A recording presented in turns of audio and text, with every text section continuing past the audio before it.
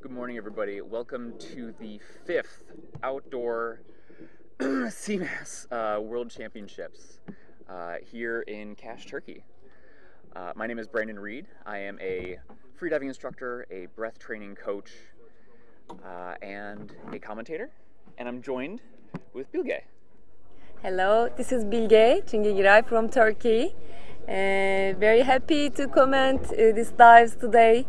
One of the best important competition of the freediving world now. And I'm a freediver also, but today only comment on them. Yes, yeah, we've been put up here to just talk about all of the dives going on, all of the competitors, make sure our audio is working correctly, and just have a lot of fun. Yes. I'm really excited to have you with me and to chat about all these divers and watch some cool dives. Thank you. I'm very happy to be together here also, and very happy to watch these amazing dives. I cannot wait to see some world records, some national records. It's gonna be great today. It's gonna be really awesome. Yes, it's gonna be great for this competition, I'm sure. Absolutely, and today we have amazing conditions. Oh, yes. The water looks perfect. Yesterday when I was in the water, it was 27 degrees, which is around 80 degrees Fahrenheit for you not Celsius people. And yeah, I mean the conditions are perfect. The visibility is really nice. I don't believe there's any current. There's a little bit of a thermocline around about 25, I think. But yeah, other than that, it should be absolutely amazing. Yes, Kash is one of the great spots for freediving. Almost always the conditions are perfect. But sometimes we have current and sometimes wavy weather, but today it is perfect for competition. Actually, I would like to dive today. That's how I feel whenever I do commentary. Yes. I have to watch all these dives, all these amazing dives on this screen. And the entire time I'm just like, cool, you guys look like you're having so much fun. Sure wish I could be in the water too. Oh, yes. But, you know, that's our job. We have to sit here and talk, and, you know, the athletes have their own job of showing up and diving. So we all have our part to play in the competition. Yes. And this is your first time in Kash? This is my first time in Kash, yes. Yeah, I came right from Cyprus from the ADA World Championships there and came right here. So had maybe 2 days break in between. Okay. Now it's going to be start with the first competition. Yeah, so we have Natalia Zaikina of Belarus doing a 50-meter dive. And let me check her announced dive time. Oh, she's starting now. It started. There we go. Okay. So today is the constant weight day. Constant weight is with the use of a monofin, or you can also use bifins as well. Oh yes. And she started pretty strong and speed. Now she's getting relaxed. Yes. Oh yes. This is perfect. Now free fall starts. Yeah, the free fall is definitely my favorite part of a dive. It's the part where you become negatively buoyant and you just drop rather than having to fight any positive buoyancy that you have at the surface. Oh yes. Yeah, it's a really fantastic part of the dive. I think she wants to feel the rope still during the free fall. Maybe feel more confidence. Okay, she touched. Coming down at the bottom, grabbing a tag. A diver is allowed one pull at the bottom before they begin their dive again. If they pull twice, or if they pull above the candy cane, which is that striped line at the bottom, it's a disqualification. Oh, yes.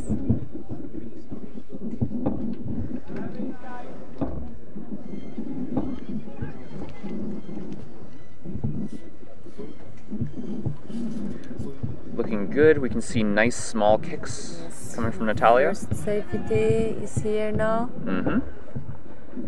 Yeah, again, we're really taking safety very seriously here, as we do at all events. We have 2 safety divers diving down with them on these shallower dives, with a safety on the surface watching, as we can see right behind her. She seems perfect. Yep, she's good. Completing her surface protocol. Surface protocol with CMAS only requires that you give an OK sign. You don't need to say I'm okay or remove any of the facial equipment as you would in other competitions. And you have to show the white card. You have to show the white card, or you have to show the tag. Yes. Yes. So we do have a white card, which is a fantastic way to start the competition. White card. Yes, white card means that Natalia will get full points for the dive that she just did. A yellow card will mean that she would get some of the points. Usually you get a yellow card for an early turn. Oh, yes. So you did part of the dive, but not all of it, so you get part of the points, not all. And then a red card is a disqualification, so you get no points for doing that. This is her first competition, and so her goal here is to just mostly get white cards and have a really nice experience. And now Abdul Al-Sabri is ready from Kuwait. Yes. For 50 meters constant weight dive. Yes. Another 50-meter dive. Let me check the announced dive time here. It is 1:55. He announced a 1 minute 50 dive time. And I think his first time in deep diving competitions. I think so, yes. I know he started spearfishing when he was 27, and he's 43 now. He has done, he did the CMAS indoor event, I believe in Serbia, and then he also competes in static apnea, which is also my discipline of choice. Oh, I love static apnea. It's my favorite also. Really? Yes. Oh, amazing. From what I understand, we are weird. Most people don't like doing static apnea. Oh, yes, yeah. I know. I know. Oh, yeah. So on the surface here we can see he's doing a breathe up. Divers have, I believe, 8 minutes to lay on the surface of the water and just relax. And every diver is different. Some divers will lay on the surface of the water and visualize. Others will just try and relax and keep everything quiet around them, block out all the sounds and everything. Some divers will even want to talk and make jokes. Oh, yes. And I mean, yeah, everyone is different, and everyone has their own sort of strategy that they follow. And in every dive between we have 10 minutes. About, yes, yeah. Every top time. Yes. With 10 minutes break, and so they can easily check the place and get ready for their dives. Right. We do have 2 dive lines here. Oh, so while one is being used by a diver, the other one is being set, making sure that the depth is correct. And the next diver is, eventually moved into position.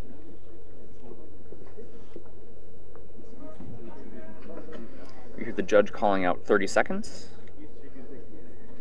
So he has 30 seconds until official top, and then he has 30 seconds after that to actually begin the dive. And I think his declaration is 55 meters.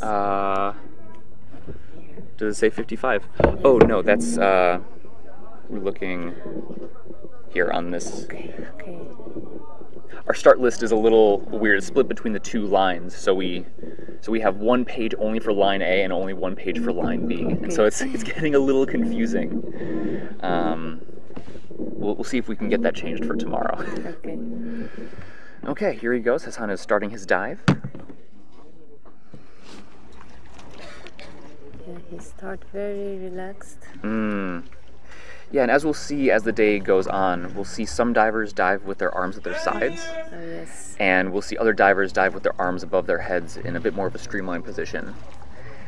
And it's sort of a trade-off between, if you have your arms above your head, it's a lot more streamlined, so you will cut through the water faster. But you also need to use energy to hold your arms up there, so it's not as relaxing. Whereas a position like Hassan, he has his arms at his sides. It looks like he has his hands sort of on his thighs. So it's tucked in, but it's not as streamlined as it could be, but more relaxed. He was like touching the rope and changed his mind. Yeah, you are allowed to touch the rope as long as you don't pull. Okay. If you pull, that's a disqualification, Okay. unless it's in the candy cane, and you get one pull. We have 3 meters allowed. Sorry? Touch from the candy can. 3 meters. I think it's around that. It might be a little bit less. I'll have to check and make sure. We can see with the monofin, the movement is starting from his abdominals and then rolls through his body and ending at the tip of the fin. So it's a very nice, powerful kick.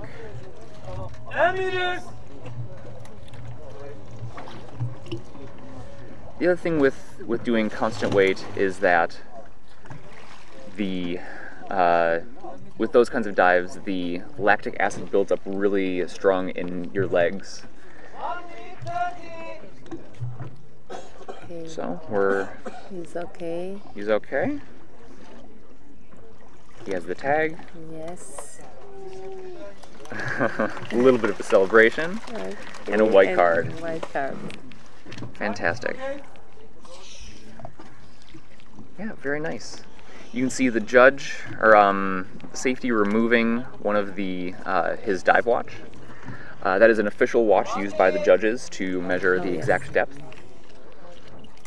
And so while a diver might also have their own personal computer, whatever the official one says is what counts.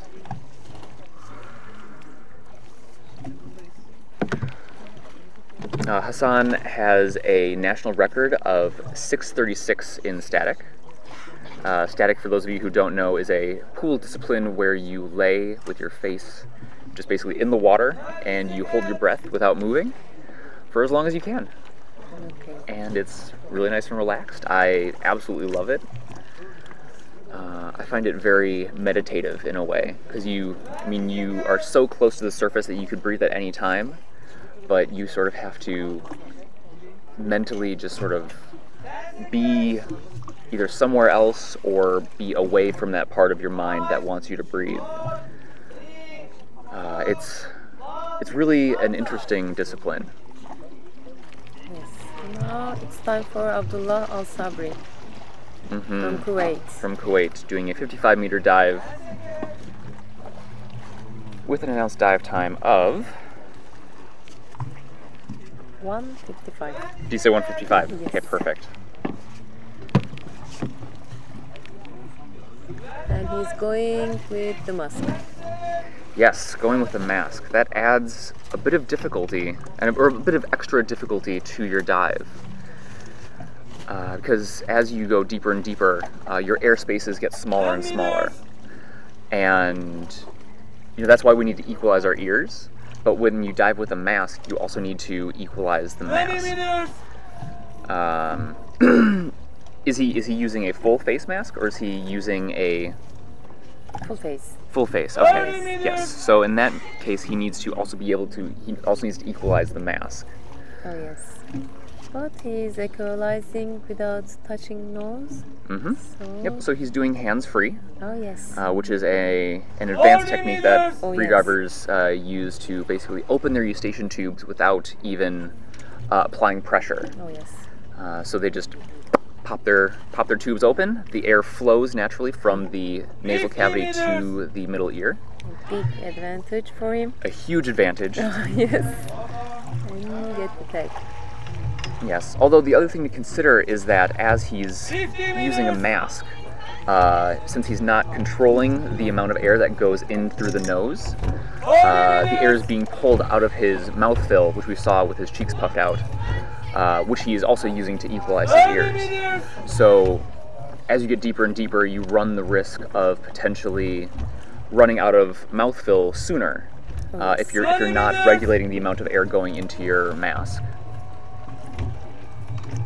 But he seems totally fine. He got down to the bottom okay.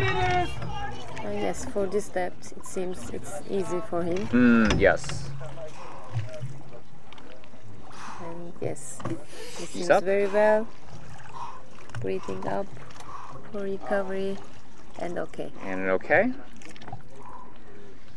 Yeah, we see our divers doing recovered breaths on the surface. That is a very important thing to do when you free dive. Whether you're doing a 5-meter dive or a 500-meter dive, you should always do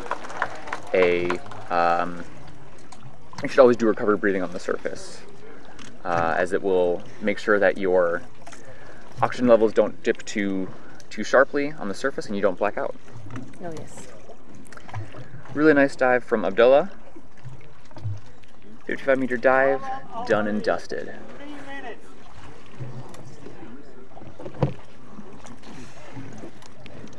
You can see, I believe that's Roberto, head of the safety team here. Yes.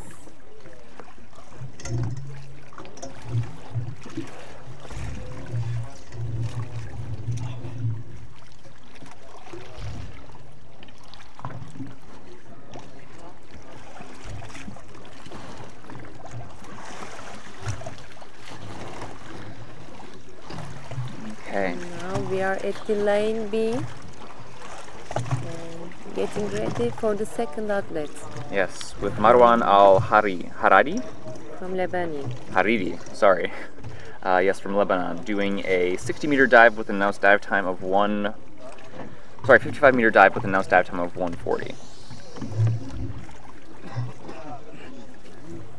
I think he's also a newcomer for deep diving. Okay. So interesting to see Lebanon and Kuwait from Middle Asia. Yes. It's nice. It's very good. Yeah, I mean the popularity of the sport is definitely growing. Oh yes. And I think that's partially due to being able to have dive-eye and actually, turn it from a sport where you just sit on the surface, you watch someone dive down, you wait 2 minutes, and then they come back up again. With dive-eye, you're following them the whole way. It's actually a spectator sport now, where you can sit at home, you can watch, like all of you are at home watching the live stream now. It's really a great thing for the sport because it shows exactly what's happening underwater. It's great for the athletes too because you need to have someone to follow you down with a camera to check your form and technique as you're diving, and it's very important. It's very important for the improvement of the athlete. It's an amazing training tool. Yes. Yeah. In fact, I know a lot of the divers, a lot of sort of people who are just starting. There we go. They love coming to these comps with dive-eye because they know that there will be footage of them that they can not only use for social media but also for their training.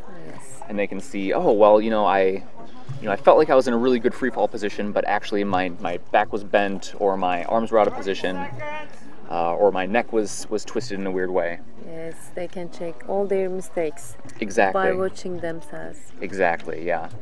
And in a sport where feeling is so important, it's really, it's definitely a really amazing sort of tool to have at your disposal. 5, 4, 3, now he's ready. 1, stop time. You can see he is using a inflatable pillow. Okay, now he starts. There we go. We can see Marwan is using bifins. So this is a different technique. And again, as we said, in constant weight, you can use either a monofin or bifins. It's entirely up to you on which one you pick. Because bifin is not an advantage for this discipline. Yeah, bifins are definitely the less powerful of the two finning techniques. But if a athlete is more comfortable using bifins, or if they have only trained with bifins, or if they don't have a monofin, because monofins are expensive,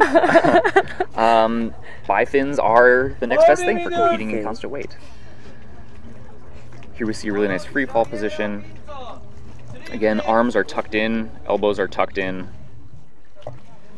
Oop, looks like we have an early turn here. Yes, and he touched the rope also. Yep, so you're allowed to turn around and hold on to the line, but giving a really strong pull is, I don't believe, allowed. So we had an early turn at 44 meters, but we do have a nice finning technique, really big amplitude, 20 meters. So moving very far out from both in the back and the front. 10 meters. A lot of divers will turn early due to equalization issues. Oh yes. Either their tubes just aren't cooperating that day, or they lost their mouth fill and they can't equalize anymore. 2 minutes. Yes, it seems no difficulty. Yeah, seems totally fine. So hypoxia, probably just probably. just an equalization issue. Yes. We'll wait for the results. There should be a yellow card here. Yes, so we do have a yellow card. So he will get some points, which will go to his overall standing in the competition, but they won't be the full points that he would have gotten for the 55-meter dive.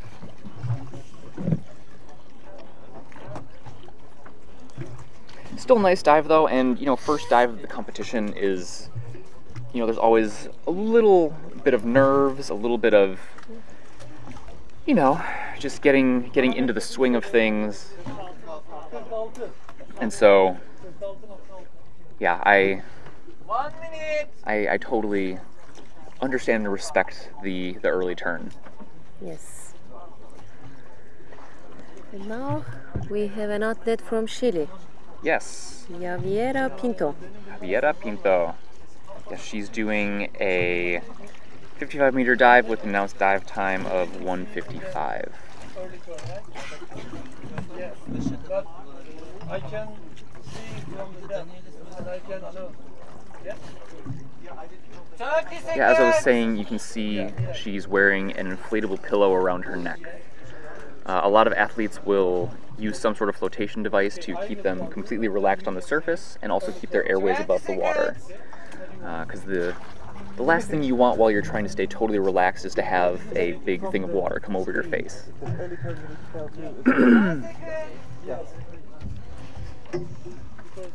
A lot of athletes also use pool noodles underneath their legs or underneath their waist to really keep them completely up above the water. Now she's packing. Yep. Packing is an advanced technique that some freedivers will use to add a bit more air into their lungs. Partially it's for adding more air and more oxygen into the overall system, but it also really helps in equalizing at deeper depths. Yes, but some top divers are not packing. Some are not, yeah. So interesting with some big depths or in the pool for big distance without packing. It's possible. It's possible, and it's, again, it comes down to your relaxation, your comfort with equalizing at deeper depths. So you can see she's holding onto the line with one hand to stay close to the line, and the other one was helping hold the nose clip for a little while, but has now gone down to the side. A really nice free fall position. Yes. You can see She's her cheeks are puffed out. turning around the rope a little bit, but still relaxed. Yeah, and it's funny, when I was at the ADO World Championships, a lot of divers who had never seen themselves in the free fall were shocked to find that they turn around the line. And I mean, again, you know, when you're free falling, you're not really thinking about it. You're just you're just falling, and if you have a slight little twist in one of your fins, you're gonna start moving around the line. Okay, so she has her arms above her head. 30 minutes. It's a nice big kick.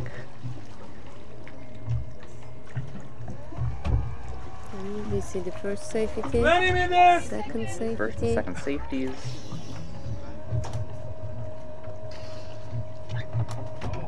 And one of the things to watch for in this technique, especially when the amplitude of the kick is so big, is that we don't want to kick too far out or behind us, because that too much of a kick will add more drag to our dive. Oh yes. So it's a very fine line between having that enough power generation, but not so much that you're moving yourself out of a streamlined position. She seems very well now. Looking good and strong. And we got a white card. You can see she just unclipped herself from the line. That is a safety lanyard. She get the yellow card. Oh, she got a yellow card. Yes. Interesting. Yeah, probably she touched the rope a little bit more than just touch, maybe. Maybe. It's pulling, maybe. But if she had pulled, it would have been a red card. A red card. Pull is a immediate disqualification. Okay. So there was no white tag. But we'll have to check the official results after the comp to be sure.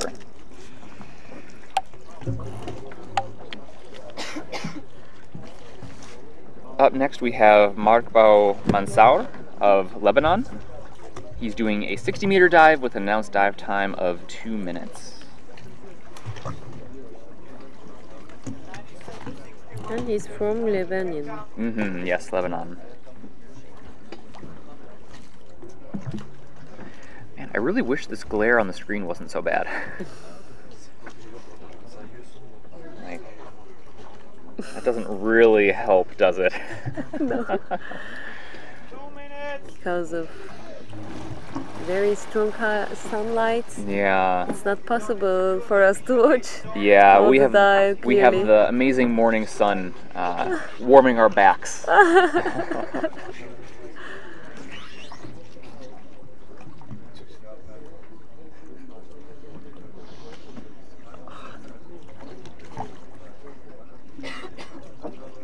Okay, so Javiera did an early turn. Okay. Oh yes. Wow, I don't know how we missed that. We'll blame it on the glare. The glare was so bad that we couldn't see she turned early.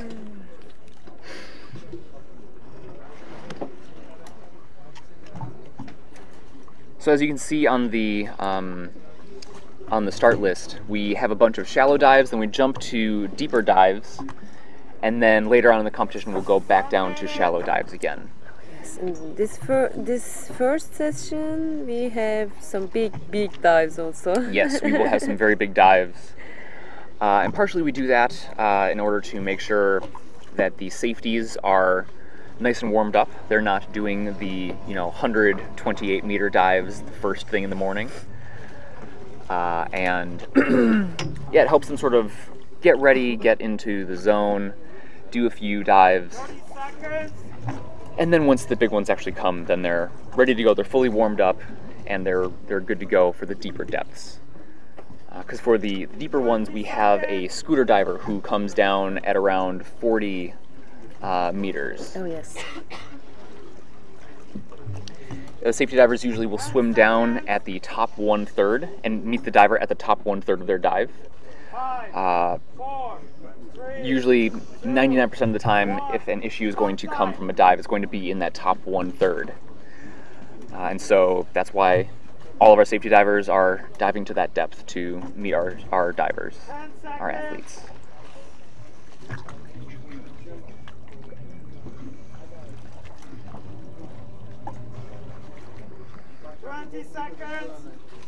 Okay, doing some packs. You can see he's once again using bifins. 10 meters.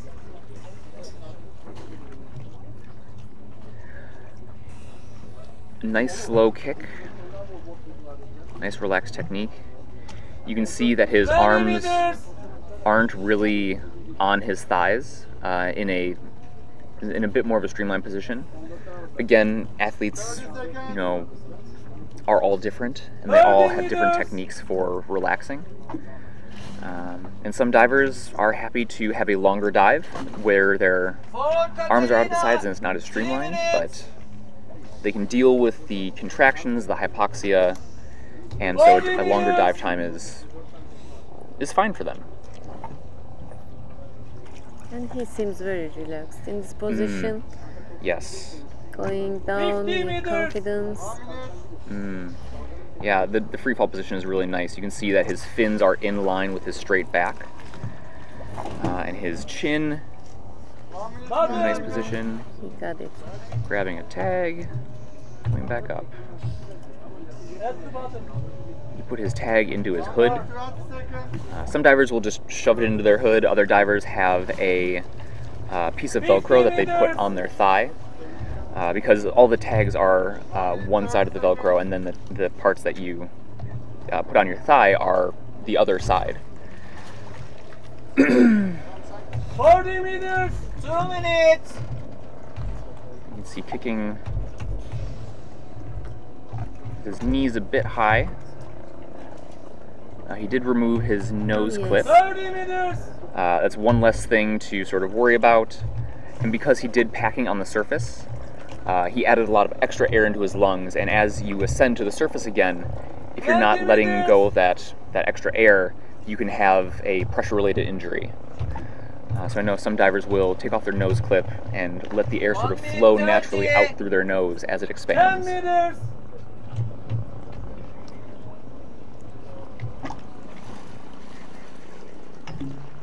Cool, nice and high grab on the line. Oh yes, he seems clean. He's okay. Okay. You can see all the safeties around him holding their hands above the water. Whenever a safety touches an athlete, that's an immediate disqualification. So in order to make sure that there's no question, we have a lovely helicopter going overhead. In order to make sure that there are no issues, and you know, if an athlete blacks out on the surface or says there's some kind of issue, there's no doubt that the safeties did not touch the diver. Yes, and he got the white card. Yep, we've got a white card. It's good for the first competition, I think. Fantastic, yeah. Yes. Is this his first competition? I think yes. Okay, oh amazing. 30 seconds. He's very Congratulations. young and newcomer. And 60 meters is a good depth for him. As you can see too, he's being pulled off. 20 seconds. The divers are allowed to have someone drag them around, Oh, yes. so they can just conserve energy and relax. After dive also. Before and after Before dive, and yeah. after. Yeah. I mean, it's a long competition. There's Yes. a lot to do, so we gotta save every ounce of energy that we can. Now Katerina Sanduska from Ukraine Yes. for 61 meter, and she's ready to dive now.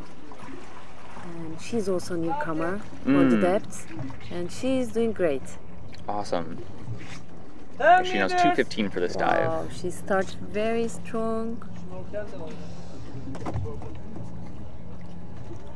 Yeah, she's done a lot of pool training. A lot of she has a dynamic, I believe, record of 2:15 meters. Yes, which is great. That's fantastic. She has a 7:01 static time, 30 This is meters. perfect also. and dynamic bifin she has 183 meters, swimming back and forth in the pool versus depth. Yes, she was in Serbia. She was competing for the World Indoor Championship this year for CMAS. And first time for the depth. Oh yes. You can see she's 50 meters. Trying to equalize. Yep. And she's doing perfect. Oh. 60 meters. Bottom. Okay, so we got a touchdown. Okay. Turning. Get the white tag. 50 meters. Okay.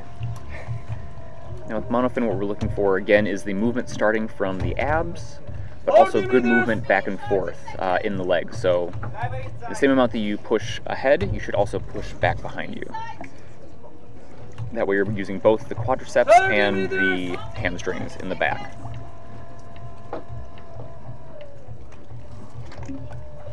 Okay, see the fins of our first safety. 30 meters. The other thing to note too is that with monofin, every muscle around, like as you go, can add a little bit of extra momentum. So, you know, the ab starts in the abs, moves down to the hips and the thighs. You can then use your calves a little bit and your ankles even to give a little bit final of a kick with the ankles at the end. Oh yes, she seems fine. Looking nice and happy. Representing Team Triton. We've got a white card, White card. which is fantastic. Yes. Congratulations, Katerina. Really beautiful dive.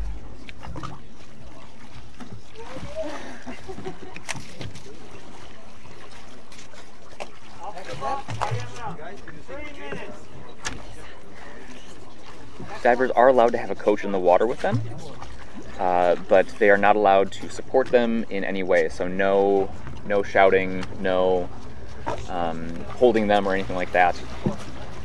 Mostly for mental support and having someone there with you. And for carrying them. Yes, and carrying as well, yes. Probably the most important part.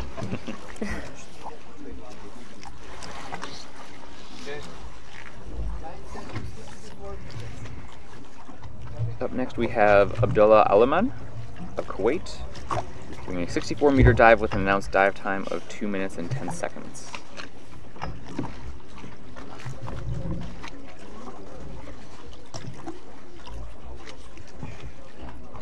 You can see wearing a very stylish pink nose clip, Oh yes. which is definitely my vibe. I'm all about the bright colors, the fun colors.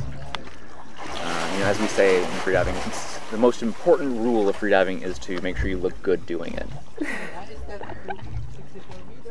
And yeah, I mean, there are many ways you can sort of accessorize yourself and have, you know, cool looking equipment and all that. And yeah, And Abdullah is yeah, doing this well. yes, exactly. You can also see he has a neck weight on. Some divers will opt to wear weight around their waist. Okay. Other divers will rather have it around their neck. The idea behind wearing it up at your neck and your head is that it's sort of like you're an arrow. All of the weight is concentrated on the front of the arrow, and where the arrow tip goes, the rest of the arrow follows. Okay. And so it sort of helps divers stay a bit more streamlined. Whereas if you have weight around your waist, if you're out of position, you can sort of that weight will start to move you out of position even more.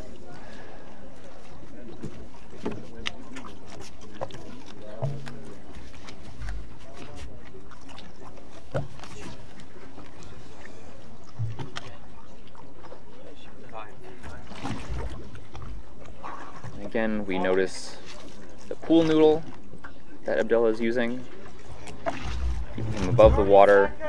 And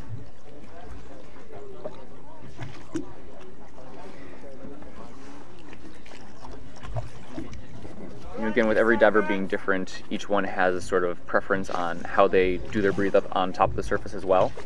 Like I said, some will, and as we've seen, some will just lay on the surface of the water with their face facing up.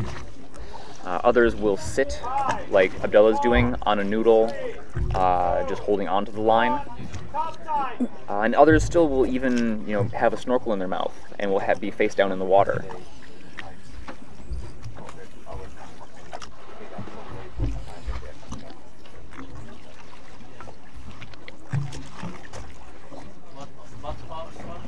Right there. He's going. Yep. And if you noticed, he put his hands on his hood and opened his hood up a little bit. That's called flooding your hood, where you let water in to the outer ear. Because if you don't do that, and there's air in your outer ear instead, that creates an extra airspace that you're unable to equalize.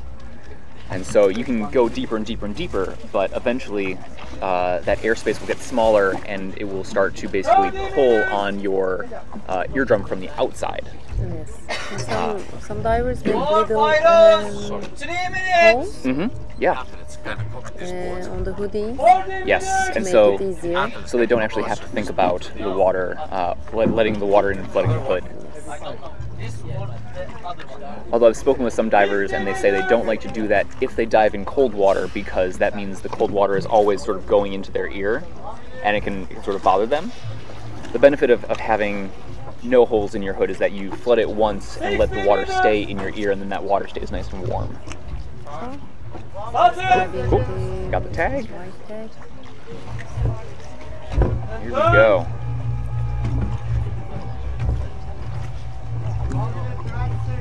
Now, hands up. Yep, hands up, moving to a more streamlined position.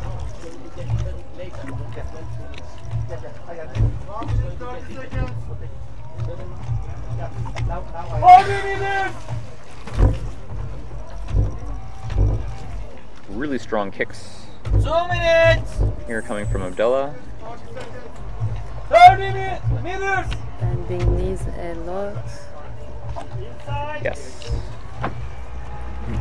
For a better technique, maybe. Yes, yours. You can see the safety is trying to keep up. Oh yes. Again, with a monofin, you're moving much faster, and so. Oh yes. There we go. Nice and high in the line. He's okay. He gave the sign. Yep, gave the sign. Again, the only sign that you need to give here in CMAS for this comp. And Got the tag, got a big smile, and we've got a white card. All the things you like to see.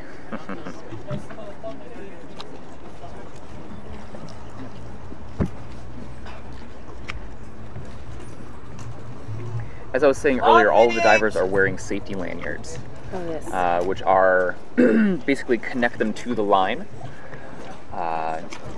So if there's an issue, we do have a machine that will pull the line up at a rate of, I think we tested it at 1.1 meters per second.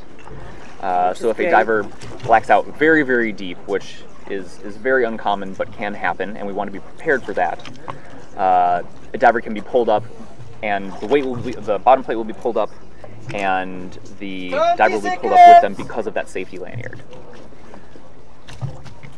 Now it's for Feroz and Mehtavi from Greece. Yes. And she's doing a 64-meter dive with an announced dive time of 2:15. She's also a pool diver. She's competing for the pool, and I think she's having the national record for constant weight. Okay. Oh, amazing. Now she starts. Okay, so we're using bifins, and we have a nice streamlined position. Her arms are above her head. Her head is sandwiched between her two biceps, so not too far, not too back. You can see a slight tuck in the chin. If you open up your mouth or your throat too much and looking up, that can cause pressure-related injuries. It can also cause you to lose your mouth fill, which we just saw there. Her cheeks are puffed out. Really nice and big. You can see her hands are tucked in on her waist. I believe in her weight belt. It's difficult to see with the glare. Yes, she's wearing everything. Okay. And also necklace. Yes. nice free fall position. Oh yes, very nice. 60 meters. 1 minute 10 seconds. At the bottom and So turn. turning at the bottom, 1 minute a bit 10 abrupt. seconds. A lot of divers will have a dive computer in their hood, either on top of their head or tucked by their ear. And they'll do that because you can set alarms on your dive computer and for different depths. So you might have a dive alarm to remind yourself to take your mouth fill charge, or a lot of divers will set it maybe like 3 or 4 meters from the bottom plate, so they sort of know that it's coming, so they can get ready to grab the tag and then turn right around again. But sometimes you're just in such a relaxed state that you completely miss the alarm. I've had that happen quite a few 20 times. meters.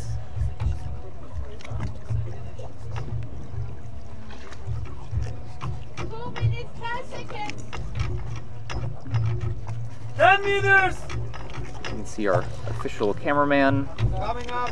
who is taking photos of all the divers as they come up, She came up very strong. which is okay. Yeah, very nice strong dive, looking totally fresh.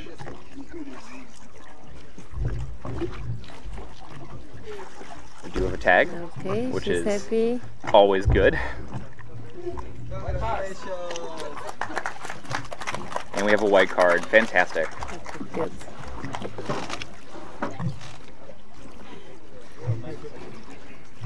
Very nice dive, Feruz. Ooh, excuse me. 3 minutes. Making it look easy.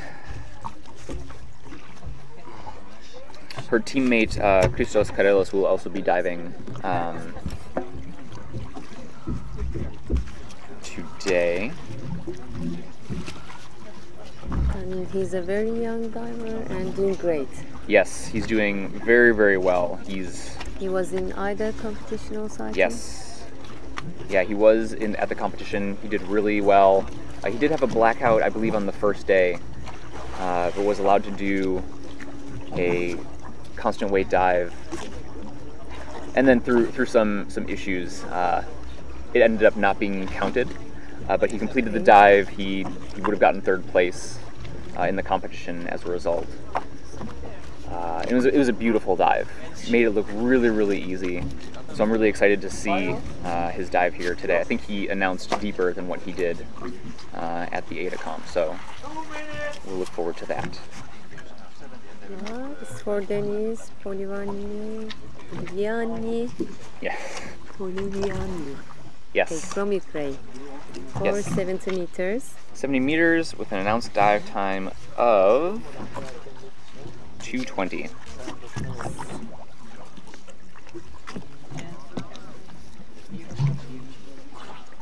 He's 38 years old, and his main goal during this competition is to join the 70-meter club, which, coming out of the gate, doing 70 meters is not bad. Yes, and now he's trying for that. Yes, I mean, I suppose, now is a good time to do it versus, waiting to the very end and being exhausted and all that stuff, so probably a good choice to get started with it right away. 1 minute. He started diving professionally 3 years ago, but he's been diving ever since he was a child. And then he's been swimming since the age of 7 as well, so basically always in the water all the time. Which is how a lot of divers I sort of have talked to are. I mean, most of them have been in the water their whole lives, either doing spearfishing or snorkeling, or they lived next to a beach and did surfing, lots of scuba as well. And then you sort of, you find freediving as a vacation or something, and you give it a try, and then you fall in love with it. 10 seconds. 5, 4, 3, 2, 1. Stop time. looking really nice and relaxed on the surface. You can see on his weight belt he has sort of a long tongue on it, essentially. And that's a safety precaution. When you're diving with somebody and you need to rescue somebody from depth, you can remove the weight belt to make things easier for you to pull them up to the surface again. And if a diver cuts that really, really short, you're sort of fumbling and fiddling around with trying to get it to get taken off. Whereas if you have the big tongue like that, sort of just hanging there, all a safety diver has to do is just grab it, pull on it, the weights will come off, and then they can immediately get you up to the surface. 3 minutes! I mean, while it is a little annoying to have a flapping piece of rubber just flopping on your waist, it's definitely a good thing to sort of have and keep on you.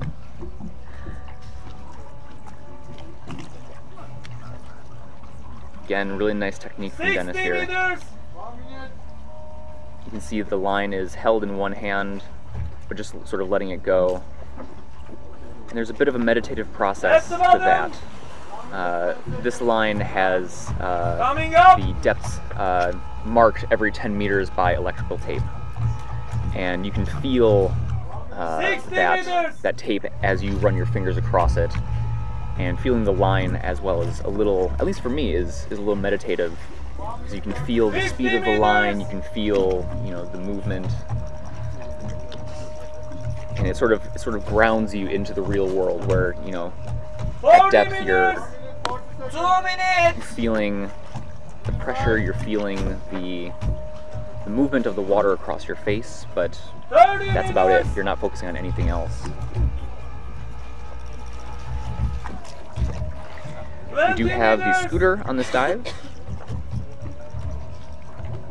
which is a super cool tool. 470 meters, scooter starts now. Yes. As safety. Yes, that's 1 right. minute 30! Okay, we're up. Okay. It seems clean. Yeah. And okay. Yeah, nice dive. Luckily we haven't seen it yet, but a diver will be disqualified if their mouth drops below the water or if the line around their head from their mouth drops below. So even at the back of the head, if that drops, that is enough for a disqualification. 1 minute! That's a white card. Very nice dive for Dennis.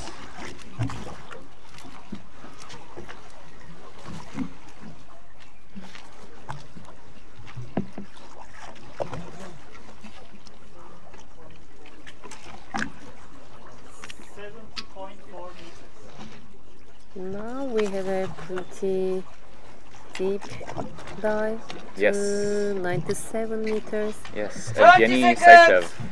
Yes, from Russian Underwater Federation. That's right, yes. With the dive time 2 minutes 50 seconds. Which is quite fast, I think. Oh yes, fast. 10 seconds! 5, 4, 3, 2, 1, stop time! He's going with a mask. It looks like he's going with a mask, yes.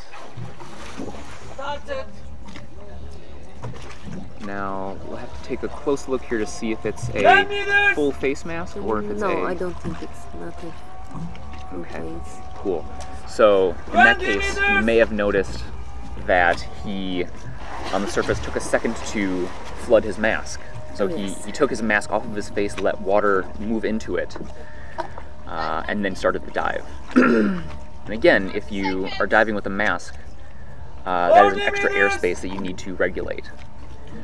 And in a mask where the nose is not attached, it is impossible to visualize at depth. 50 So a meters! diver needs to flood the mask in order to not experience a squeeze. 50 seconds. 60 meters!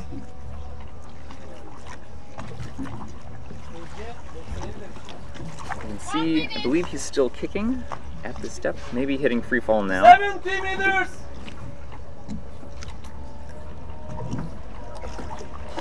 1 minute 10 seconds.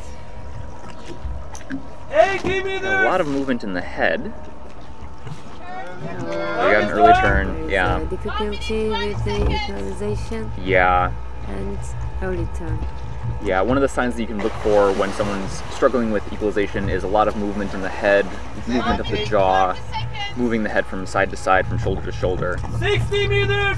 Just trying as much as you can to pop those tubes open. 1 minute 40 seconds. But it's always better to turn early and save your eustachian tubes and, Oh, yes, and come back the next day. 40 meters. 50 seconds. Because rupturing an eardrum is not fun. It creates extra scar tissue after it heals, so it's more likely to rupture in the future. And yeah, it's 20 always the right meters. call to turn early versus trying to push and ride the flexibility of your 10 seconds. eardrum. 10 meters. Coming up. You'll probably see him up nice and fresh here. Yes, He's okay. very quick sign. Yep. He Yeah. seems okay. Totally fine. Just an EQ issue.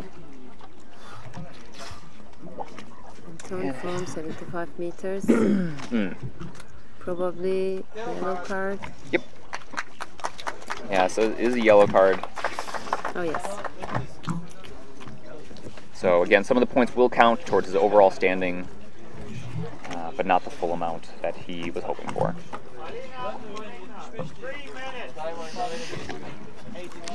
Okay, now it's time for Alena Konechka from Czech Republic. From a 91 meters dive. Yes, She 91 was meters. in either She was at the World Championship. Yes, yeah, the Ada one, and she is lovely. She's yes. so much fun to hang out with. Very sweet, very funny, like funnier than she lets on. Like she has a bit of a dry sense of humor, but when she makes a joke, it's really funny. Okay.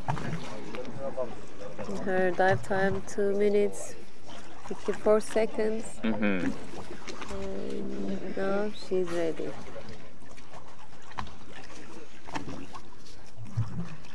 She's there on the surface with her coach. Diver can come. 2 minutes. We have 8 minutes.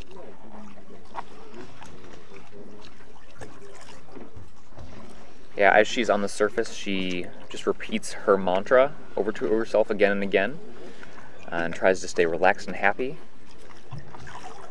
And that's pretty much it, she says. She wouldn't tell me what her mantra was, but maybe if we listen hard enough, we'll be able to hear it. It must be difficult to be here after a big World Championship of AIDA, then another one. Yeah, I mean the AIDA comp was 8 days, Okay. and yeah, there were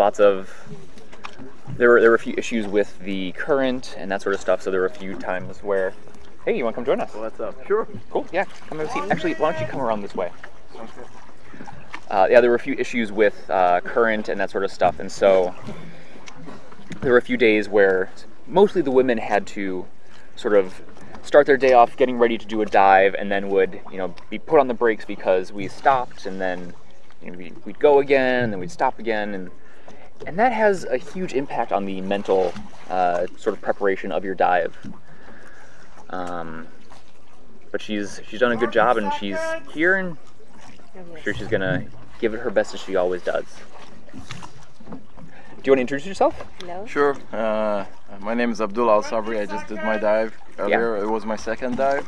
I was on the second, Yes, yeah, congratulations. Thank you very Yeah, much. beautiful white card. Appreciate it. Yeah, absolutely. It's your first time in Yeah, that competition? it's my very first time joining a competition. great. I did participate in the Pashka 2 days yes. ago, but still it's my first official competition though. Awesome. Yeah. Yeah, well, it's awesome to have you, and awesome to have athletes of all levels joining us and doing amazing dives. Thank you so it's so much. Tons of fun. You appreciate it. Yeah, absolutely. Okay, so here she goes.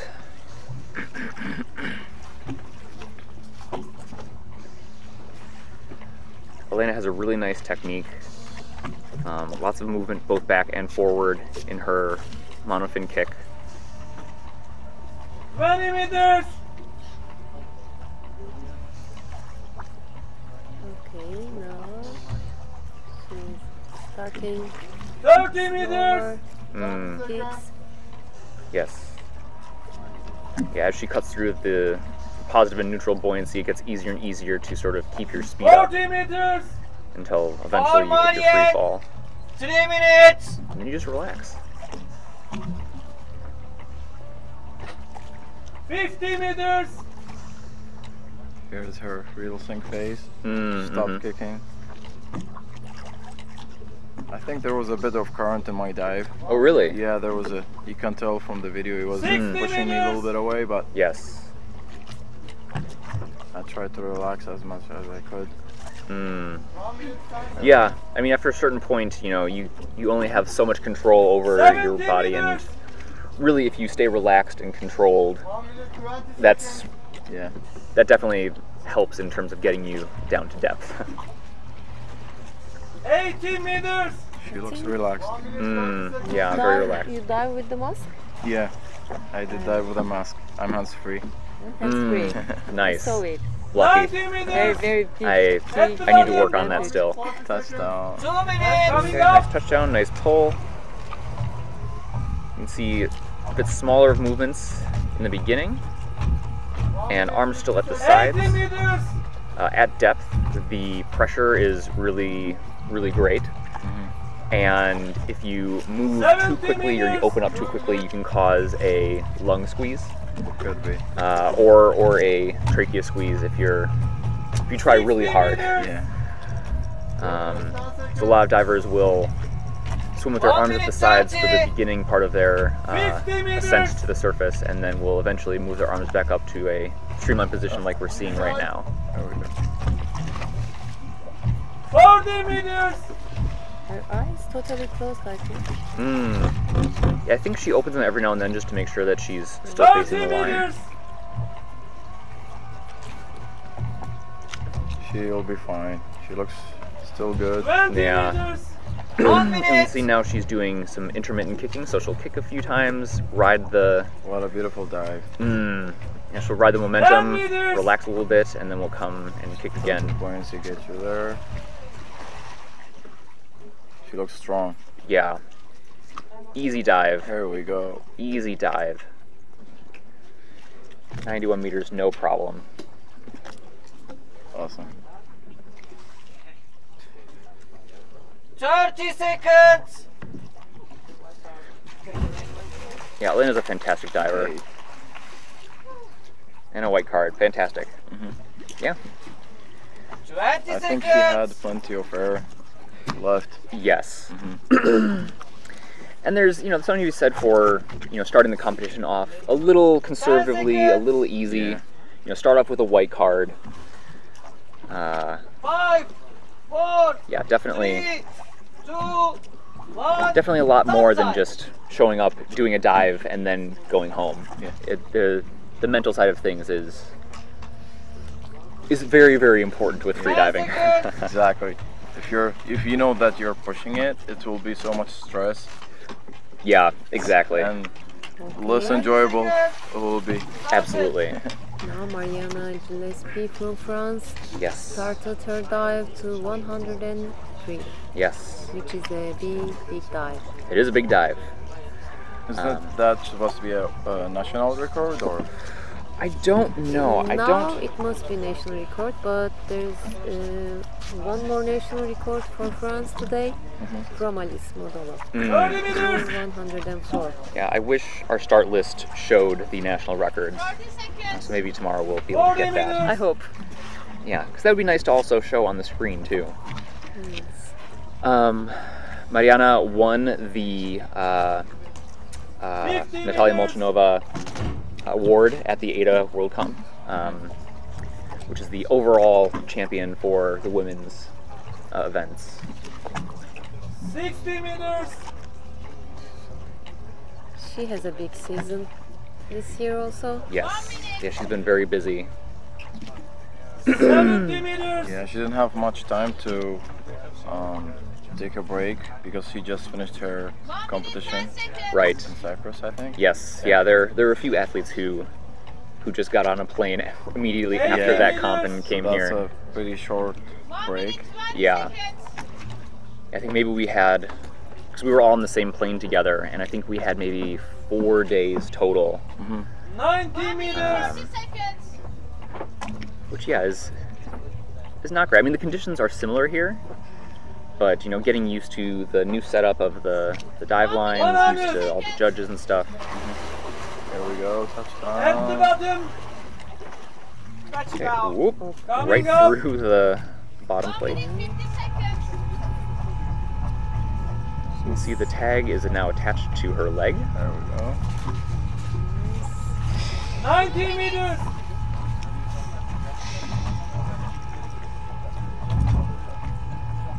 $80 meters. 2 minutes. This is the first dive of the day under 100 meters. 70 meters. She seems She's got a nice technique too. Yeah, 20 yeah, very seconds. nice technique. 60 meters. And again, as we start to watch these dives, we'll see Tight. as they get closer to the surface, their 30 seconds. form might break down a little bit from the lactic acid buildup from getting tired. Basically, the feeling that you get when you sprint 100 meters is what they're feeling in their legs, except they can't stop. They have to keep going. 30 meters. 2 minutes. 50 Dealing it with seconds. hypoxic issues, it's going to be even harder. Yeah, 20 absolutely. meters. Because you're also dealing with contractions, the urge to breathe, a decreased amount of 10 oxygen. meters. She looks good. Coming up. Nice. Nice and high grab, looking fine. She's okay. Yeah.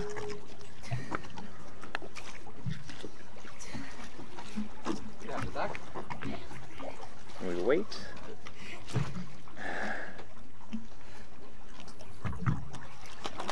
Yeah, And a white card. Of course. This is perfect. Yeah, really beautiful dive from Mariana. The national record for France. Amazing. I'm now waiting for Alice Oh, yes. dive too. She announced, I think, 104. Yes. Yes. Good luck to her too. Absolutely. Cool. Thanks for coming. Now Vitomir Maritic Yes, Vitomir. from Croatia for 101. 101. Probably national record. Oh no. I don't think it's a national record. No, sorry. Oh, that's fine. Must be. Again, we'll make sure that we get the national record notes for tomorrow.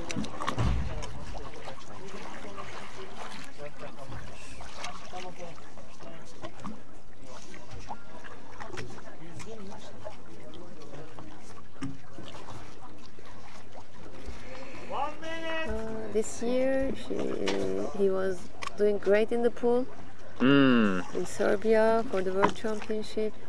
He got the gold medal. Yes, I believe biking. so.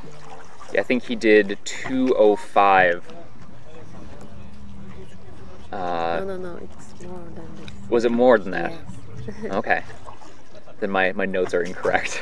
I think 253 or so. 253. Yeah. Okay. No. 65. Oh, that's 265. Oh, my screen is gross. Okay. So he's so strong, and now he's ready for the depth this year also. Mm-hmm. 10 seconds. And he's doing a huge pack now. 5, 4, 3, 2, 1. Top time. Yeah, he's definitely a competitor. He loves being at every competition that he can. Yeah. He puts on his own competition as well. He's always pushing his limits. Yes, yeah. Doing very well. Yes, no, he's a fantastic athlete. And if I recall correctly, he does a lot of training, like setting up of training for athletes. Oh yes. I think he does a lot of periodization of setting up different, setting up the different weekly schedules and monthly schedules too, which is definitely awesome and definitely needed. Let's see, a nice free fall with little kicks. Still in a streamlined position with the arms above the head. 50 meters.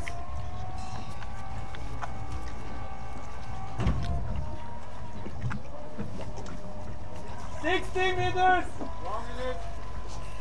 He's been spending a lot of time when he's not diving doing rock climbing, mountain biking, skydiving, hiking, surfing, and pretty much every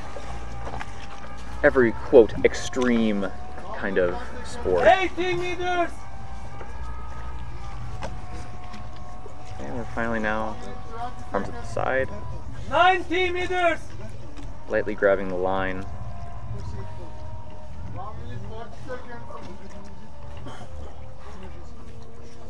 100. At the bottom. Oh, great turning. Coming up. A little bit of a yank at the bottom there. You can see again he's tucked in.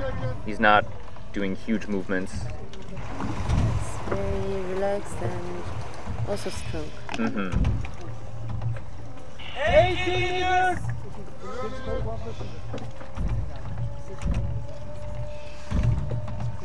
Sit down to be here. Then I will put someone else. 70 meters.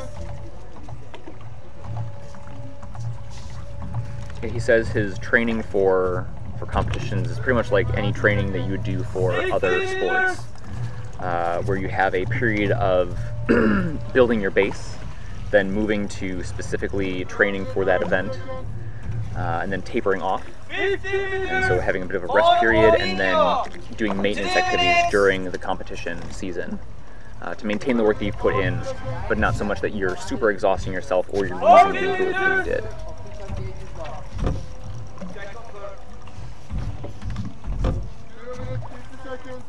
Got a nice slow dive here going.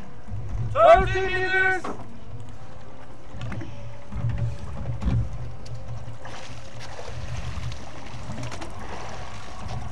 20 meters.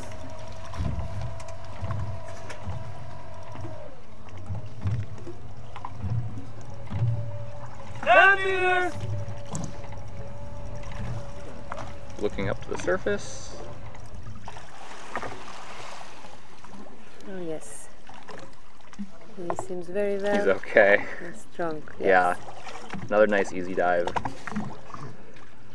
Oh, you saw him exhale the bubbles out of his mouth as he was underwater. Oh yes, I see. Usually you don't do that. That's a very fast way to black out. But because of the packing that he did on the surface, again, he needs to release that oxygen so it doesn't have a pressure-related injury on the surface. So you'll see a lot of divers that pack will start to release the air below the surface, but that's not the full exhale. The full exhale actually happens after you do your recovery breaths on the surface.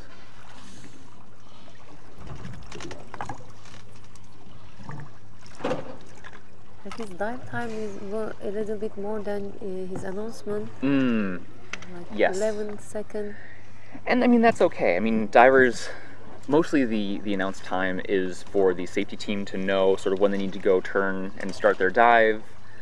I mean, they're also looking at the dive eye footage. They're looking at the sonar that's being used. They're feeling the line to feel when the line touches the bottom. Hey, we are watching them now with Lydia Didic from Russia. Yes. Yes, Lydia was also at the ADA World Championship and competed. Nice. But I think she's just here for coaching for this comp. She's an experienced diver also.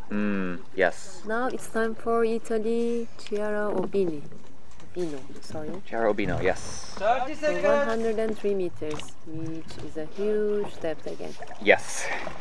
Way deeper than what I can do. Chiara's announced 3:10 for this dive.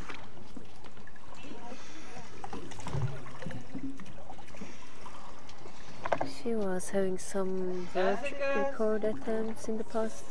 Oh, really? Yes, in bifinals.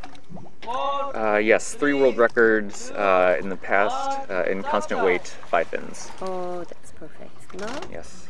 she's ready for constant weight. Mm-hmm. With the monofin.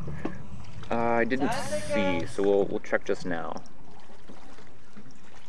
Yeah, it looks like Yes, monofin. looks like monofin. 20 seconds. Started. She started freediving properly in around 2003 when she actually got a pair of fins and a wetsuit. And at that time started doing competitions here and there in Italy. Her best seems 87 meters by fin, and now she's doing more than 100 meters. So a big progress. Although with this being monofin, it's not surprising that she's going a bit deeper, because you can get to deeper depths with the monofin. Yes. Yeah, I wish she wrote down what her constant weight PB is. It's always nice to know. Although I know some athletes like to keep that information to themselves. Because again, when athletes have to announce what they're going to dive the night before, and there's some sort of, especially as you get up to this level of very deep diving, getting within range of the podium, it's sort of a psychological game of, okay, cool. Well, what is my opponent going to announce? What should I announce to get a little bit higher than them, but not so much that I have to push myself really, really far. And if people don't know your PB, it's harder to guess that. Yes. And Ooh, we got an early turn. 3 meters. Okay. I think her best is 100 meters in constant weight. Oh, okay, fantastic. So it's a little bit early turn for her, A little bit of an early turn, but it's okay for the first day of the competition. of course. Of course. And this is a really nice technique as well. So a nice way to warm up and start the competition off. 60 meters. 2 minutes. If you notice, she has 2 bands around her upper thighs. And a lot of divers will use those during the free fall to put their thumbs into. So they sort of have their arms tucked in, 40 meters. but they're not activating their arms to keep them held on their thighs. We have our first safety here, 30 meters. second safety, and the scooter. 2 minutes 30 seconds. 20 meters. 2 minutes 40 seconds. Okay, she's relaxed and seems still strong. 10 meters. Moving the nose clip. Yes.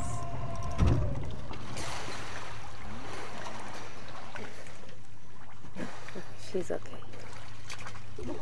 She's okay.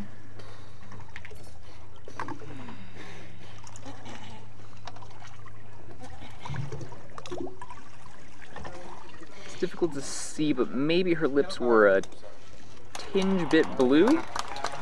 But It's okay for 91 meters. yeah, I mean you're allowed to get a bit hypoxic at that depth. And yellow card. Yeah, yellow card. So yellow card for an early turn, but still a beautiful dive. Yes, it was.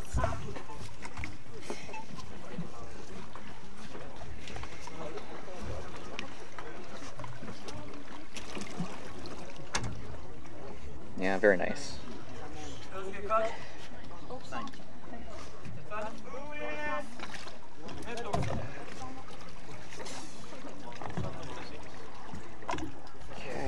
next we have Natalia Zarkova of Russia, of Ukraine, doing a 103-meter dive with an announced dive time of 3:30.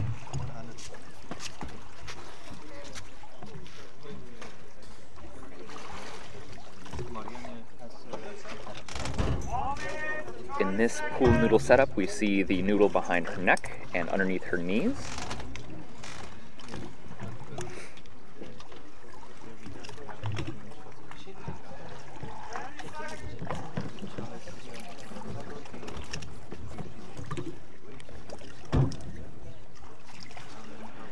Okay, now Natalia Zarkova is ready.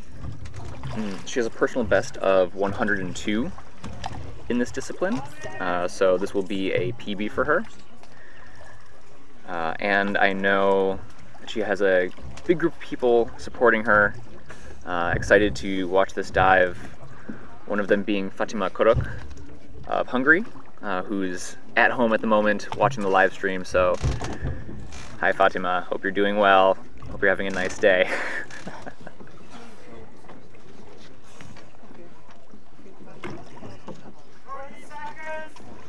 Hello. Hello, Feroz.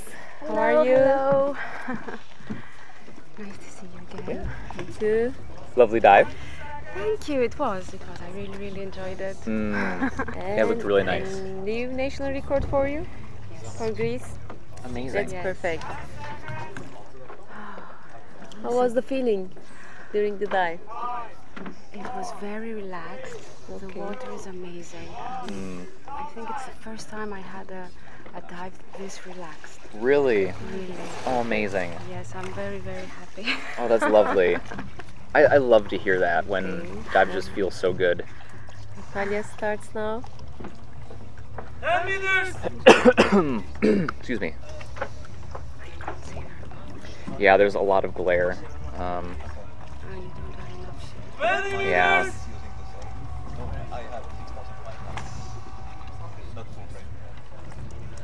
So we got the arm pull at around 30 meters. Free fall at around 35. I've been seeing a lot of divers incorporate little kicks throughout their overall dive, especially on deeper dives. And one of I forget who I was talking to, but they said that for them, when they add a little kick in, it sort of helps break up the free fall period. Yes. And if the free fall period is at these depths is a really long time. Yeah, exactly. I've heard that too. I don't have experience of it yet. Getting there. But you slowly. will. You will, absolutely. Yeah, so yeah, a lot of divers will add a kick in here and there, just sort of keep things I think interesting. Maybe it keeps you focused. Yes, yeah. 80 You meters! can see cheeks are puffed out, Okay. air still for mouth fill. She's one of the strongest diver here. 90 meters! I'm sure she's going to do more. Oh, Early early Oop, turn we have an early turn. on 91 meters.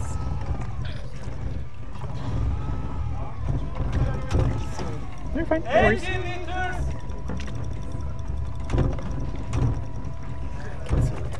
There we go, cool. Yeah, early turns, I mean, as we've been saying, are definitely the way to go. You don't want to You push don't things too feel much. well and you can't equalize. It's the only way to go. Yeah, exactly. Yeah, there's no reason to push things or hurt yourself for one dive.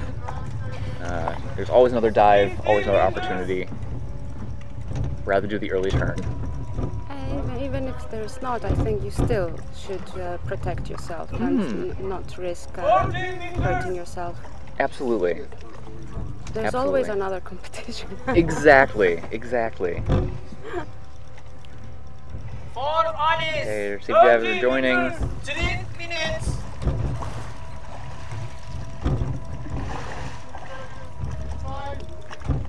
20 meters! I think this is haven't seen her 10 meters. compete. Was she in Sharm? I don't remember. Her most recent one was in Kaspaska, just before here. in Turkey. Yep. And then before that was the World Championship in 2019. Ah, so I was right. I haven't seen her. Both in Nice and Honduras. Okay.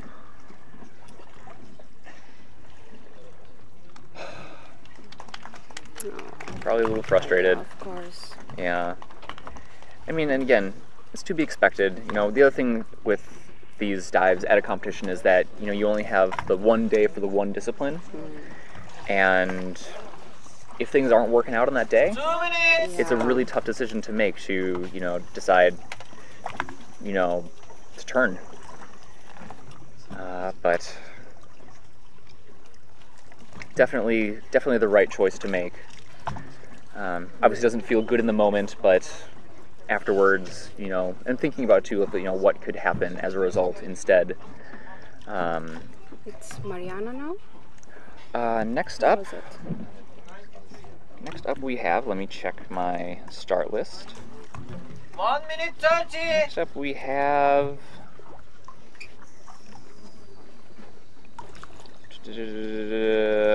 Alice Modolo.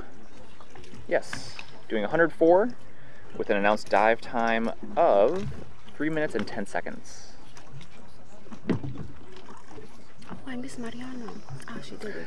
Yes, yeah, she did it, yeah. Okay. No, it was a really beautiful I dive. didn't see her. Came up really fresh, looking really nice. 1 minute. Bravo, Yeah, Mariana. no, it Bravo, Mariana. looks fantastic. Good. Yeah, no, very nice. I'm waiting for Christos to dive. Okay. Oh, excellent.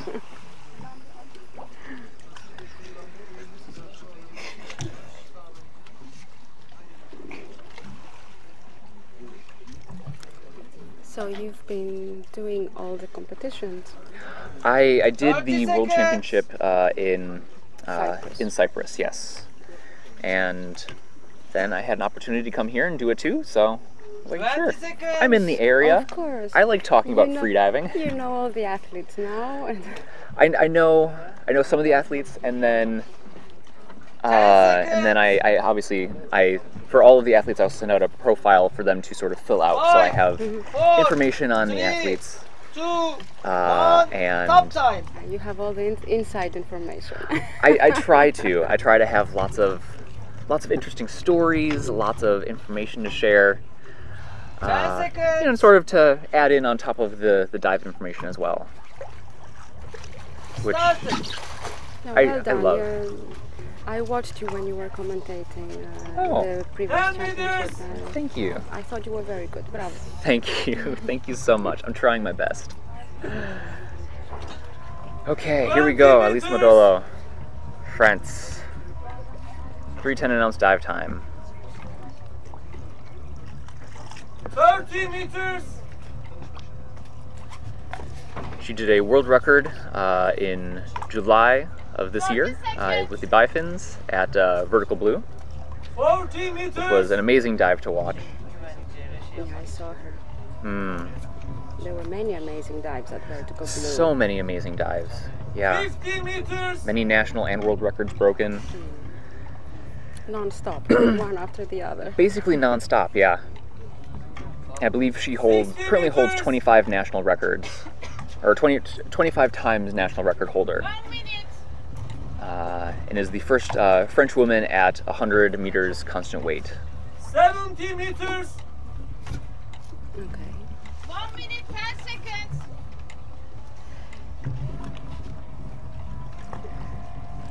Okay, looking 80 meters. nice and relaxed. 1 minute 20 seconds. It's difficult to see. 90 meters. Early turn. Another early turn, also at 91 meters. Oh, 89 meters. Yeah, a lot of early turns today. 80 meters. 1 minute 40 seconds. And the interesting thing too is that as 70 we meters. sort of continue, as we get up into the higher and deeper 1 depths, minute 50 seconds. more towards the podium range, these early turns And yellow cards mean that these divers who would have gotten, you know, first, second, and third are sort of shifting the overall playing field a little bit. So it gives an opportunity for athletes who announced shallower depths to potentially get on the podium, which is... But I can't imagine what they must be feeling when they turn at that moment. And it must be endless. It must feel endless coming up. Yeah. Oh, absolutely. 20 meters. It's very different swimming up when you've got the cards. When you haven't. Yes. Just, when am I going to get up there? Yeah. Yeah, absolutely. But her technique was good and strong the whole way up.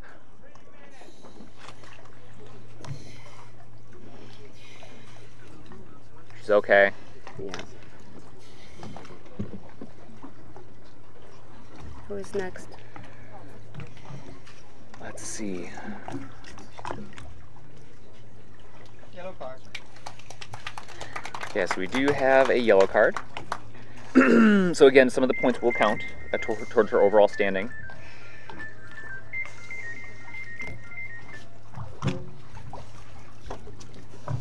I mean, still, you know, still a beautiful dive. Like, we have to remember that she just dove down to 90 meters, and it was, Of course, it was a still beautiful it's a looking big dive.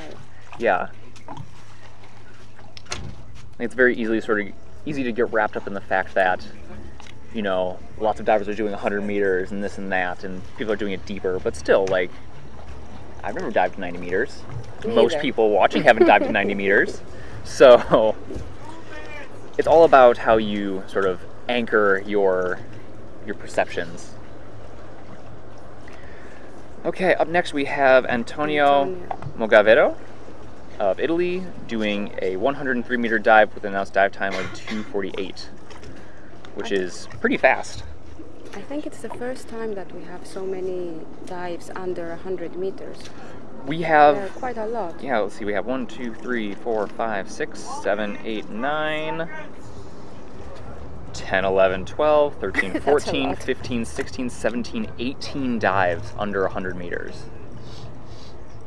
I mean, that's a lot. I think that we didn't have that.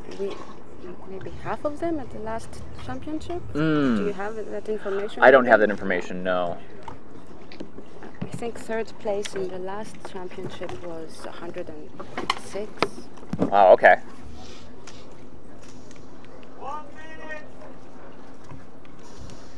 And I think it was Antonio, but I'm not sure. Oh, really? Okay.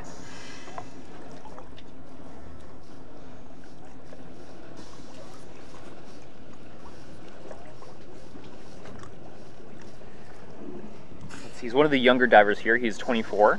Took his first freediving course when he was 15. Lucky him. I know. I wish I wish I knew before. Yeah. Sooner. I mean. Sooner. I think that's fair for pretty much everyone. If only I had known, I'd be a world champion by now.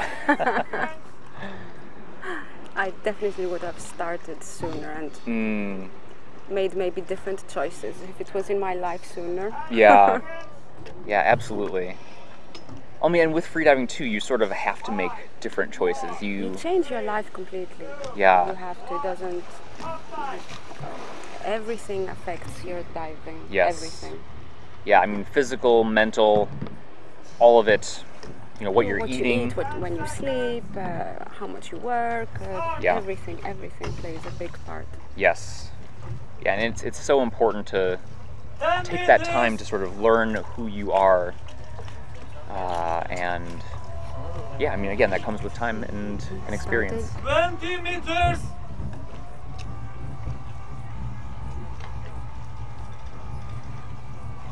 meters. When he's doing his free fall, he said that he visualizes himself 40 meters. free falling and in a really perfect position. Everything from the feeling of the water moving across his face to the little adjustments in his fins, in his hands, and that sort of stuff.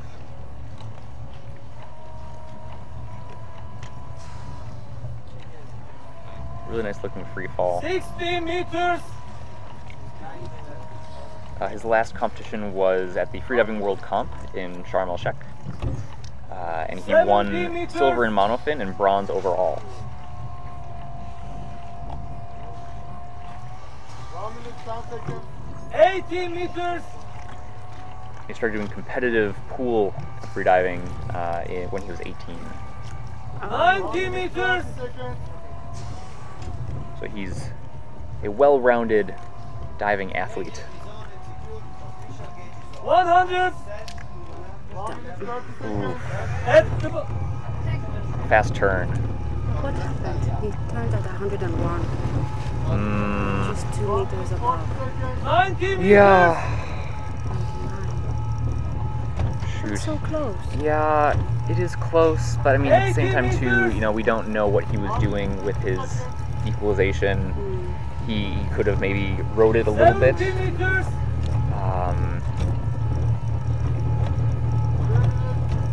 Yeah, it's difficult to say.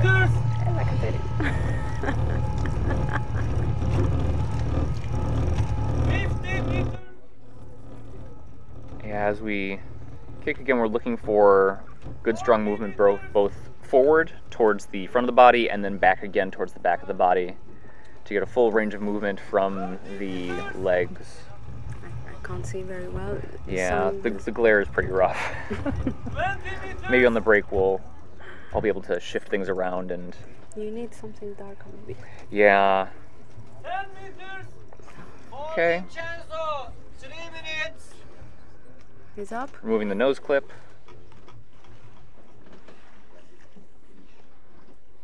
He's okay. Again, the rules for CMAS only require that you give an okay sign. I was just thinking that. Thank God it's not Ada. Yeah. Yeah, with Ada, you're required to remove all of your facial equipment, then give an okay sign, then say And I'm then okay. say yes. Yes. It's another yellow card.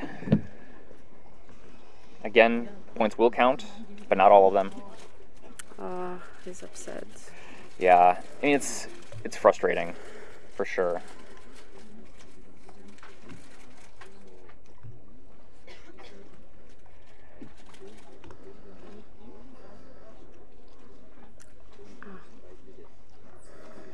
Getting a little bit of a ride. 2 minutes. We can all scooch in if you want to. I like Hello. Adriana. Sorry. Cool, that's fine. Would you like to introduce yourself? My name is Katerina Sanduska. I'm from Ukraine. Cool, very nice. And? Katerina is a pool champion. Yes, that's right. A little bit. No, she's good. She's very good. I'm sure. I haven't followed the pool scene very much, but it is something that I want to definitely start following more as we sort of continue to do live streaming stuff and make it available online. Yeah, it would be better. Yeah. I mean, and there's, pool diving is so much different in a lot of ways, but just as taxing and and more difficult in other ways, I would say. Yeah. For sure. I mean, with pool, the surface is just right there, and you can go up at any time. Any second. Whereas, with depth, if you go down, you have to come back up. So it sort of takes that mental sort of thing out of it. Yes, and it's great when you train in the open water. This is such a good conditions, and when you go to pool every day, and it's sometimes Very, very early. very in the hard. morning. Yes, Yeah. you have to find the time for that. And when you come, usually we travel for the depth, so you made a decision and you're training. Yes, Yeah. right. So you're there, you're doing it anyway. Yes. Whereas, if you're home at the pool, you're sort of just And like... at home you have so many different things to do. Yeah, you have to drag yourself out of bed to get to the pool. 5. Okay, Vincenzo Ferry of Italy doing a 111 meter dive with an announced dive time of 3:11. Started.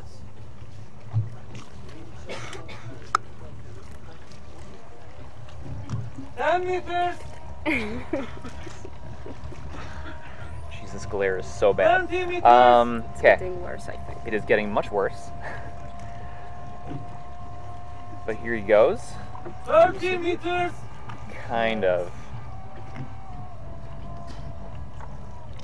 I was going to pick that up. 40 meters. I think it's the microphone. Yeah, that's the microphone.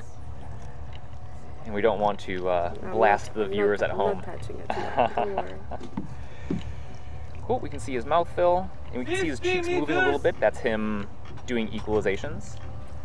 So you'll pinch your cheeks to move the air from your oral cavity up into your nasal cavity, and from there push open the eustachian tubes.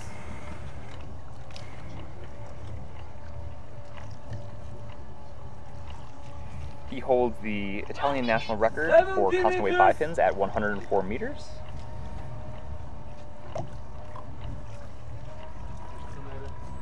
And he holds a world record for constant weight with 195 meters in fresh water and 86 meters constant weight bipins in fresh water. 90 meters. You said 195? Sorry, 95. 195 would be 100. absolutely incredible. Just Italian record. Yeah, just the Italian record is 195 meters. 110. 30 seconds. Touchdown. Head to bottom. Okay, Coming touch it up. down and turn. Yep. Slowly moving to a streamlined position, 100 bottom. meters. and not wanting to risk injury. 90 meters.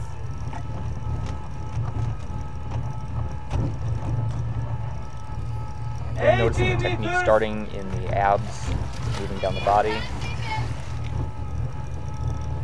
70 meters.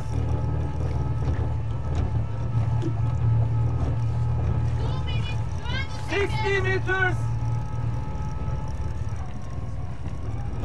He announced 3:11 for this dive, so it looks like he will 50 be on meters. time. 2 minutes 30 seconds. Cover inside. 40 meters. Okay, we've got our safeties 2 joining. minutes 40 seconds. 30 meters.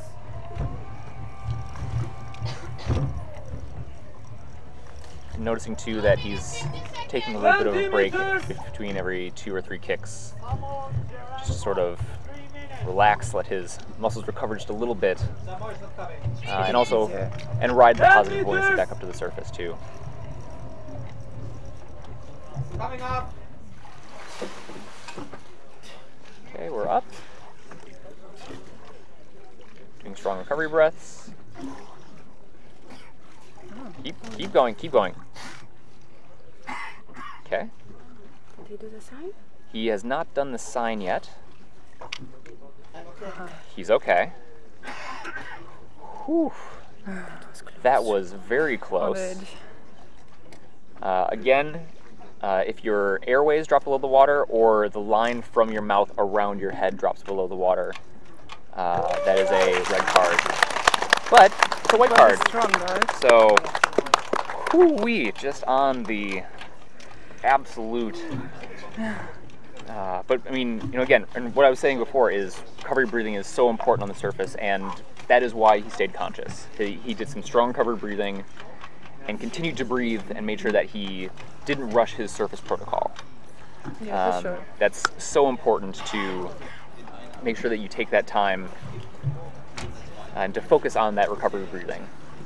But in pool, it's more important for recovery breathing because here you know where you will go, so you train to the depth. And at pool, the surface always on the edge. Yes. It's easier, yeah. In the pool, it's Important. Yeah.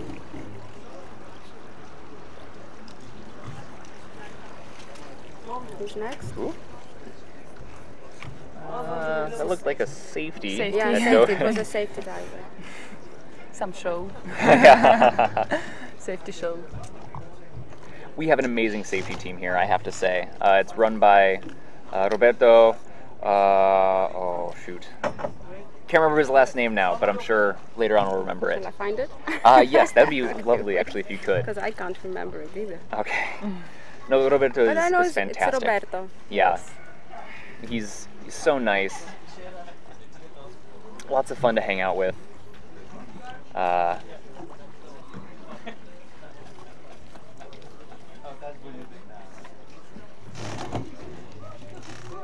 Yeah. Amazing. Who is next? I saw Walid. Walid is going to be on the same line that we just saw.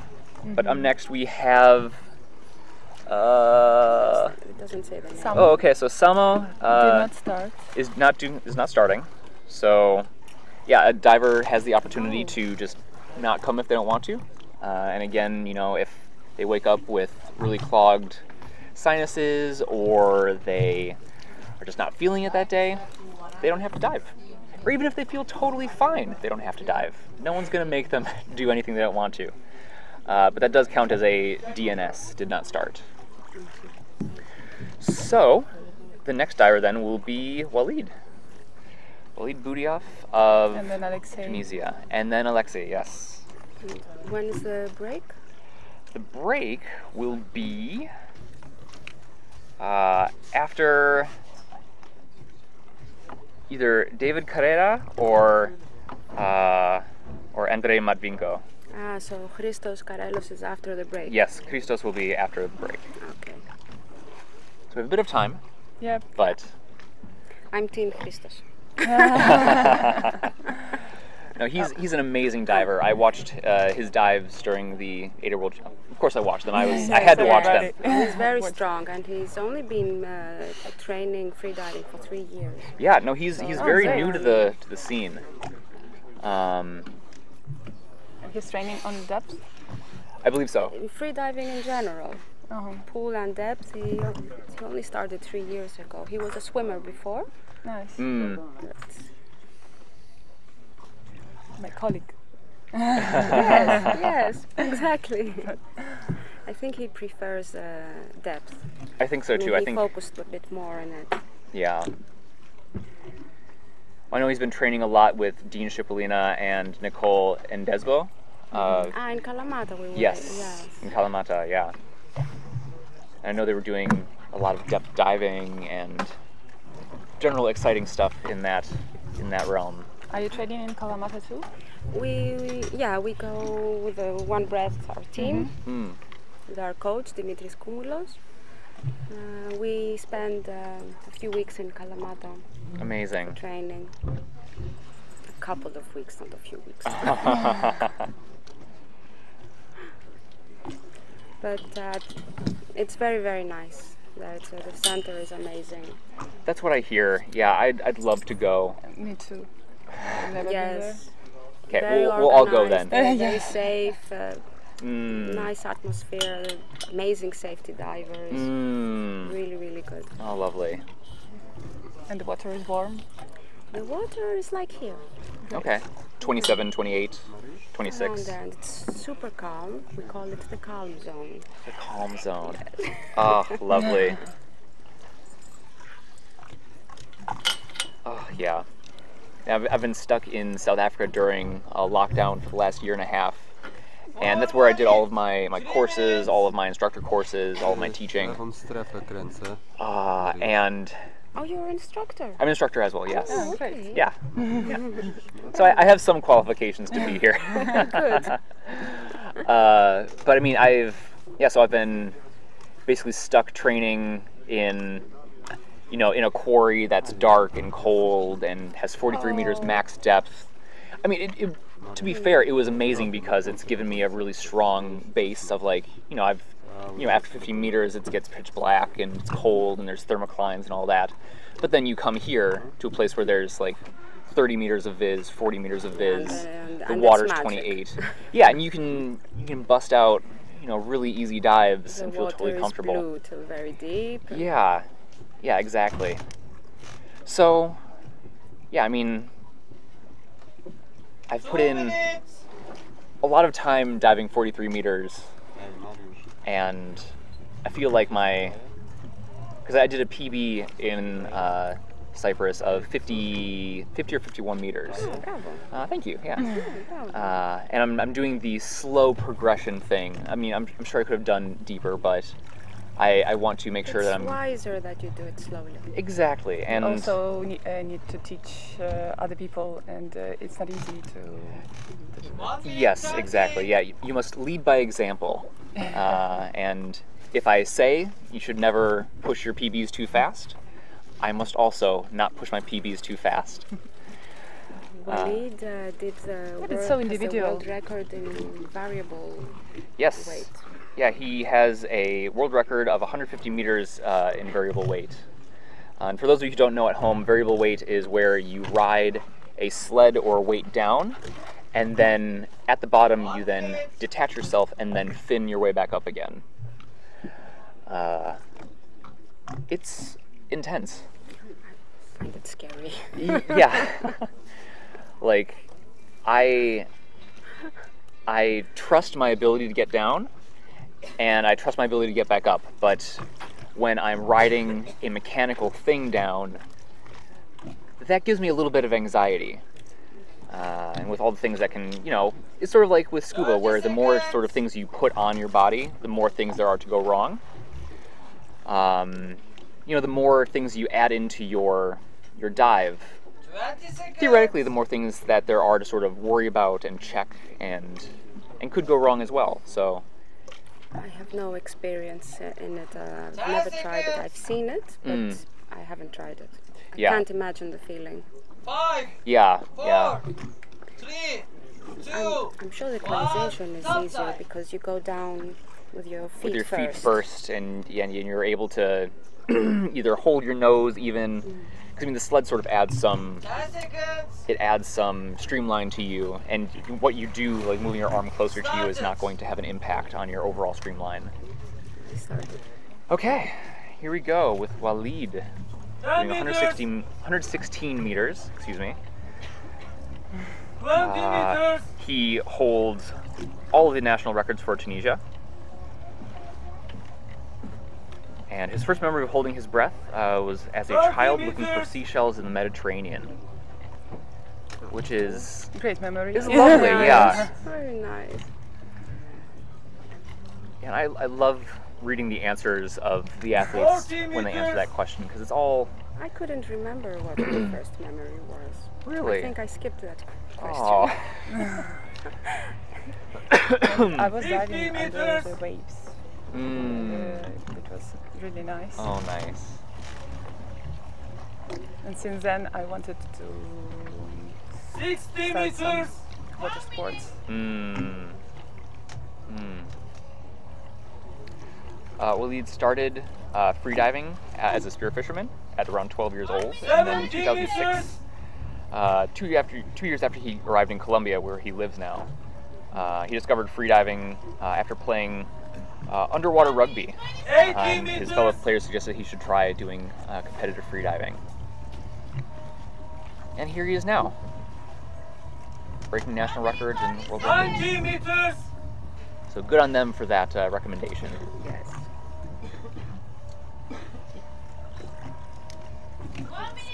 100. Yeah, past the 100-meter mark. Very slow movements. 110 meters. Yeah. It's there. Yep, there at the At the bottom. bottom. 2 minutes. Turn. Coming up. Coming up. Yeah. My eyes are starting to hurt a bit. The screen, yeah.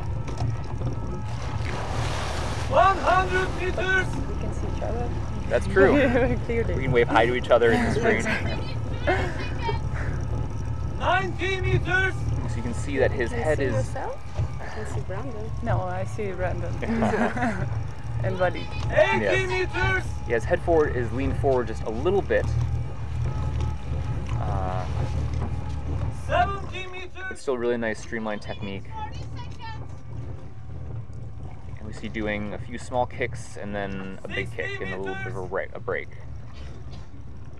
2 minutes, 50 seconds. one of the things that he says that he was working on for training for this comp was trying to enjoy the ascent back to the surface again. I mean, obviously, you know, on a really deep depth, you have lactic acid buildup, you have contractions starting to occur, you're ready to get back up to the surface again, and so... Like in the pool. Yeah. We wish. Wish to enjoy that.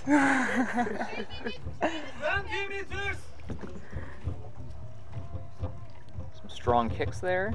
Yeah. 10 meters! 30 seconds! Strong pull.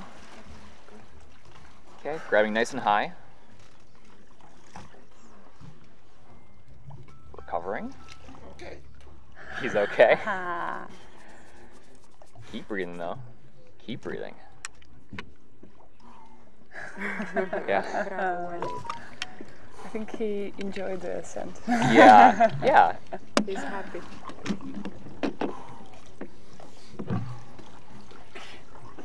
You have the tag? And the tag. Looking for the tag. Oh no, where's the tag? It's there. Yeah, it's there. Okay. You got a white card. Oh, amazing dive. 116 meters, 335. 1 second off of what he announced. He announced 134. Or, sorry, 334. So, right on schedule. Beautiful dive. When you started pool free diving, were you thinking of depth? I started 4 years ago, and I started also depth, but I had no opportunity to dive a lot. You're right. So I went a couple times. So you focused more on in the pool. It's easier for me, yes, and I trained only. But no, I had an instructor course this year, so I had some opportunities to dive a little, but not really to train. Imagine what you will do if you train. Yes. I'm thinking on it about this. Bravo.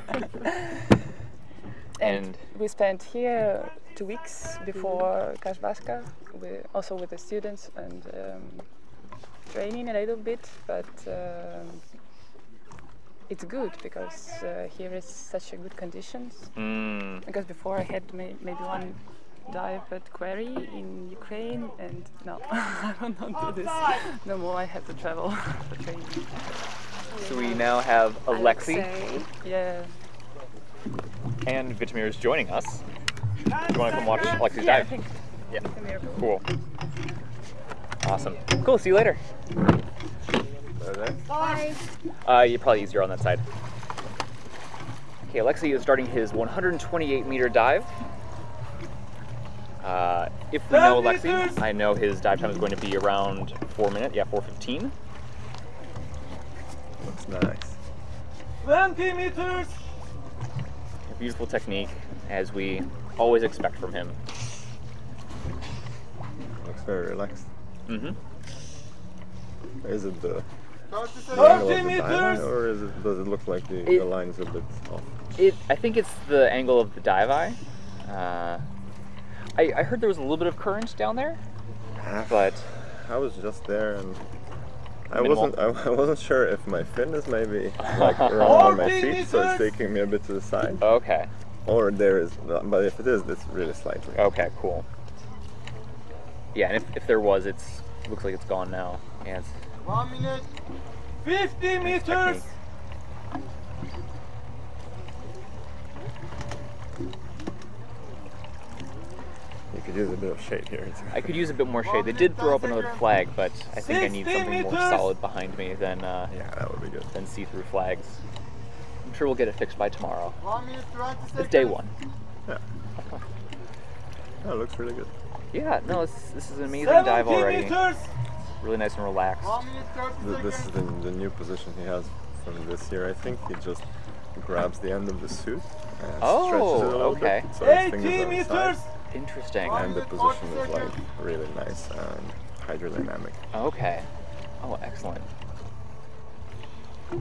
Yeah, he's wearing it. 90 meters! Yes, yeah, I mean, yeah, I think we're at 150 meters of depth here, so it's definitely getting towards the bottom. I felt like it was darker 100 than Cyprus. meters! I think it is darker than Cyprus. It is? I think so, yeah. Because in my mind it was like it's gonna be the same, and I think it was darker, and I was way more nerved. Were you? So maybe it's 110 that, but I also think it's a little bit of stress and maybe a bit tired already from competing. Yeah, well, yeah, you already had a big comp.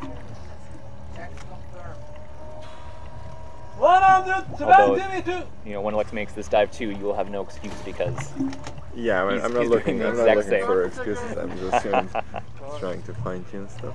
Yeah. Okay, we got a touchdown. Coming back up. Looks quite good. Turn! Would be even better if his dive time was a bit faster. Yeah, this is a bit slow. I mean, he did announce 4:15, but this is probably a 110 little slow. I mean, I'm sure he can handle it. Oh, totally. But you know, when you're diving and you feel that you're fast, you just get like an extra boost of confidence. Because, you know, Yeah. I got this and everything's going so smooth. 100 meters! The fin is looking amazing. That's the Yeah, that special fin edition looks Cyprus. incredible. Oh, that's the Cyprus edition one. Yeah, that's the special edition. 90 Cool. meters! And I believe they are selling that on the Molchanov's store now, yeah? But it looks really cool like this on the water. It does. The lines are actually 80 the meters! profile, the depth profile in Oh, Cyprus. that is so cool. I did not know that. 70 meters! So go get your limited edition Molchanov Cyprus monofins now. Well, if you don't have one, that's Yeah. a pretty cool one to have. Yeah, totally. 60 I mean, meters! I don't have one. Not yet. So, 40 seconds! okay. 50 meters! Yeah, this technique of giving one strong kick or two strong kicks and then gliding is really economical, even though it's a bit slower. Nice. I think his speed is pretty good now. I mean, he can definitely play around with speed and technique. Yeah. And he's quite 30 quick. meters! He's definitely not using weights for Oh, okay. monofin dives. So now in the last phase, it really makes sense to like use that buoyancy.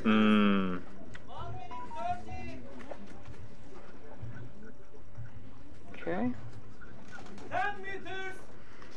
Alex here representing the Russian Underwater Federation. Here's a few other divers. Yeah, looking Okay. super clear. Yeah, looking fresh.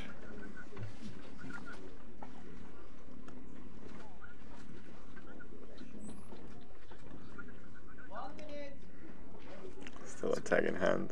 Tag in hand. Kind of an okay sign, but I Yeah, I it's assume that will be definitely- enough. As long as you connect your fingers, Yeah. it's an okay. And a white card. Good job, Fantastic. Alexei. Yeah, very nice dive. Super nice. Yeah, super Making it smooth. look easy. You know, just a casual 128 meter dive. Yeah, that's how he gets people to do freediving. Yeah. Ah, it's super easy It to looks dive so 200 easy. meters. Yeah. Yeah. It's like a walk in a park. Yeah. Or like when he did his dive at Vertical Blue with the silicone bifins, the training fins.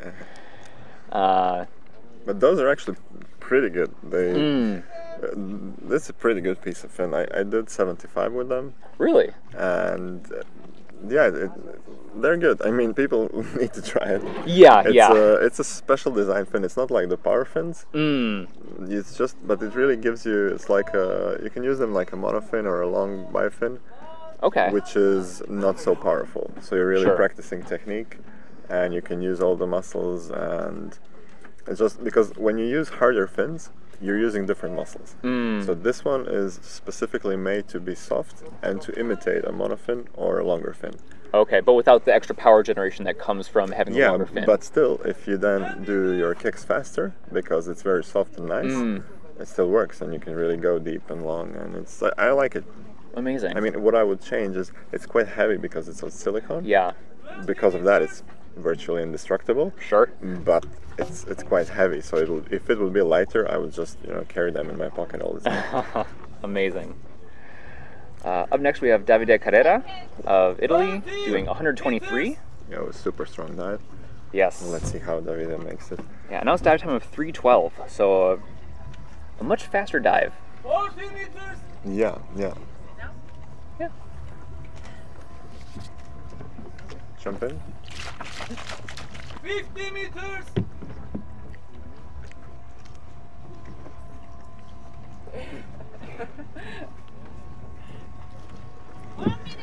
Cool, getting a free fall. Hello. We need a better speed. He's already diving. He's already diving. Ah, okay, this Italian style with arrow. Yes. It's actually pretty good. I started Super using streamlined. It, feels much better than anything else. Does it? Really? Yeah, try it. I'm trying to focus more on relaxation. It didn't work today though. We all have those days though. No, yeah, it wasn't like that. Very streamlined. Yeah. Very nice, very nice. 110 meters.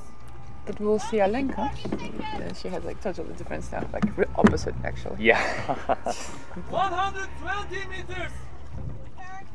Yes. Got Okay, it. we got the turn at the bottom. Nice touchdown.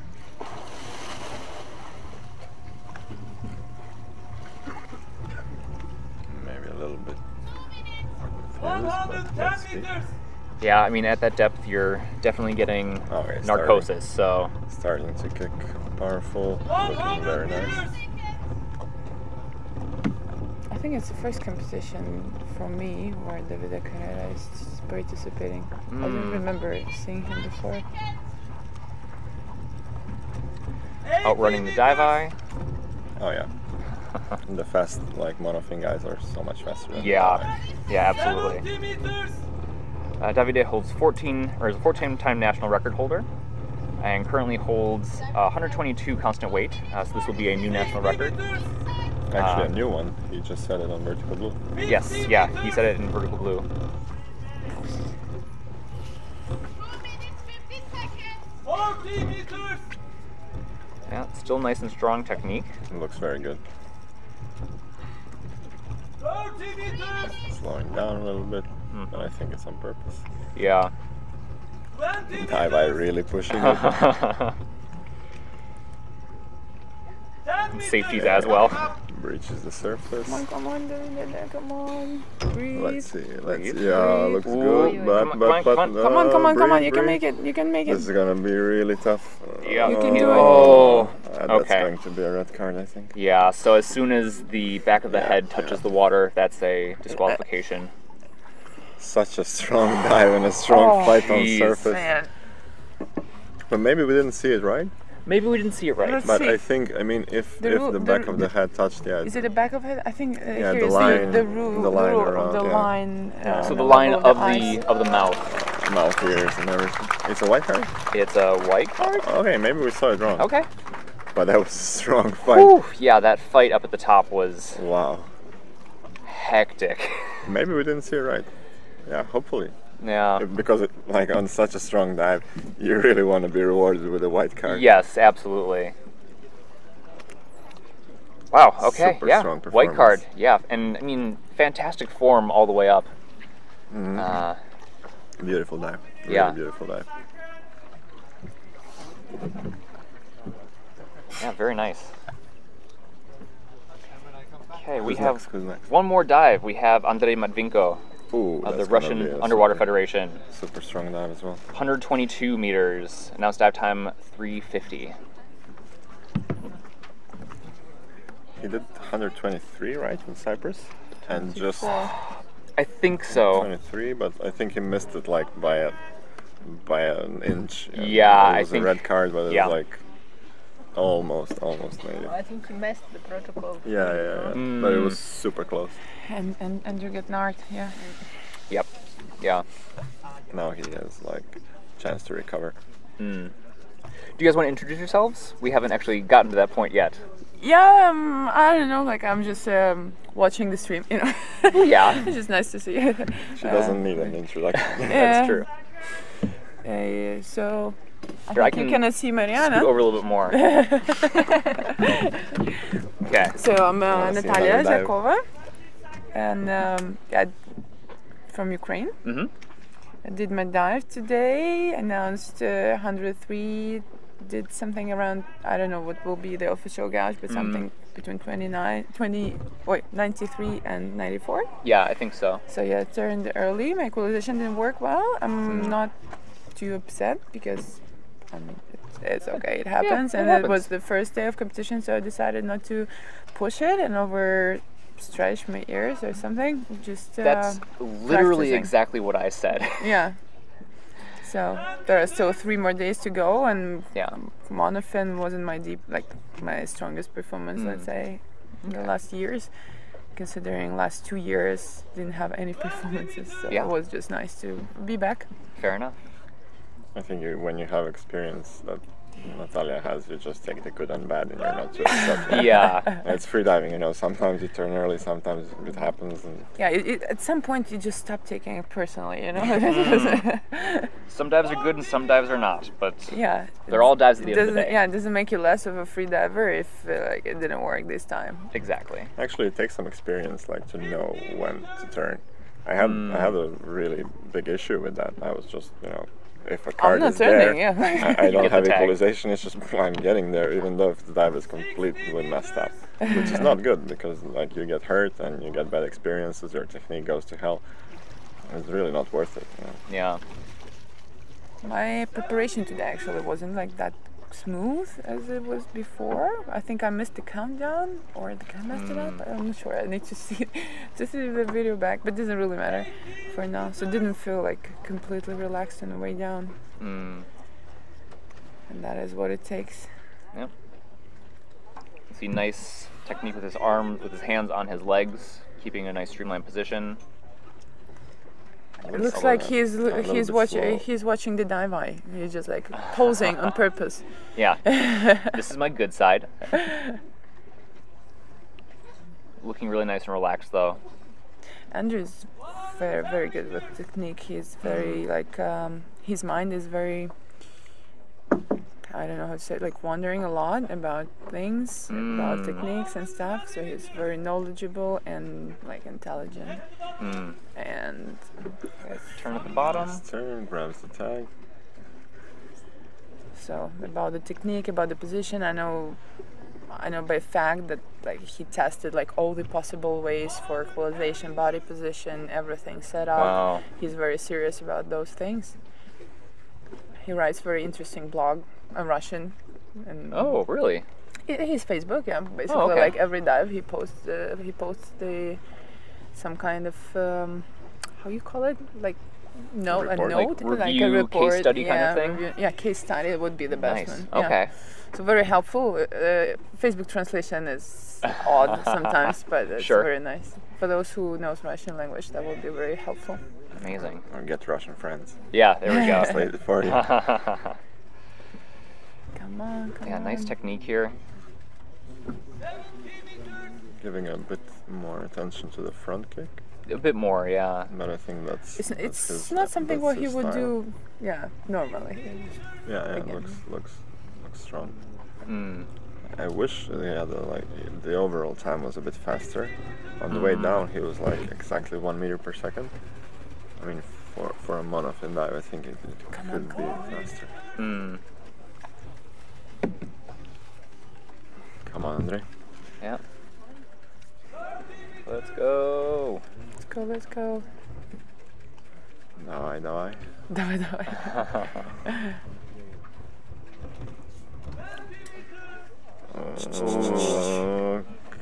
I don't think it's So- gonna work. Yeah, so that's. What's happening? I see bad. Oh. Oh no. No, they grabbed him. So we have the safeties grabbing him. Gonna keep him out of the water. I'm not sure. Like He didn't black out. I think. yeah, he didn't. it was hard, but I'm not sure about the safety decision. Yeah, I mean the safeties have a really tough job of trying to give the diver as much of a chance as possible to get to the surface, but also safety being the big priority. And the thing is that when freediver is narked, his technique gets really like unstable, and movement are like sometimes can be like very hectic and jerky. Yeah, and that's one of the things that divers are looking for It's is a hard change to in read. technique. Yeah. I think. Yeah. I have a feeling Andrei will ask for a restart. Yeah. It's hard to say. Because his announcement is like third. Yeah. He will get a third place. Yeah. So it is a red card at the moment. Yeah, as soon as they touch you, it's a red card. Yeah. But immediate disqualification. yeah, was it justified, or should they wait it for a little bit more? For bubbles? Yeah, that's or the at question. least a full stop. Yeah. Oof. Well. Yeah, we'll see. We'll see. Let's ask him and see.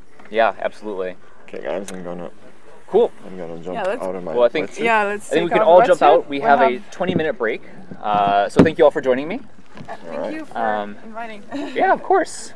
I haven't joined yet. Are you gonna stick around for a little bit? Because we'll be back in 20 minutes if you want to start off the dives with Christos Careless. Oh, Christos. I know. No, but I'll go already. Okay. Wait, What you're time in the is it now? way of the camera. It's all good. Cool. So yeah, we'll take a 20-minute break and then we'll be back with part 2. So see you guys later.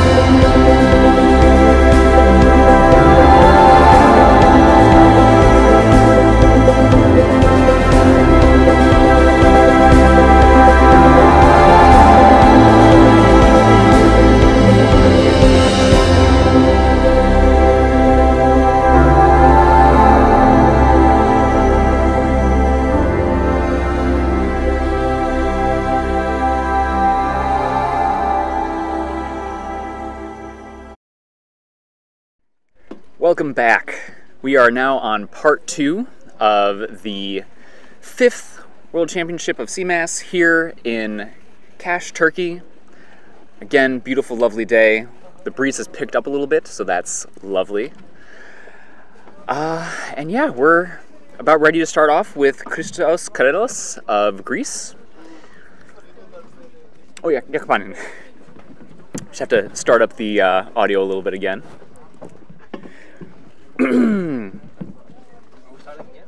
Yep, we're live now.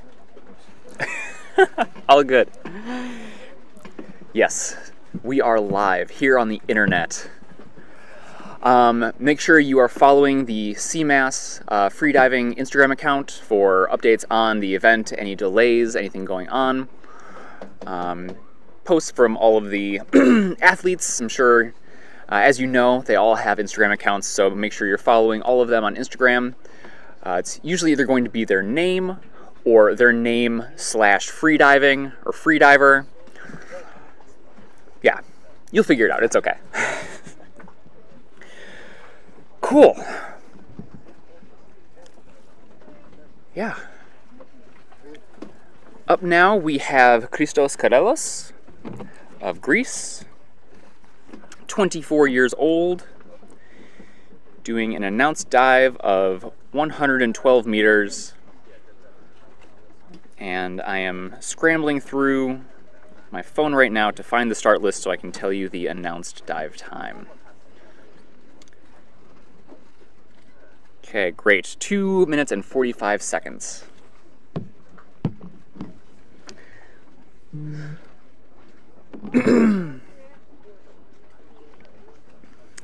One of the things to notice about Christos is that he's wearing goggles. And not only regular goggles that you would wear like in a pool, but these are the special goggles that divers use. You can see the round sort of lenses in the front. What divers will do, again, is they will flood the goggles with water. So that's not an airspace they need to equalize anymore. But they still would like to see. Because when you have your eyes open underwater, obviously things are very fuzzy and weird looking. So these goggles will actually refract the light in a way that will make it so that you can see more clearly underwater. They're like glasses for underwater use. And I've never tried them personally. I feel like I would like them if I didn't also wear contacts.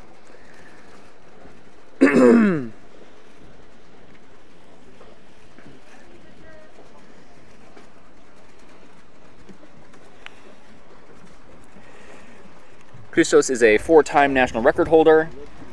In constant weight, in this discipline, he has the record at 117. Constant weight bifins is 105. Free immersion is 95. And dynamic bifins, swimming back and forth in the pool, using bifins is 199 meters. 10 seconds. Again, we see him doing some packing on the surface, which is an advanced technique freedivers use to add a bit more air into their overall lungs and also allows them to equalize to deeper depths more comfortably.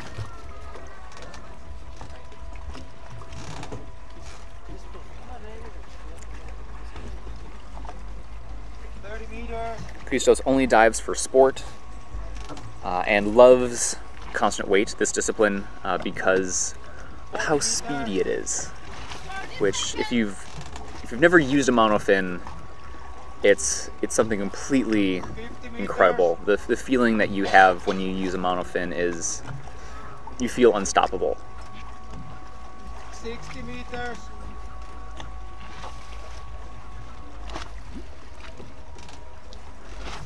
And taking a few little kicks here and there as he is in his free fall.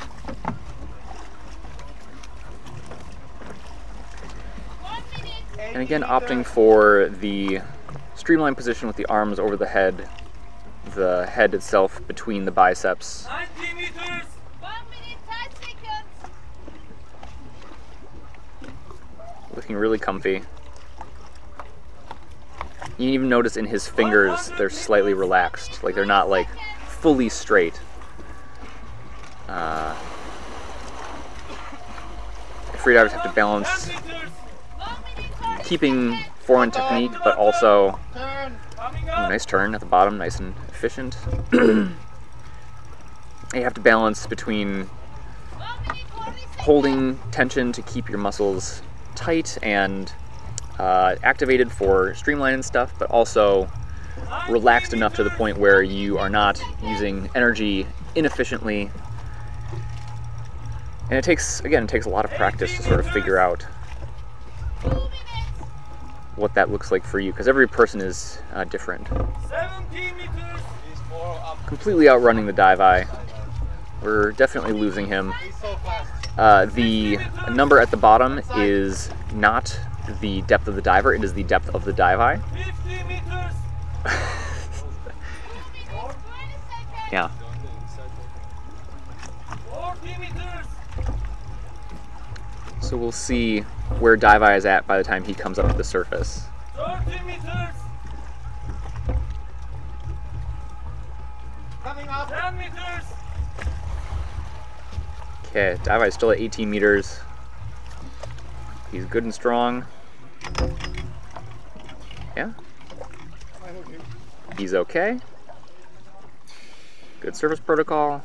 Continuing to breathe and recover.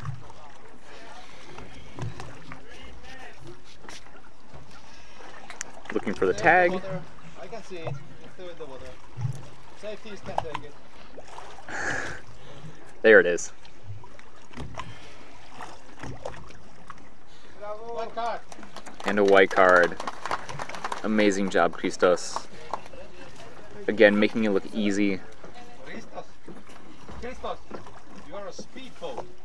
What? Being told he's a speedboat. Yeah. I mean, like Vitamir was saying, yeah, this, especially the faster divers who use monofin, very easily outrun the dive eye, and I mean, it just goes to show how powerful, you know, using a monofin can make you. Because it's very, very rare to see someone outrun the dive eye with bifins.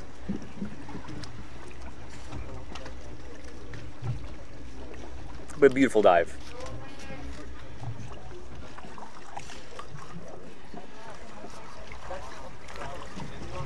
And that big smile.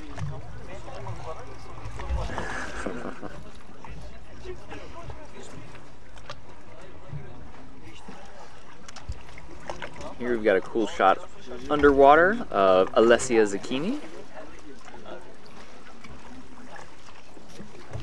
Breathing up and getting ready.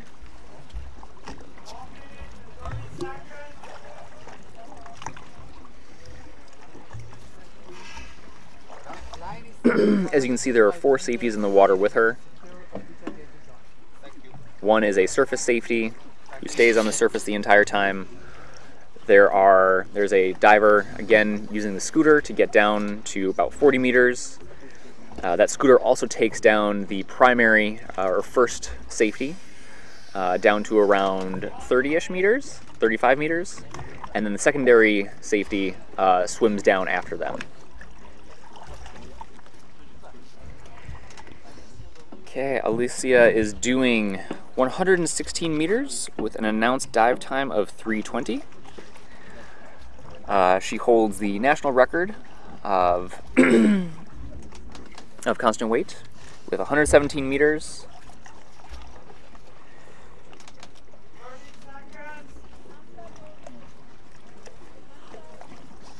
Which I believe is also a world record, if I'm not mistaken. She's a 35-time world record holder,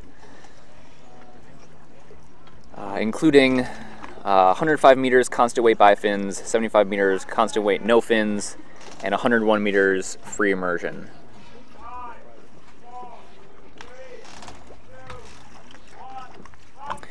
Yeah, at vertical blue, she won overall and had 3 world records. Again, 115 constant weight, 101 free immersion. Yeah. She's a pretty spectacular diver. 10 meters.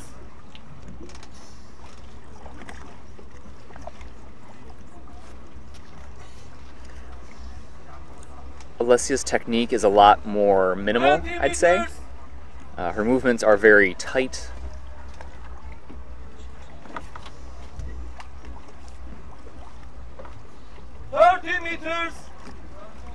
Got the arm pull, cheeks puffed out, beginning the free fall. You can see we're exactly 1 meter per second. 50 meters.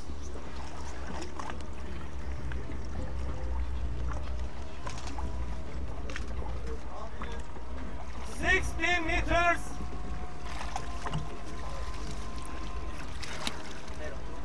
A lot of athletes will have sort of maintenance activities that they do that are activities that aren't related to the sport that they do, so in this case freediving, but they're still important for making sure that an athlete's overall physique, their joints are being supported. It's important to have a sort of exercise or activity they do outside of freediving. And Alessia's is climbing, 110 meters. which is super cool. And it was something I've seen a lot of the athletes starting to pick up. At the bottom. Oops, so she's turning, touching at the bottom, not grabbing a tag. There could be a few reasons for that. Probably the biggest one being that, I'm quickly checking here. 90 meters. Checking the start list for women. It may be that she didn't actually grab a tag because she knew that she didn't need to grab a tag to get all of the points to get first place in this discipline. We saw that also at the ADA World Championships with a few divers as well. 60 meters.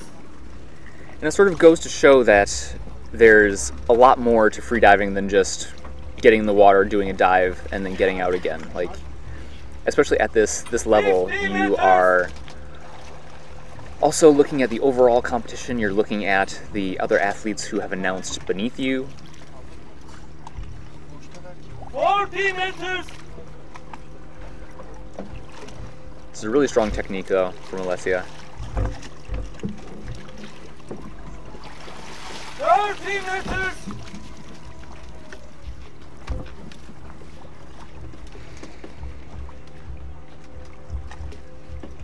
Meters. Again, the safeties are watching for changes in movement. Oop, like that. We're seeing. 10 meters. Ooh, yeah. So we see her having an LMC, and yeah, she's on the surface now, doing her recovery breaths.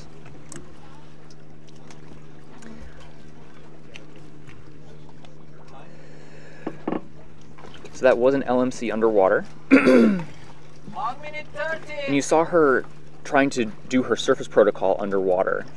That will sometimes happen as, divers have something so ingrained in their minds that it's just, at the end of a dive, you remove your goggles, you take off your nose clip. I'm okay.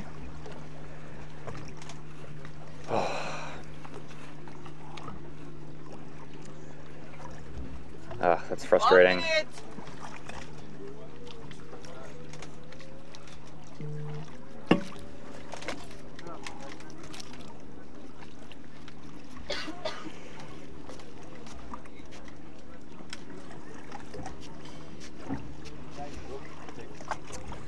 Shoot.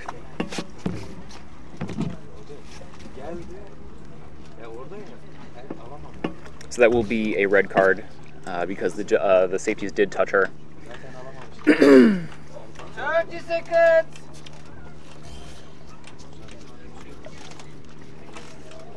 And at least from this position, I think it's pretty clear that she was in need of a retrieval to the surface.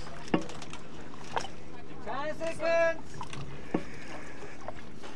Up next we have Stefan Torreo of France, doing a 105-meter dive with an announced dive time of 2:50.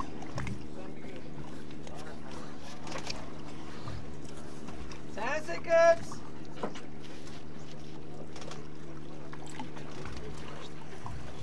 Started.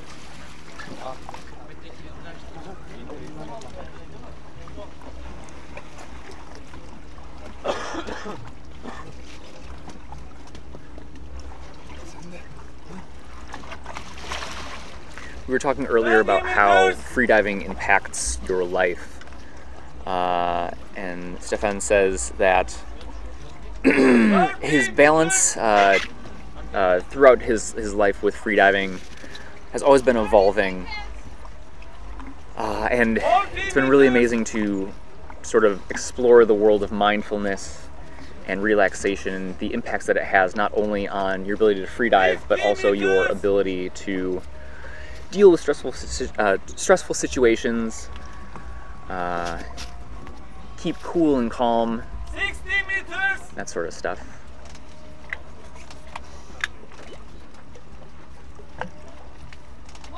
70 meters.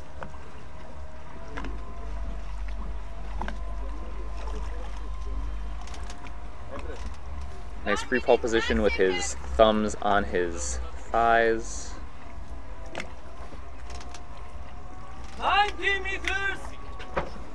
1 minute 20 seconds. You can see his cheeks are squeezed in. 1 minute 30 Ooh, seconds. early turn.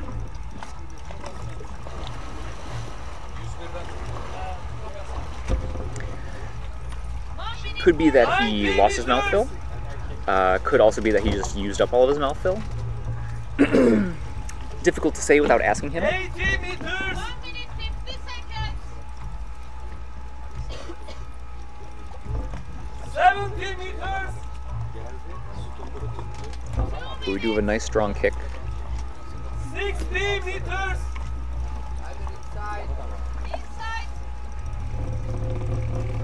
He says his dive style is relaxed and also a little fast. He sort of bounces between, knowing which one to do, and is still always sort of like playing around and figuring out which one works best. Because even as athletes, as we grow and as we improve, it's important to look at what we're doing and sort of see if things are still working the way that we want them to. If they are, cool, fantastic. If they are not, then we change them. Coming up. Okay. Doing strong recovery breathing on the surface. Keep breathing, keep breathing, keep breathing. I'm okay. Okay, he's okay.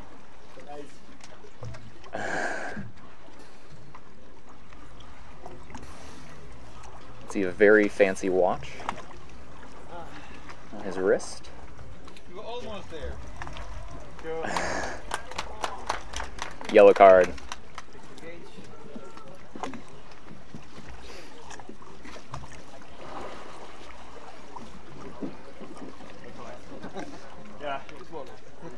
Again, you saw two watches on his wrist. One was his own personal watch, and the other one is the official judge's watch.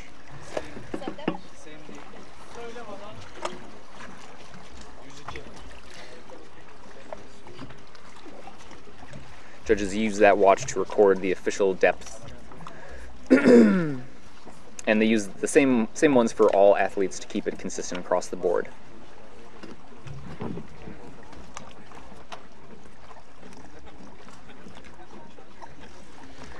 Up next we have Daniel Koval of the USA, doing a 105-meter dive with an announced dive time of 3 minutes.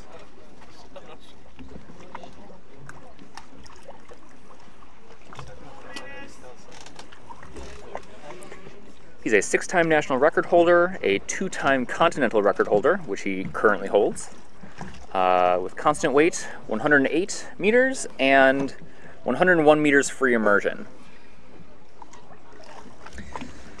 So this is a bit shallower than that continental record of 108.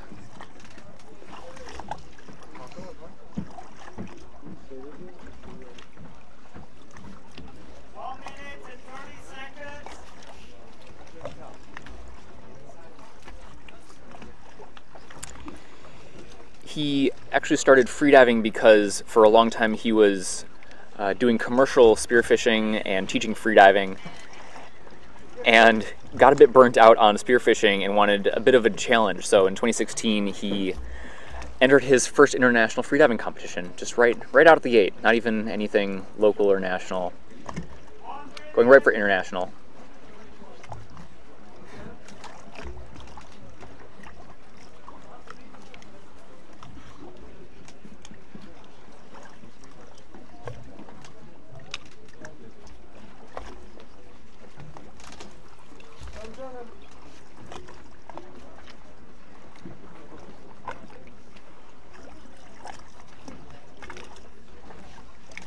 Had an opportunity to hang out with Daniel and the rest of the U.S. team, you know, being American myself, and it's been tons of fun.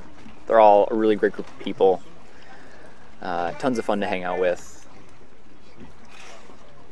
And I mean, to be fair, that's pretty much fair to say for all the athletes here. Everyone is always so friendly and supportive and just like happy to have you come hang out.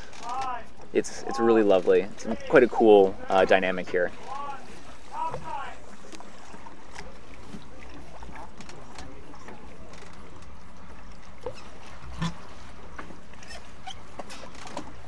Okay, you see some packs on the surface.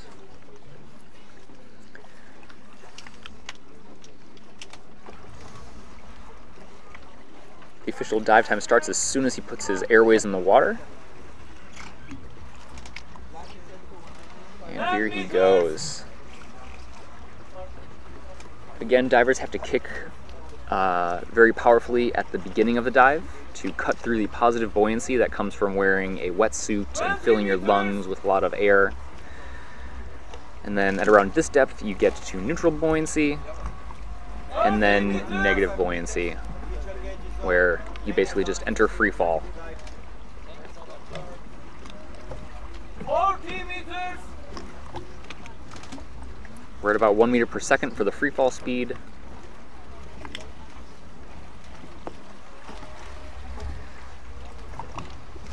Meters.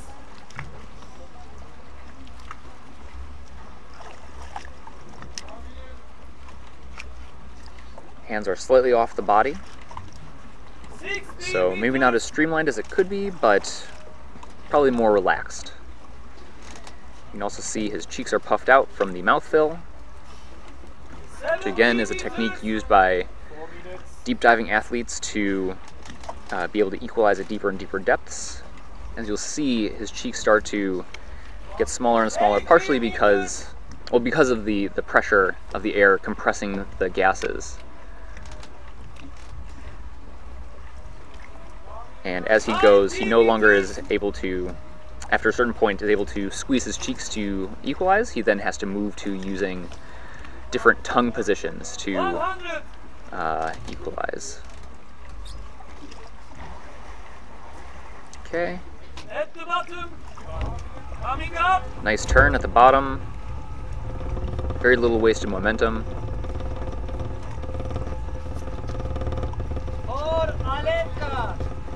And nice strong kicks coming up. 80 You can meters. see he's wearing a pair of goggles, which are currently full of water.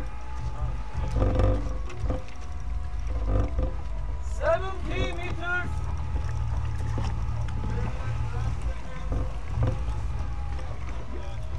60 meters.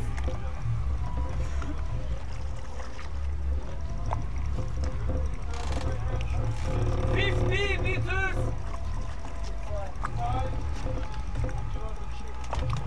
Continuing to look good. 40 meters. Definitely getting some lactic acid buildup though. 13 meters.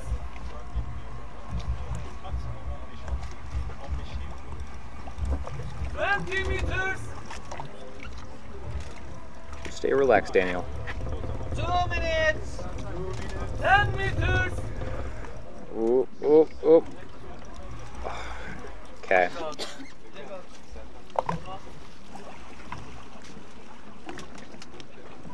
So we do have a blackout. As you see, the divers are removing his facial equipment. They're blowing across his face.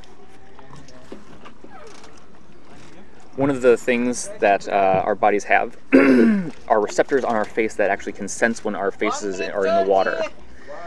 And by blowing across the face, that basically is a signal to our body that we are in a safe place to start breathing again. So that's why you saw the divers blowing across his face, giving a little tap on his cheek. They're also calling his name and telling him to breathe. Yep, so he's back. 1 minute.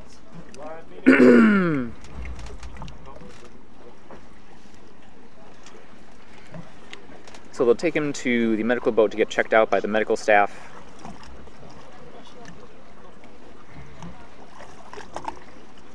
And safety is there supporting him, keeping his airways out of the water, helping him just relax and not have to use any energy to get there.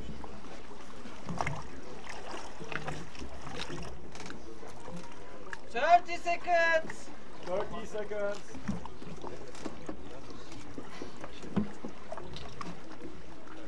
20 seconds. 20. Up next we have Alenka Artenik 10 seconds. doing a 105-meter dive. 5, 4, 3, 2, 1. Stop time. Looking for my start list now. She is announced 250 for this dive. 10 seconds. Started.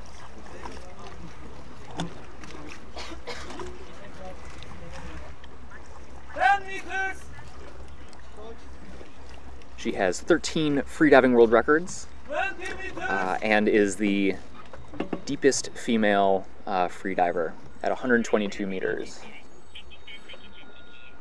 Someone's getting a phone call. 30 meters. 30 seconds. Again, if you look, you can see the elastic bands around her thighs. Her thumbs are shoved in there to keep her hands nice and close to her body, nice and streamlined. 50 meters.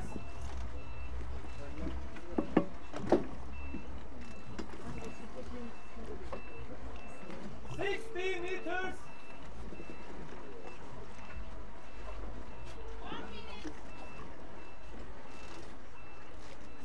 You can see her dive computer is attached to her neck weight. Again, keeping it as close as she can to her ear to be able to hear any dive alarms that she has set. 80 meters.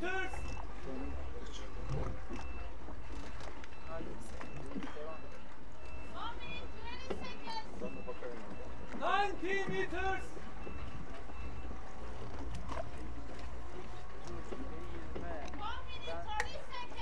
100 meters. There we go, facing the camera. Coming up. Feeling around for a tag. And here she comes. 100 meters. 1 minute 50 seconds. 90 meters.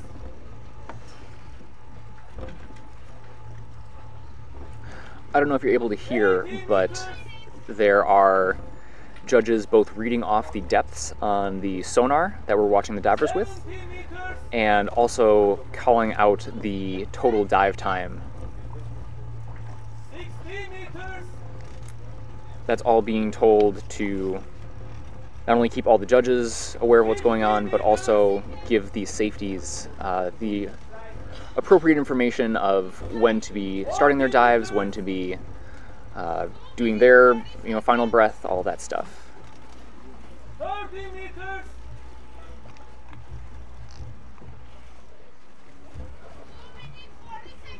Meters. That looks like Kathleen, one of the safeties.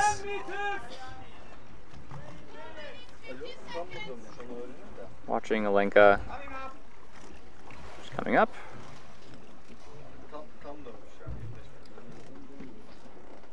Looking good. She's okay.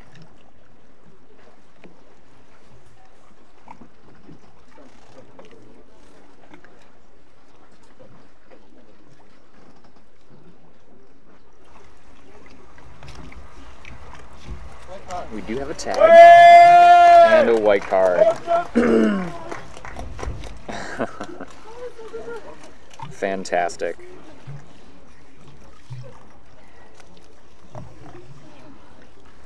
A beautiful dive.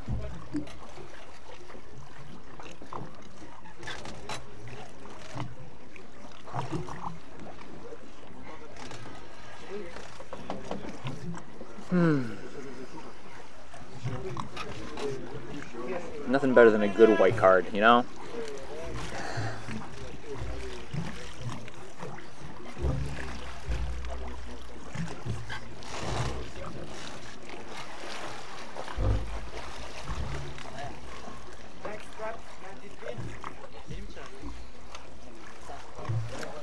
Aw, that's sweet.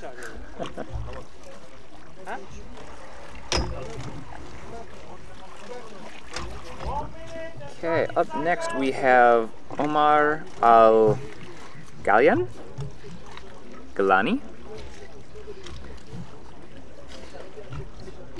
Gailani, there we go. Of Oman.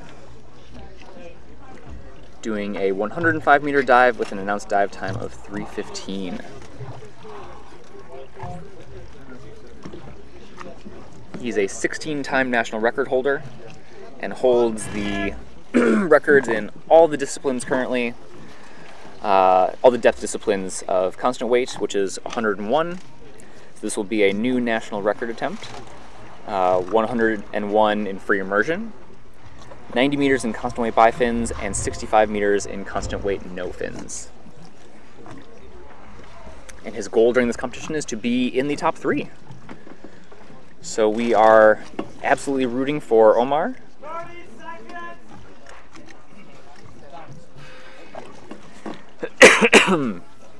He started competing in freediving competitions in 2018, but has been a spear fisherman for much longer than that.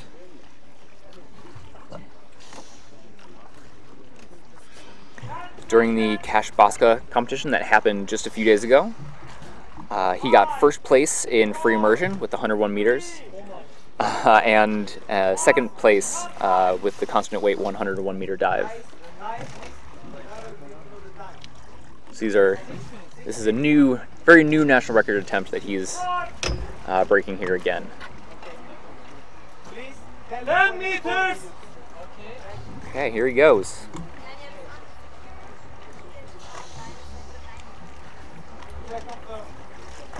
Meters.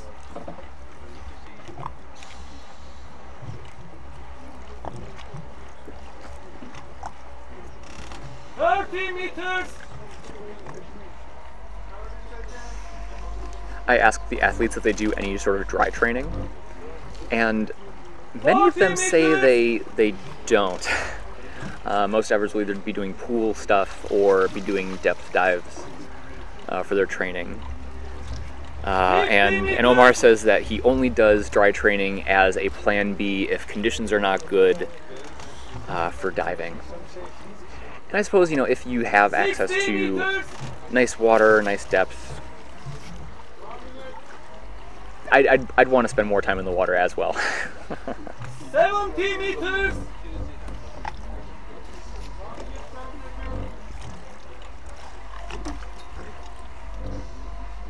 80 meters. Really nice technique. Again, notice the line from the fins to the back.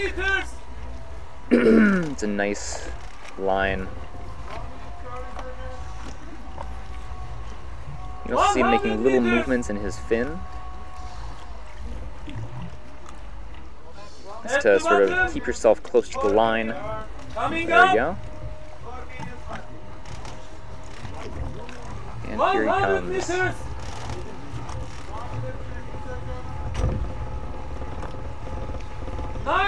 meters.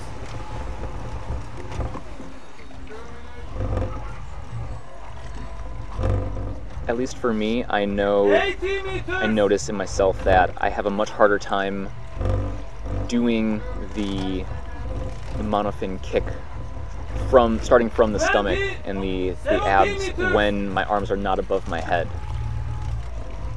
I think it has something to do with the fact that with your arms above your head, your center of gravity is in your abs, whereas when your arms are down, it's on your waist. So it's harder to generate the power when your arms are down at the sides versus when they're up above your head. 14 meters. More Martin. 3 minutes. 30 meters. Bit of glare here. Looks like he's smiling though. Keep going, Omar. Come on. 10 meters.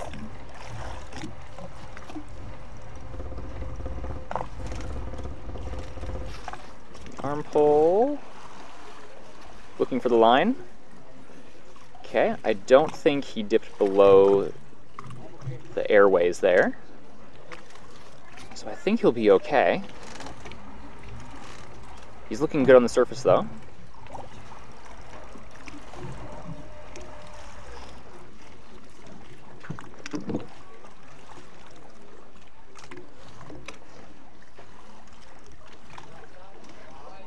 He has the tag and a white card. Fantastic. So that's a new national record for Omar. Very nice dive.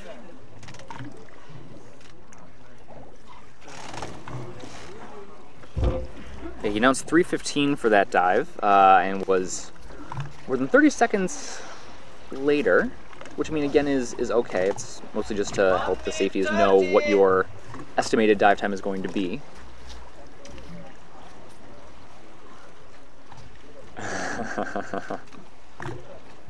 Posing for some photos.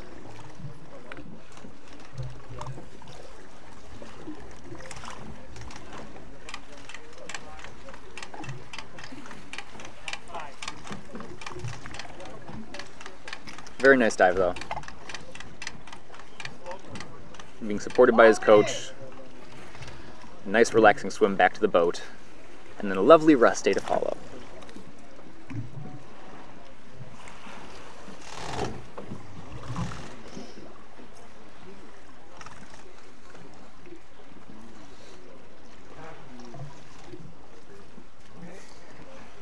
Up next we have Martin Zajac. That's probably not right. So I'll work on getting that for sure later. Martin's doing a 93-meter dive with an announced dive time of 2:45. 20 seconds.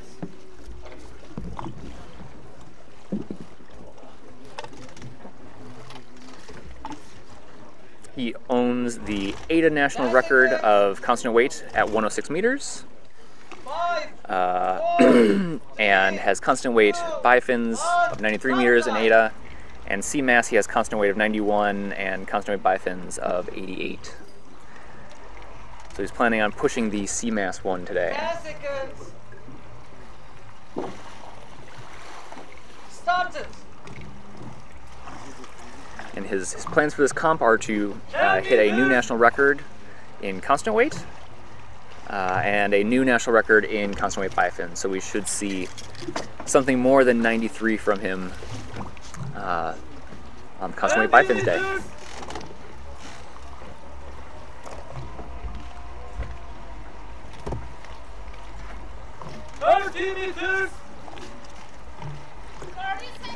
His first memory of holding his breath was as a child playing underwater breath-holding games with his friends.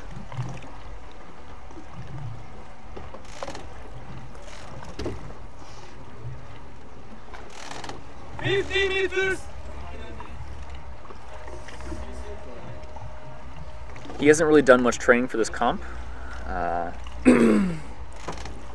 He lives in the Czech Republic, so I assume conditions were probably not optimal for doing a lot of depth training. But I know he did some biking, some inline skating, and swimming, and a few gym sessions. But he did all of that in just the last 6 weeks to get a little prepared for the comp. 80 meters. 1 minute 20 seconds. But I mean, again, doing a 93-meter dive is no joke. 1 minute 30 seconds. I mean, again, how many people do you know that can just bust out a 93-meter dive after not doing much training? 1 minute 40 seconds. 80 meters. His last competition was in May in Sharm el-Sheikh, and he did a 91-meter constant weight dive there. 2 minutes. Technique looking good. Again, you can notice that his legs are moving backwards as much as they are moving forwards. 2 minutes 10 seconds. And you also notice the slight movement in the ankles as well. The ankles are also kicking, and adding just a little bit of extra power generation there. Inside.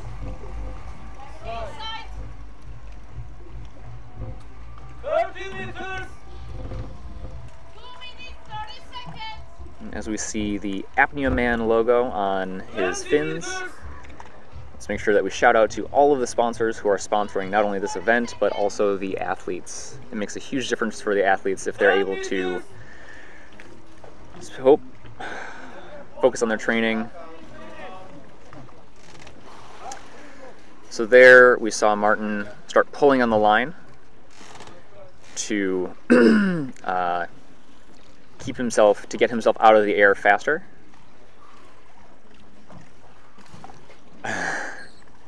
He's okay.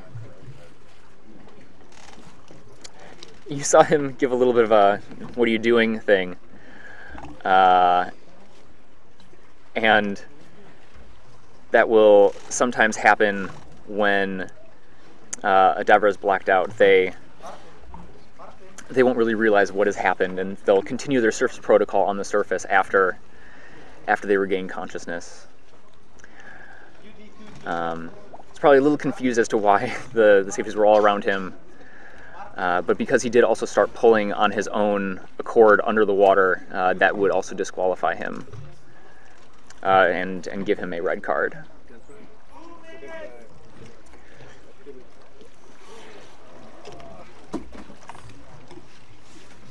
Really nice looking dive though.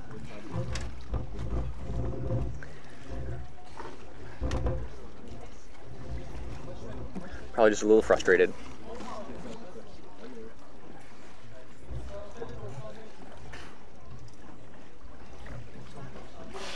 Next up we have Piet Botman from the Netherlands doing a 95-meter dive with an announced dive time of 3 minutes.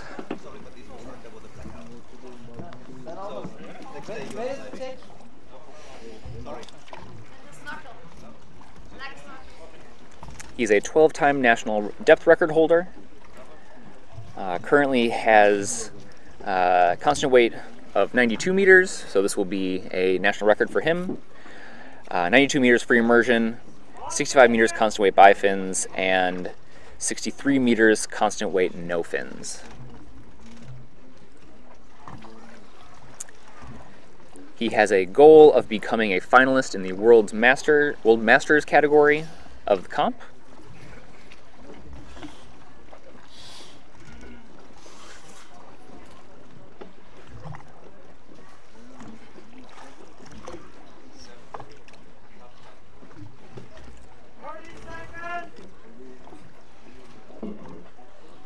He's been a competitive swimmer since he was 8 years old, and was a swim instructor in high school, which is relatable content. I was also a swim instructor way back in the day. He's coached a master's swimming program in university and was also a lifeguard. Again, relatable content. Lifeguarding, swim instructor, sometimes it's just what you gotta do. He was a Canadian National Youth Champion.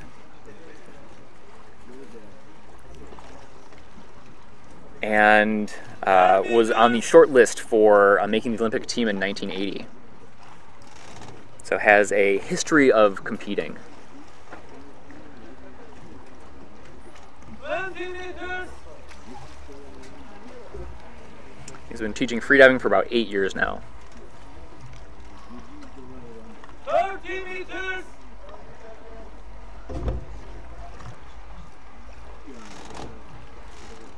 40 meters. Nice small kicks, arm pull, 50 meters. and the free fall.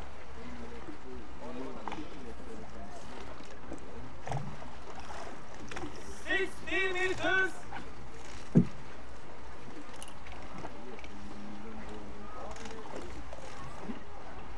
Maybe a little slower than 1 meter per second, but 70 meters. Nice speed.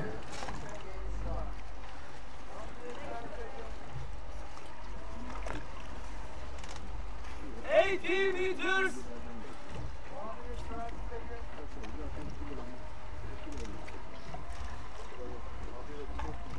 Nice free fall position. 90 meters. At the bottom. Good extension on the arms.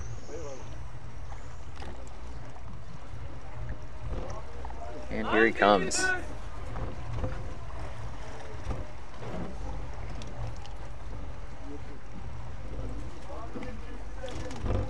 Meters.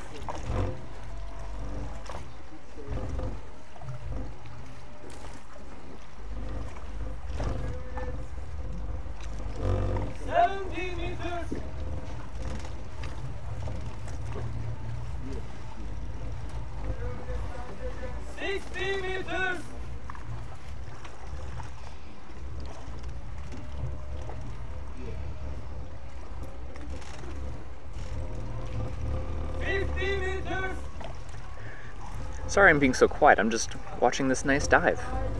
Just looking really relaxed, really calm.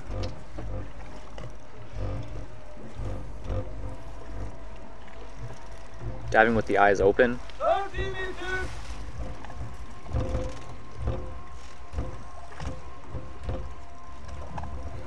Keeping the kicks nice and small still.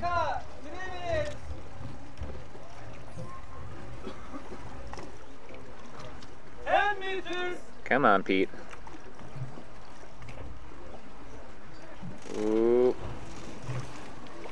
Okay. Safety has moved to support him.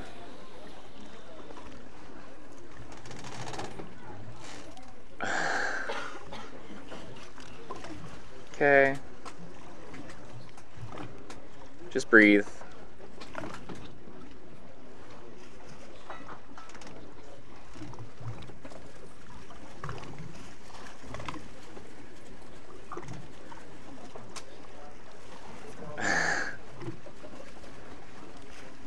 Yeah, again, the confusion after a blackout.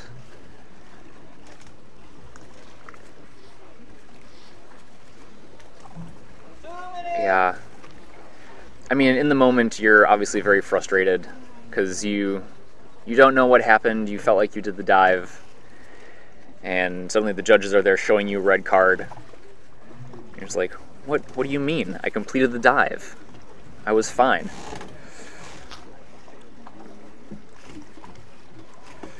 Yeah, definitely frustrating. But a beautiful dive all the same. Technique looked fantastic. 1 minute 30.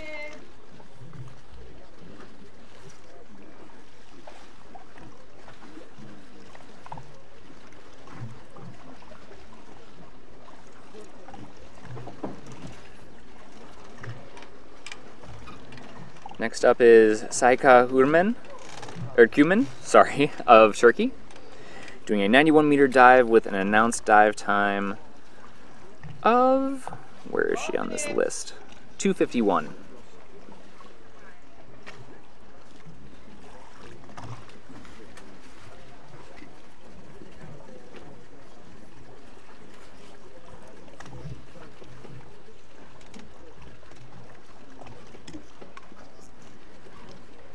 One of the many Turkish athletes here during this competition.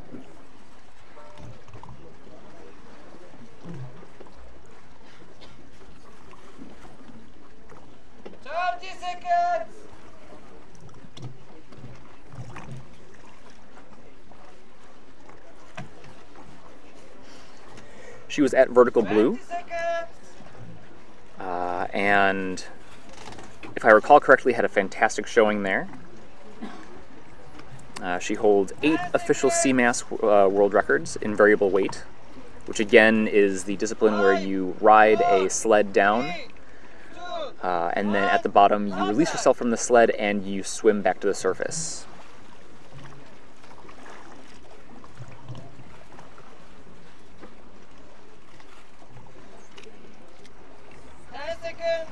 She actually started doing a lot of competing in sports as a child because she had asthma. Usually that's sort of a deterrent for engaging in sporting activities, but for her, it was the exact opposite. It was something that she wanted to do, and she has been competing basically her whole life in all kinds of different sports. And more specifically, recently she's done a lot of underwater sports.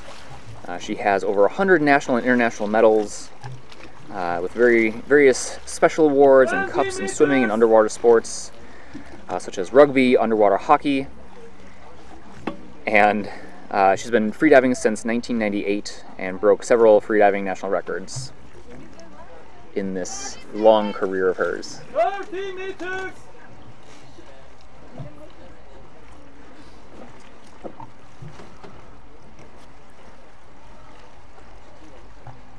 40 meters! Moving to the arm pull.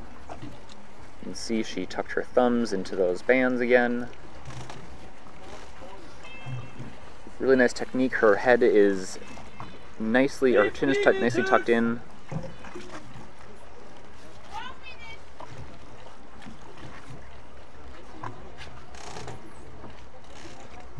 Moving away from the line maybe a little bit. Yep. 60 meters! It could be a bit of current.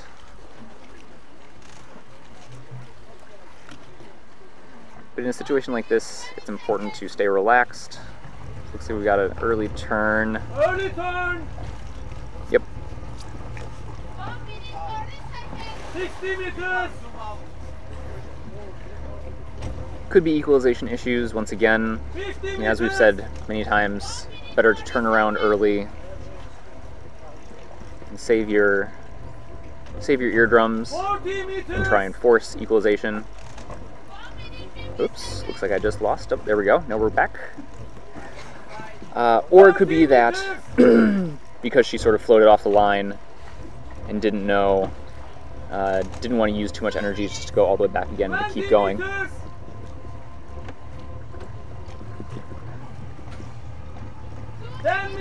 Looking nice and strong. This will be a nice easy dive for her.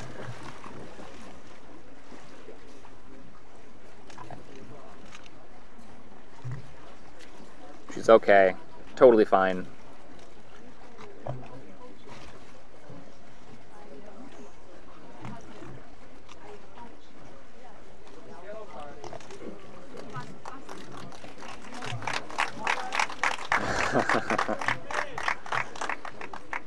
A lot of the safety team here is also Turkish, and so there's a huge amount of support for her and for all the athletes as well. If you notice all of the safety divers, as the diver comes up, they're all smiling, they're all excited, ready to congratulate them and support them and clap. So again, it's just a really nice vibe here. Make sure that you are following both her and all the other athletes on their Instagram accounts. A lot of them share really awesome freediving information, freediving tips and tricks, and tons of beautiful photography and videos as well. I mean, these divers are all diving in beautiful locations, training all the time, announcing national record attempts, world record attempts. So the place to make sure that you are up to date on everything is their Instagram accounts. Okay. Up next, we have Pavel Sokop of the Czech Republic, doing a 91-meter dive with an announced dive time of... Man, I keep losing the start list on my phone here. Tomorrow I will for sure have one in paper copy.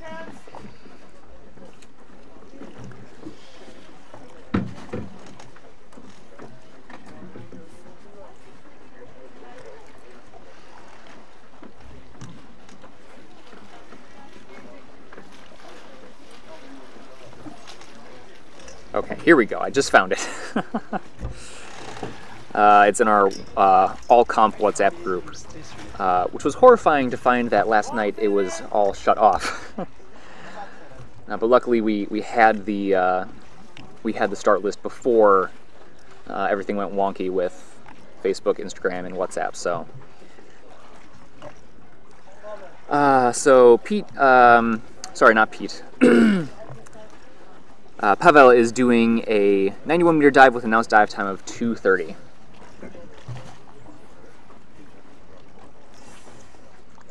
So a bit of a faster dive.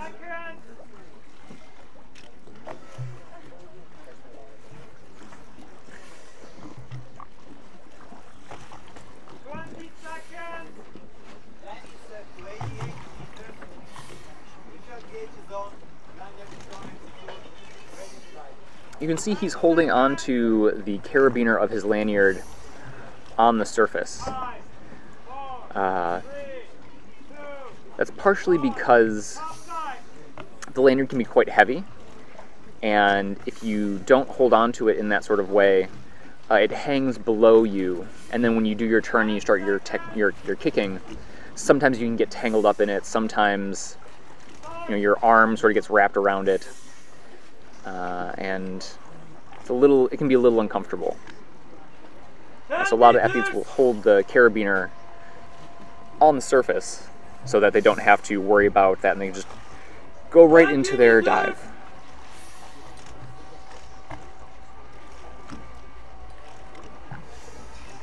Meters.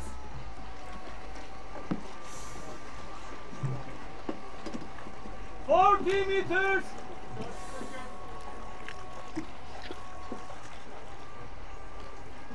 50 meters.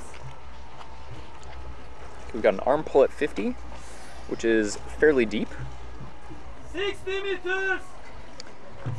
But I mean, he's going very quickly, already at nearly 70 meters and at 50 seconds, so much faster than 1 meter per second. Meters.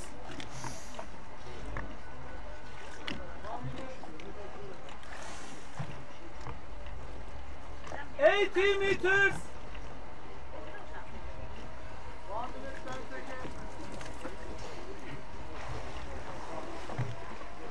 90 meters. Good. At the bottom. Reaching for a tag. Coming back up. Looks like there may have been a bit of a grab there on the line above the candy cane. Grabs are okay, but a pull is not. 70 meters. Although I will check the CMAS rules tonight just to make sure on that. 50 meters. You can see the wetsuit rippling in the power of the kicks.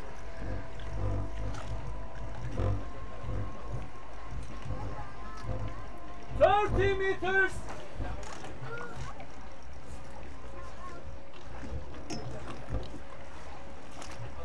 20 meters.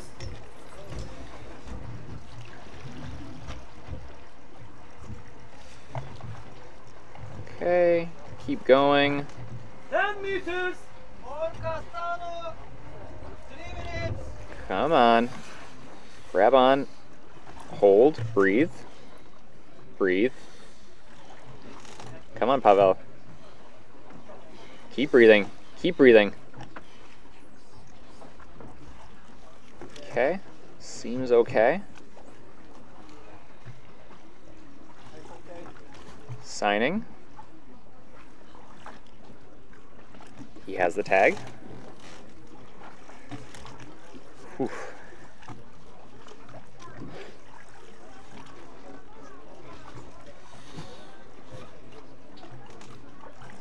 Now we wait.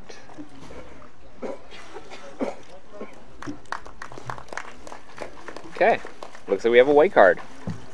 Fantastic. Gotta love those white cards. Again, strong recovery breathing is so important on the surface.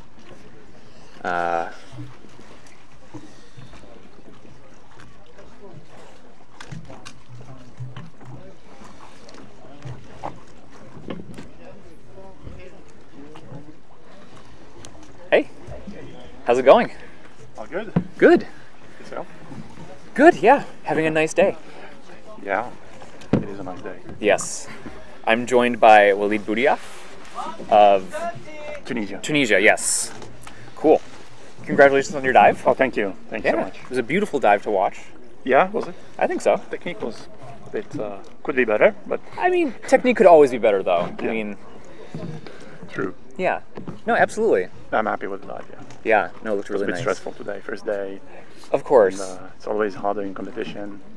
I mean, I did the depth so many times in training, and even some meters more. I did 122. But then, yeah, conditions of the, the day of the competition are much more challenging. Absolutely. Well, and I mean, and every dive is different, right? Every dive has very subtle things that are changing from moment to moment. Absolutely. And so, yeah, the best you can do is your best. That's right. Yeah. Amazing. Cool. Are you happy to chat and do a few dives with me? Of course. Yeah, amazing. Okay. Cool. Let's see who is next. Up next we have Cristian Castano of Colombia doing a 88-meter dive with an announced dive time of 2:20. Actually, I know Cristian very well. Myself, I live in Colombia. Okay. So yeah. So yeah, I've been living there for the last 16 or 17 years. Okay. So amazing. that's where I started freediving, actually. Yes, yeah, that's right. Yeah. San Andres Island. And Cristian is Colombian. He's been traveling the world also. I think he's been in Bali and Dahab for some years. And yeah, I think he's going to Dahab after this. Is he? Yeah, he mentioned that. Yeah. Yes. True. Okay, what's his deepest, darkest secret? I'm just kidding. Don't answer that. Don't answer that. Yeah, maybe. So he's starting here. Cristian has beautiful technique. Can I switch to Spanish? Yeah, of course. Para la gente que nos está escuchando y viendo en Colombia, Cristian está empezando su buceo de hoy, peso constante a 88 metros. That's national record, right? I believe so, yes. El nuevo récord nacional. He's a 22-time national record holder. Yeah, he did several. Well, he's the deepest man in Colombia. Yeah. And his specialty is the monofin. So as you can see, he has quite a beautiful technique. He trains a lot in the pool also. That's a shame. He turned early. Yeah, early turn. Creo que Cristian, me imagino que tuvo algún problemita de compensación. Lo vi ahí como se estresó un poco. Bueno, son cosas que suceden y más pues el día de la competencia las cosas se ponen un poco más tensas. Cristian estuvo haciendo buceos muy profundos y muy exitosos acá en los entrenamientos. Lo vi en los últimos días, estuvimos entrenando juntos Así que pues esa profundidad es algo realmente fácil para él. Una lástima que tuvo que devolverse antes, pero a veces hay cosas que no controlamos durante el descenso. Quién sabe, un oído, algún problema de compensación, ahí ya salió tranquilamente. Yeah, looks fresh. Yeah, of course. Yeah, it's a shame because I think it's an easy dive for him. 88 meters is way within his capabilities. Yeah. And as you were saying, it's probably an issue with equalization. Yeah, clearly. I mean, yeah. I saw him like hesitating a bit at the end and tensioning a bit. Yeah. Yeah. Maybe the cold also could affect some divers, especially if you're not used to. It's not a I mean, it's a gradual thermocline, so it's not as bad as in other places. Actually, I love Cache. I love conditions here. They're really amazing, but maybe you need a bit of, being used to these different conditions. Yeah, definitely. There he is. Yeah. Do you know what the thermocline is at? Or do you know what the temperature gets to? So dark today, no. Yeah, fair enough. No, it starts at around 40 meters, if I'm not mistaken. Okay. But as I mentioned before, it's gradual, so it's not like, sharp. It's not a shocking. Yeah, like in other places in the Med. Yeah. Here it's really gradual, and you kind of, I think it's enjoyable because you have the time to adapt to it. And for me, it actually helps. In a sense, really? Yeah, huh. I love it. Actually, my best dives have been here in the Mediterranean. Okay. Because I believe that it helps, with the diving reflex, and once it hits you, it's as if something was protecting your body, and you feel like you don't feel any urge to breathe or anything. Huh. Once I hit that cold zone, I feel much better. Interesting. Yeah. I have the opposite. when I hit the cold, I tense up, I lose my relaxation, and I think it's something that can be trained with visualization, like trying to associate that cold and that layer of cold with just a deep state of relaxation and a deep meditation, kind of. Absolutely. Also with me, the same things, the same issue that you feel it when I'm start entering the thermocline. Like sometimes I swallow the mouth feel and some leaking and lose the control and focus on a dive. Then I'm doing early turn always. Yeah. First of all, I want to say congrats for Walid. Thank you. Dive, and it was really a great dive and super clear and everything is good. Thank you, man. And please introduce yourself to the people as well. I'm Al-Ghalani from Oman. Today I did 105 national record. Yeah. Well done. Yeah. 4 meters on top of what you did during the Cache Bosca. Yeah, that's right. And still, there is more in front. Amazing. Yeah. And from this experience or from this competition, and I learned a lot. I practice a lot. I've been with top athletes, as you know, and these things give us a lot of things. Walid always share his experience on the diving. As you know, he's almost competing more than 15 years. Yeah, almost 15 years. Yeah, you know, 15 15 years. Yeah. 2006. Yeah, it's good things. Yeah. Oh, and the thing too about being in a place like this and being open-minded to new experiences and new information is that there's such a huge wealth of information here. Like, all these divers are competing at levels that are very difficult to find anywhere else, and so it's definitely a meeting of the minds kind of thing where everyone can sort of share, oh, I started doing this new thing and it's working really good for me. Yeah. Oh, I started doing that too. Exactly. Absolutely. There is no standard things we have to follow it. There is a lot of different things, a lot of different between our bodies as a free diver. It's not that everything's working with Walid or any athlete can work with me. Right. That's why sharing information between us sometimes give us jumping on a depth, passing a lot of things. Yeah, that's why. That's the nice thing about the sport of freediving, I believe. It's one of these sports where people are eager to share and I guess it might be a bit different in other sports, but here there's a lot of camaraderie and friendship. Huge camaraderie. Yeah, I love basically the family vibe. Yeah, absolutely.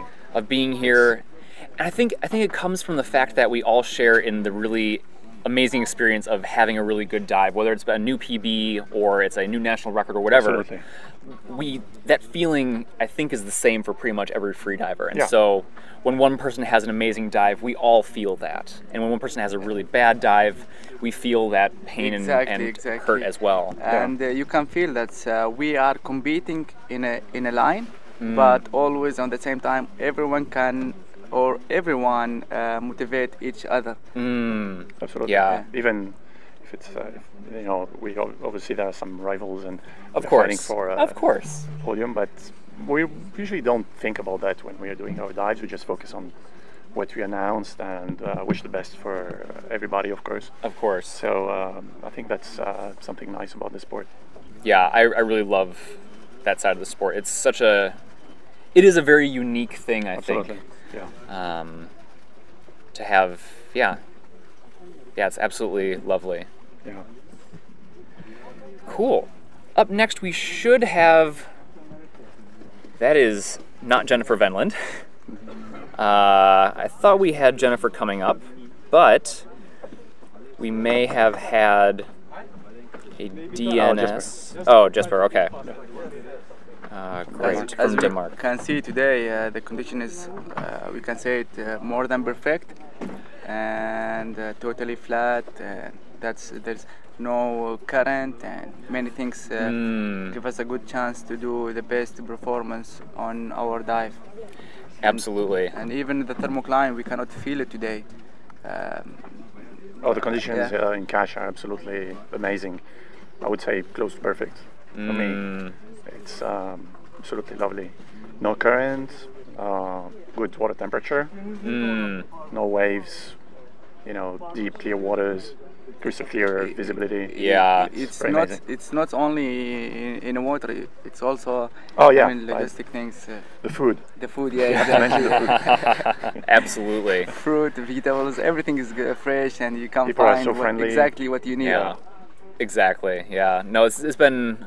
I only got here maybe 4 or 5 days ago, but I'm having an amazing time. It's lovely. Yeah, it's really, really nice. Yeah. Yeah, amazing. Okay. Guys, enjoy your dive. Cool. Yeah, thanks for stopping by. I have to change because I feel a little bit warm. Fair enough. Are you competing tomorrow as well? This is the plan. Yeah. Okay, cool. Well, then we'll see you tomorrow. We're gonna see you tomorrow. Cool, awesome. And also good luck to all divers. Of course. Thank you, guys. Yeah, cheers. Cool. Yeah, chat later. Scoot over a little bit. Okay, yes. So we have Jesper Stechman of Denmark doing a 88-meter dive with an announced dive time of 3 minutes. Jesper has been around also for quite a long time now. I met him in several competitions around the world. He's a quite experienced freediver. Amazing. Yeah. Okay. Tell me more. He's from Denmark. Okay. Strong start. I think he trains a lot in the pool also. I can remember some years ago. Should be an easy dive for him. Okay. I think he's taken it, in a conservative way. It's the first day. First day. Yeah, of course. So I think it will be nice and easy for him. Yeah, I think starting off with a win is really important. Yeah. And whether the win is a national record or a new PB or even just a white card, like absolutely, it builds momentum towards. Oh yeah. As the competition goes on. A white card on the first day, that's priceless. I mean, it's the best way to start the comp. And yeah. It gives you so much confidence. Yeah, absolutely. I mean, in a sport like freediving where mental is just as important, if not even more important sometimes than the physical side of things. Absolutely, it is. you need every little ounce of that you can get. Yeah. And managing the stress, you know, is a key factor, especially during a competition. Yeah.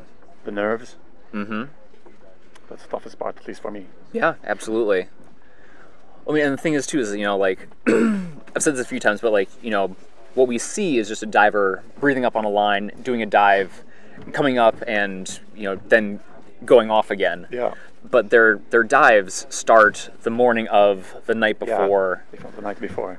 And I mean, it's mental preparation, it's relaxation, it's clearing the mind. Yeah, it's a lot of things, and I think, as you said, the mental part is probably the most important. And if you don't manage to, you know, have this under control, then yeah, the rest is not. Yeah. It's hard to find. Yeah, absolutely. Well, it becomes the limiting factor in your ability to dive. Absolutely. Like even if you can equalize to 300 or 400 meters, and you could even kick all the way back up again. Yeah. If you're not mentally prepared and good, yeah, you're not gonna do it. Actually, if you're stressed out, you get more narked. Narcosis is much stronger if you're stressed. So many other things, even equalization. Yeah. The main issue, you know, with equalization, usually equalization is directly connected to relaxation. Yeah. No, completely. Woo. Speaking of relaxation, flying right past the bottom plate. So you could see his nice technique from the hips all the way down. You could see this undulation, this wave. Yep. Through the body. Yes. That's how you want to fin. Yeah. No, it looks really nice technique. Yeah.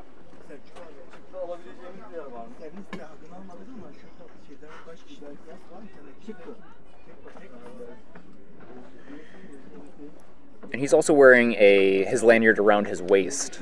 Yeah. Yeah, some people like to do that so they don't create, you know, drag if they put it on their wrist. Although, yeah, for safety reasons, sometimes we prefer to put it on the wrist. But it's also personal. Of course. As everything is with freediving. Yeah. So he's met by his safety divers. The rest should be easy. Yeah.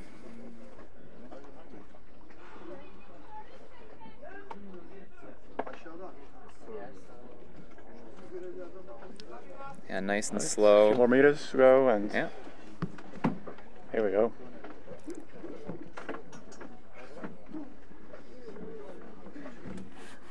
Showing the OK sign. Showing the OK sign. Easy and under control. Yeah. He's very fresh. Yeah, absolutely. And again, the OK sign being the only thing required for surface protocol. Yeah. CMAS. Yeah, it's a simple surface protocol. Yeah. Well done. And the tag, yeah. Beautiful white card. Yep. Making it look easy.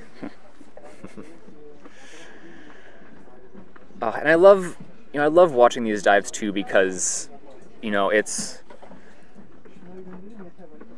you're watching the culmination of months, years of training and technique and refinement, mistakes, all culminating in one performance. Yeah, just 3 to 4 minutes for years of preparation and sacrifice of all kind. Absolutely, yeah, and it's beautiful. I absolutely love it. So the safety team has been working really hard and well in this competition. Yeah, I know they've been doing a lot of drills as well. Yeah, working together, making sure that safety being the biggest priority for the divers. And they are doing an amazing job. I have to say that. Absolutely, absolutely. Yeah, my favorite thing to do is to shout out to the safety team. So. Okay. Yeah, they deserve it. Yeah, absolutely. Okay, up next we have Jung-Ah Kim of South Korea doing a 88-meter dive with an announced dive time of 3 minutes. Chong-A was also in Cyprus with us. Okay. So she just had a really nice competition there, and she was on the airplane with us to get back. And it's there are a few athletes here who have had a long few weeks of competition and training and jumping from place to place.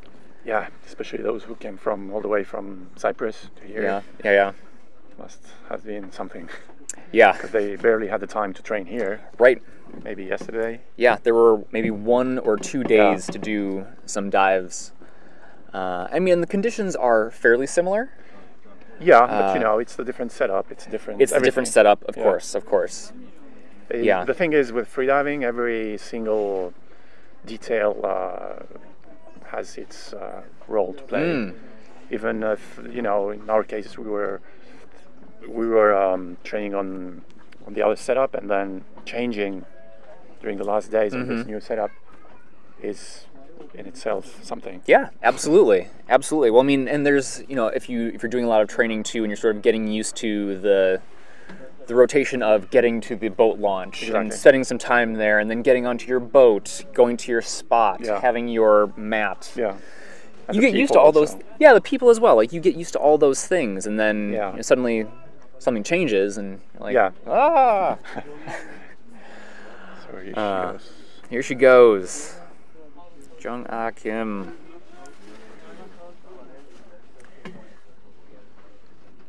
Freediving is growing really fast and popular in Korea. Yes. It's amazing to see the number of people, of Korean freedivers out there who are performing so well. Absolutely. It's really nice. Yeah. Oh, and a lot of sponsors coming out of South Korea as well. Yeah. Shout out to Double K. Yeah. Of course, being probably the biggest one that I've seen most recently. Probably, yeah. That's a good thing for the sport, I believe.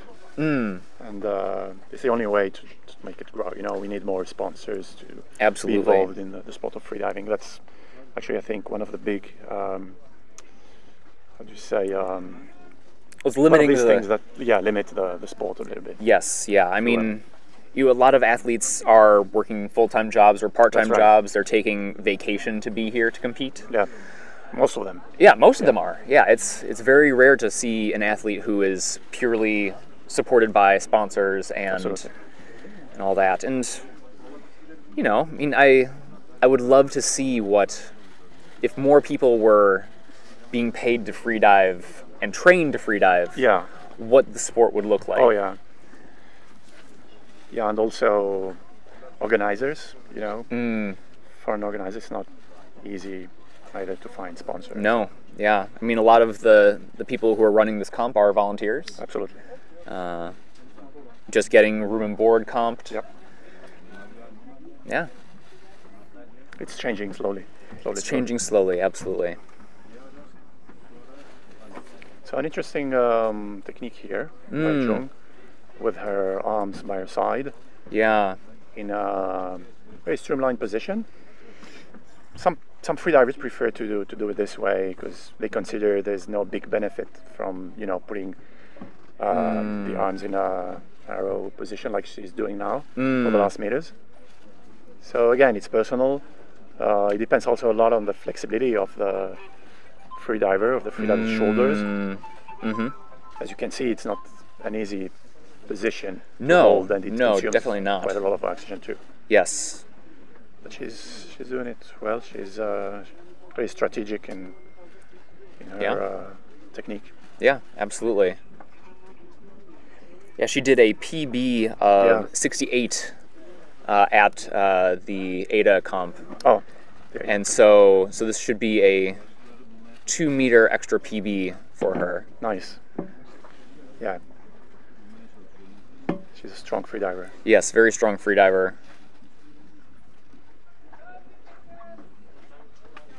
Yeah, here we go. Absolutely beautiful, under control. Yeah, nice high up grab on the line, which I love to see. Nice. She's okay. Always smiling. Always smiling, yeah. She has a fantastic smile. Yeah.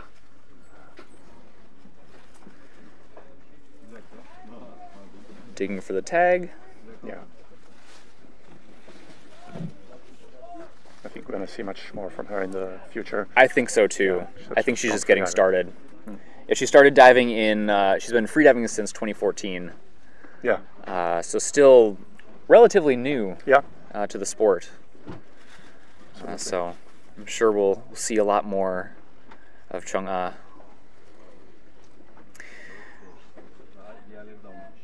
Okay, Christine here from Team USA. Kristen from Team USA. She's been doing some amazing dives in the last weeks and days. I saw her training on the platform. She's such a dedicated freediver. She announced 2:35 for this dive to 82 meters. So we should see a bit faster of a... maybe not. We'll let her decide how fast she wants to go. Yeah, it's roughly 1 meter per second till now.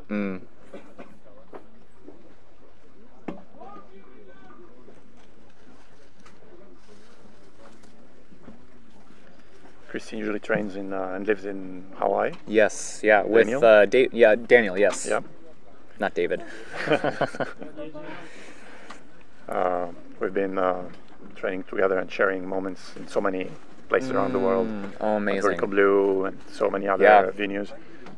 So it's really nice to see our friends diving. Of course.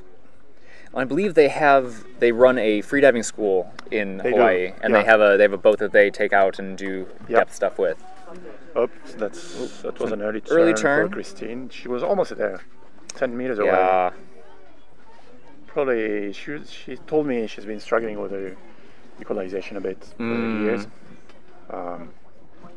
She wanted to give it a try today. But her technique is fantastic, I would say. It looks really nice. I wish I had that technique. Well, I was saying earlier about how nice it is to have the dive eye footage because you can see what you're doing at depth. Especially this view here. Yes, this view is perfect. You could see that wave, through her body. Yep. Till the tip of her monofin. Yeah. That's how you want to do it, yeah. Yeah. No, it's a really nice technique. Yep.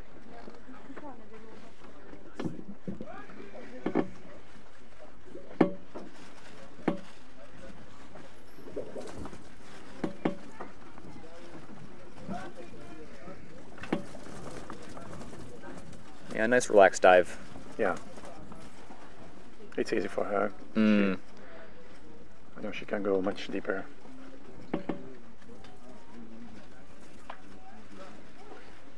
Got the okay sign. Nice. Yeah, I mean, I've said this a few times now, but it needs to be said again that, every dive should be celebrated. Yeah, absolutely. I mean, she still did 74 meters, like. Of course. And athletes put so much effort in it, and. Of course, yeah. It's so hard to control everything. It really is. Actually, it's quite the opposite in freediving. You have to let go, and the more you want to control things, the less it works. Yeah, no, absolutely. Yeah, sometimes you just need to let go and just be taken by the free fall or by the movement of the waves on the surface. Yeah. Somebody said you have to release the handbrake. And just. Oh, that's nice. Go. Yeah, I like that. Next up, we have Tatiana Zemski. Nope, she's gonna be so mad I messed it up again. Zemski. There we go. Tatiana Zemski of the Russian Underwater Federation. I'll probably check my boat. Cool. Sounds good. No worries. Yeah. Thank you so much for joining me. Thank you, buddy. Absolute pleasure. I'm sure we'll chat again soon. Yeah, sure. I'll be around. Awesome. Good luck to all the athletes. Yes, absolutely.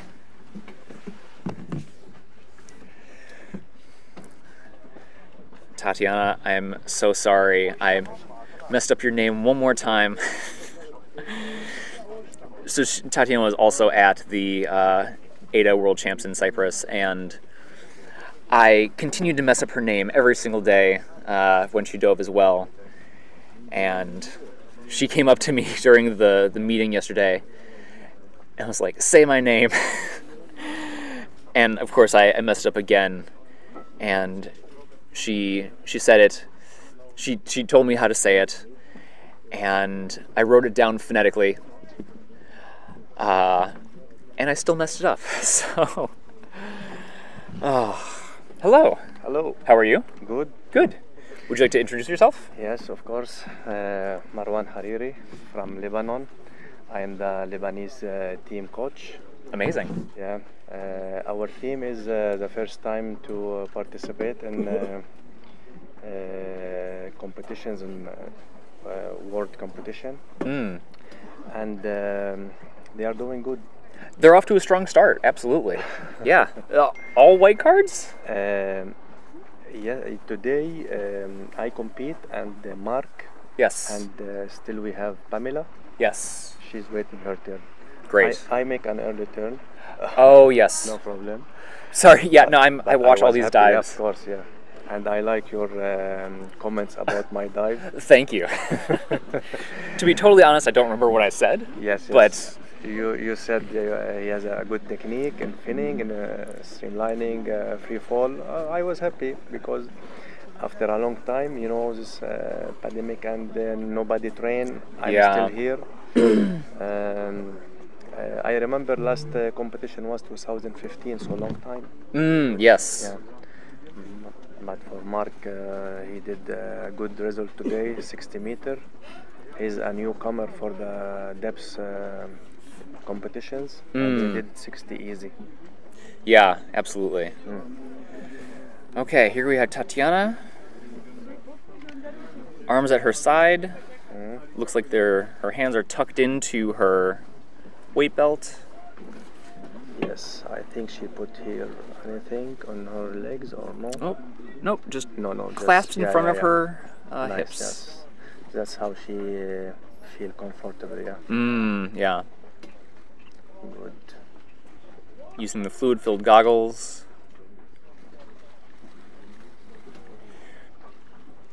Yeah, I know for me it's so easy if I'm not like holding my legs or something for my arms just sort of like fly out to the sides and really slow me down.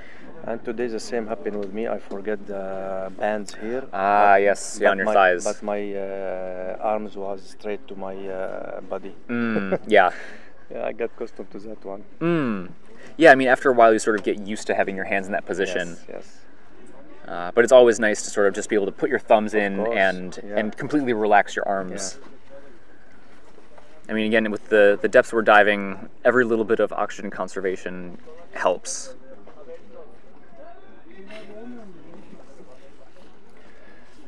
You know, lots of people have maybe here from their back and they cannot put their arm close to their hands, hands like this.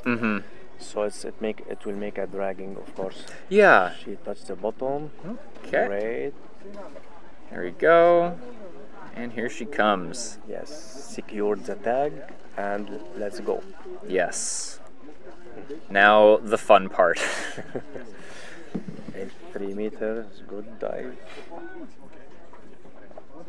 She announced 310 for this dive.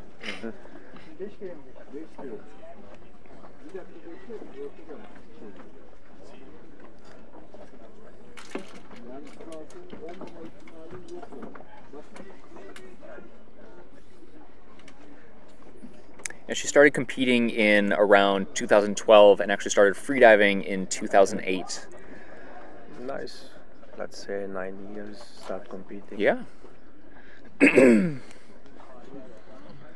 But we all need to take into consideration this last 2 years. No one of course train as usual, and there is lots of like I don't know if it's lacking or stable. They don't make much progress. Yes. Well, yeah. I mean, the comfort of being able to go out and do all of your deep dives with you know lockdowns and this and that. Like same happen in pool. Yeah. Pools being closed. No one train. Yeah. But still we have good results. Yeah, absolutely. And I mean, to be fair, I spent the last like year and a half just doing static, like dry statics. Dry, yeah. And I mean, I did get to a PB of 730, which is 730. Wow. Yeah. Inshallah, good one. Yeah, thanks. Yep, so looking good here on the surface. She has the tag. Yes. And I also heard the And next she's dive okay. line. Yeah, she's okay. I heard the next dive line also starting, I think. Yep, and there he goes. So this is Peter Vala of the Czech Republic doing an 81-meter dive. Peter is my friend. Amazing. Yeah. Okay, tell us about him. Yeah. You know, we met here actually, and we make a boat trip. Oh. But what I know is a strong man. Amazing. Were you just doing fun dives, or were you doing? Yeah. Okay. Dive. It was a rest day. Okay. And we met on bed with his family and my team. Oh, nice. Yeah. He starts the free fall. Look comfortable. Yeah, nice technique. Yes. The fin nice in line with the back. Again, the chin slightly tucked in. Yeah. You see his hand? Yep. Yeah, a little bit of movement there. But he's fine with that. Yeah.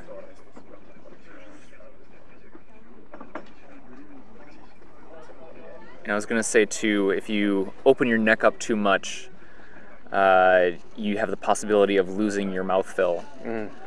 And so You a lot grab of it? yeah, you got the tag. Go. So here we go. Go, Peter. Yes. Yeah, if you open up your throat too much and you like look around too much, you can lose your mouth fill by adding too much pressure. Yes. Or the glottis, is sort of being moved around, so you can have air leaking through that way. That's what used to happen with me usually. But I'm still managing it. Yeah. Of course, it needs repetition dives and need time. Of course, it takes a lot of training to sort of, figure out how to use those very small things that you're not really thinking about during your day-to-day life. Yes.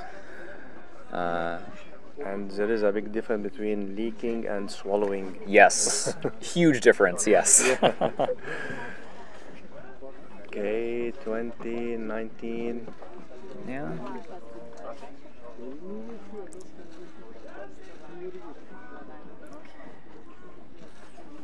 He works with the Ocean Devils Club. Yeah. He's okay for freediving courses. Nose clip, Google, same as Ida. Yeah. But he's now okay. He's okay. And he's smiling. Yeah. The number one best sign. Yeah. I'm happy that we introduced here in the camera. Nice to meet you. Yeah, very nice to meet you too. I will give to my friend Shahika. Cool. Okay. Amazing. You can sit here. Better. Yeah, this side's probably a little bit better. Thank you. Cool. Bye-bye. Pleasure meeting you. Bye. See you, Marwan. Bye-bye. Bye-bye. Hello. Hello. Hi. How are you? I'm okay. Okay. A bit sad, of course. Of I don't course. like yellow cards. That's fair. Yeah. Although they are better than red cards. Exactly. Yeah. Exactly. Yeah. So we have tomorrow, and That's true. You're doing all 4 disciplines, yeah? it seems like this. Okay. Yeah. Okay. Yeah. I will do all 4. But in today's dive, I think I lost the line. Yes. Yeah. You sort of were online and you sort of floated off, and then I saw you sort of feeling for the lanyard and. I was looking for it, and I couldn't see. I turned my head a bit, but then of course you can't play in the steps so much with your head. Right. So I start to lose my equalization, mouth feel, and yeah. That's frustrating for sure. Yes, but I'm happy that I'm healthy, and Of course. I will keep my energy for the next dives. Of course.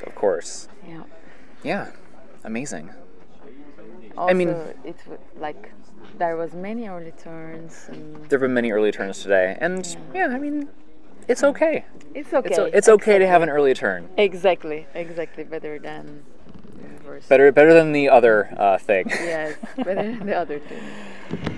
Oh, Amazing. Yeah. Yeah. Okay. The beautiful thing is we have amazing people here from 29 countries. And, yes. It's a great organization. It's really nice. Yeah, I'm really enjoying the comp so far. Yeah, 29 countries and 94 athletes, I think. And all the strongest athletes are here. Yeah. That's there's definitely some heavy hitters here that are showing off. Everybody is perfect, and some of them we know each other more than 10 years, so I'm so happy to see all my friends here. Of course, of course. It will be good. Absolutely. Yes. Yeah. Oh, lovely. So what dive are you looking forward to the most next? Out of the 3 remaining disciplines, which one are you most excited to do now? I mean, this was one of my favorites, to be honest. Of course. But also, it's always first day of the comp. Yeah. But yeah, let's see. I love all of them, you know? Like, I love all of them. I don't want to say. It's like, yeah, I will do all of them and I love all of them. Fair enough. Okay.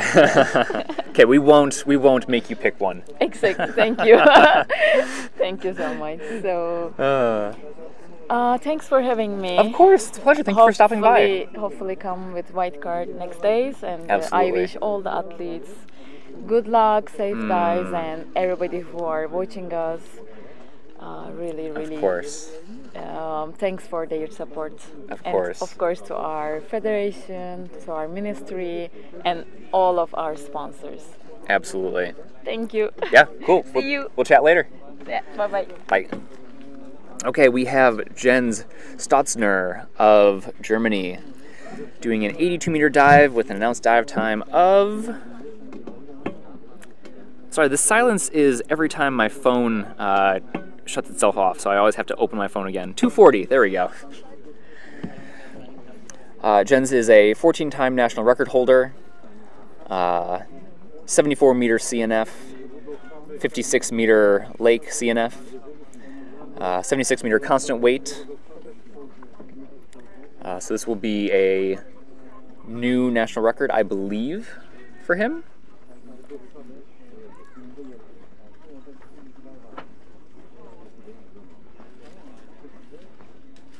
And he holds the record, two-time record for underwater cycling, which I have no idea what that is. I think we have an early turn here.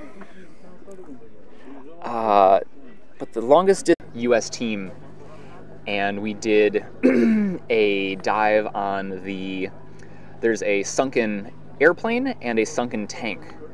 The airplane is at about 20 meters of depth, and the tank is about 13 meters. And we took a bunch of video, a bunch of photos. I started posting it on Instagram, but I haven't had a chance to finish posting it yet.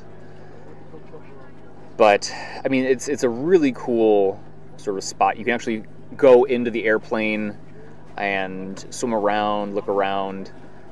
And the tank is really cool as well. Actually, when we were down there, there was a lionfish sitting underneath it. That was tons of fun. That was my first lionfish I've ever seen. Okay, here we go. Things are rolling along. Looks like we've got Jarmila Slovenikova of the Czech Republic coming up next. So it seems like we had a little bit of a break here.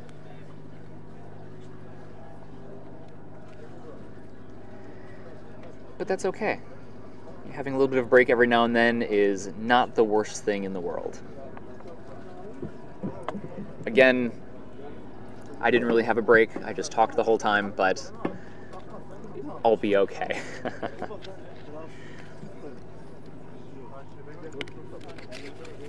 Let's take a quick look on Instagram to see if anybody has sent me any questions. Waiting patiently for the internet to load.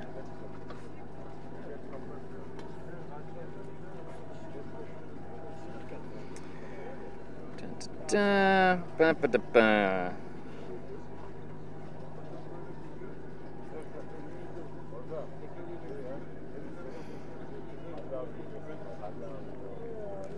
So far, nothing yet. And unfortunately, I don't have the live stream in front of me, so I can't see if anybody is asking any questions in the chat.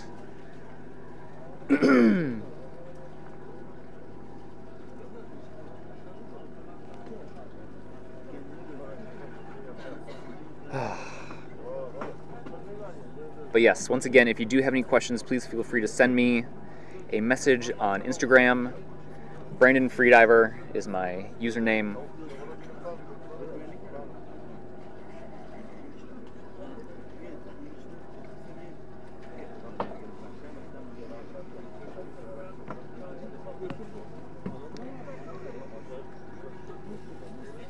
Looks like we're in the middle of a break now, although no one has told me anything.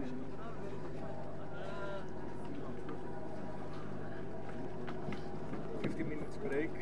Oh. Because we ran out of batteries. We are Okay. charging the batteries and we'll start again. Okay, fantastic. I will let the people know. Yes, please. Cool. Yes, so we just heard from Tolis, one of the organizers. We had a battery go out on the boat, so we have the engine on now. It's going to be charging the battery, and so we'll have a 15 to 20 minute break, and then we'll come back on once again. 15 to 20 minute, yeah? 50. 5-0. We'll be back in 50 minutes, excuse me. Cool. So I'm gonna go eat some food, and we'll see you guys soon. Cool, yeah, I would love some food. Cool, bye.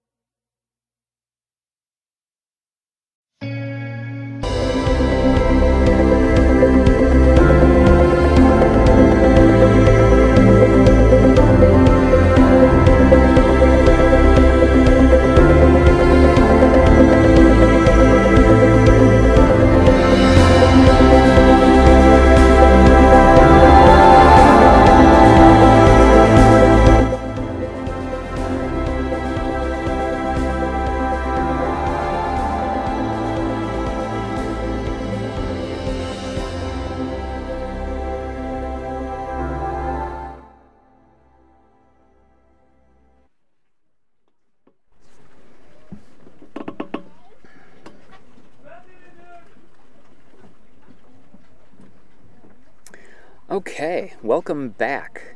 We've had a battery charge break, and we have our first diver, who is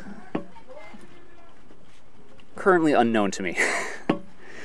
I believe we have currently I believe we have Jamila Slovnekikova of the Czech Republic.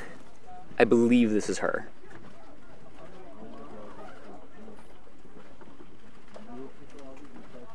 So you can see she has her hand on her nose, I believe, which is either because she felt her nose clip slipping off, or she could also have her fingers over her lips to hold the mouth fill in, which is a technique that I've seen a lot of people using recently.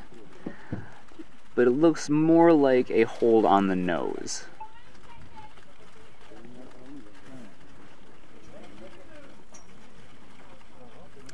Okay, if this is Jamila, there we go. Okay, yes, so it is Jamila. Down to 81 meters. And she announced 250 for this dive.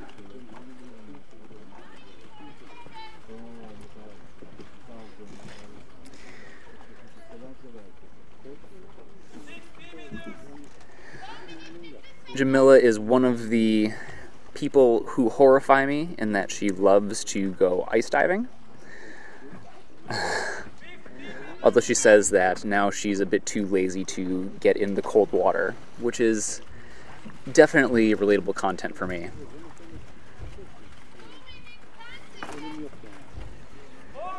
Yeah, the last competition she competed in was vertical blue this year, and did more than 80 meters, which is really awesome, and she's very proud of that fact.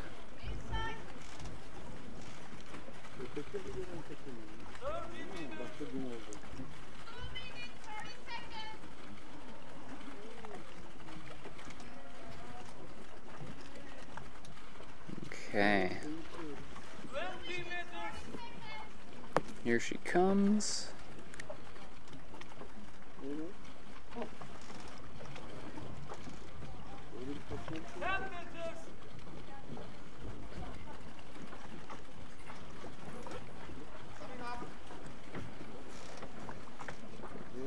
Okay, grabbing up nice and high in the line. We hear the I'm okay, even though it's not required.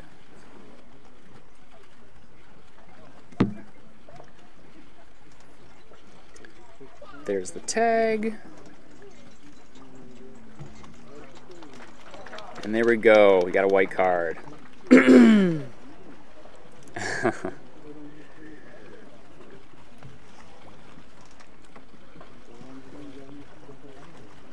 A lovely dive to start us off again.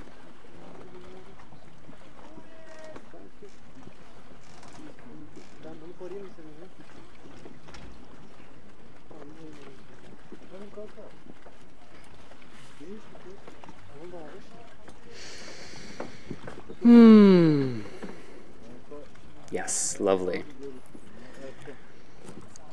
So I believe we have about maybe 15 athletes still left to go.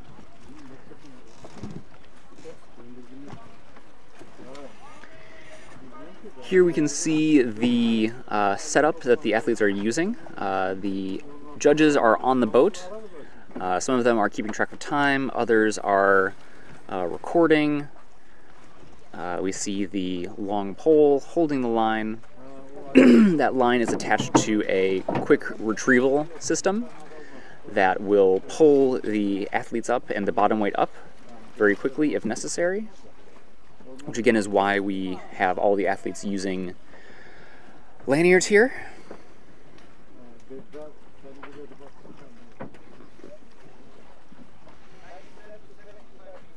Okay. Up next, I believe this is Enchante. Yes, Enchante Gallardo of the US. Doing 81-meter dive with an announced dive time of 3:10.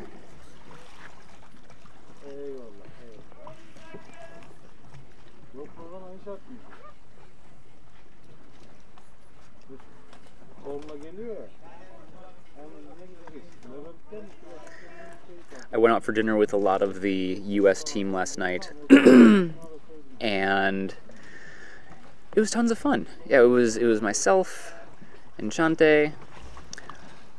Oh my gosh, now I'm drawing a blank on everybody.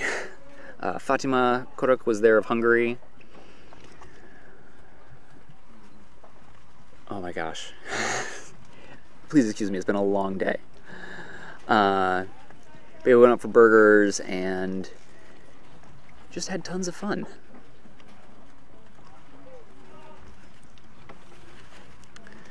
Okay, so Enchante is using the bifins.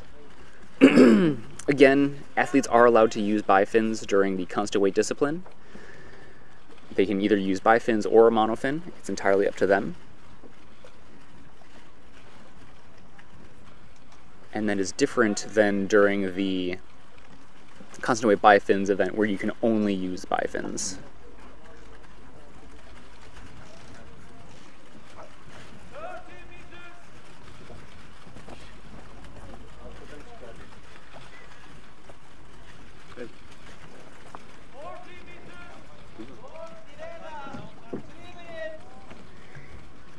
Looking really nice and relaxed here. She has her arm looped around the rope so as not to lose it.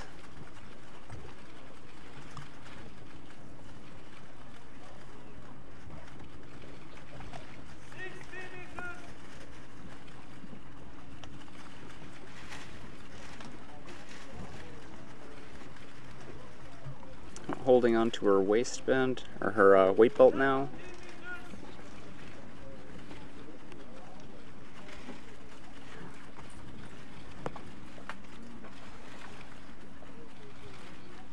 Sporting the Alchemy freediving brand on her back and on her fins, I believe.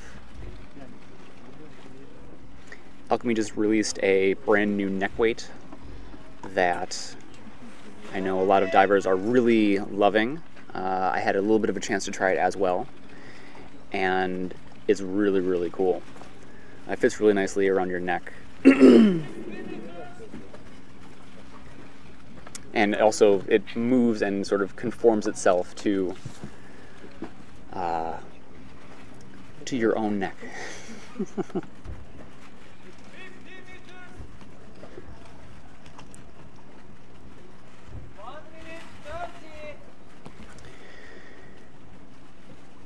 Okay, as you can see, we have our first safety diver with the scooter.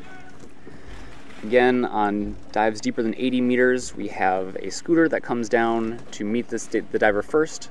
That scooter diver also takes down safety diver number 1. We can see on screen now. And here we see safety diver number 2 who swims down after the 2 divers on the scooter.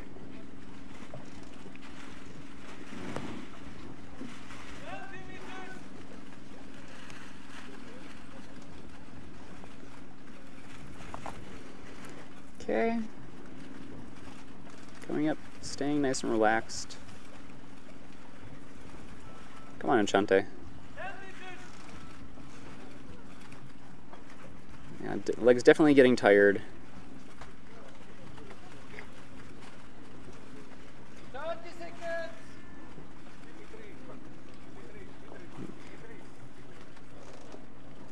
Let's breathe, breathe, keep breathing. Keep breathing. She's okay.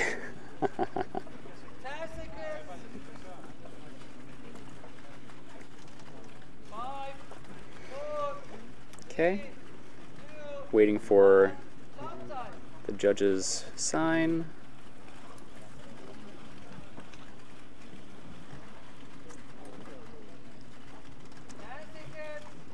And we have a white card. Fantastic. Great job, Enchante. Whoop, and starting right away, we have Mila Karasevic of Croatia, doing a 75-meter dive with an announced dive time of something. So there's a lot of noise going on around me. I keep getting distracted. 2:40 dive time here.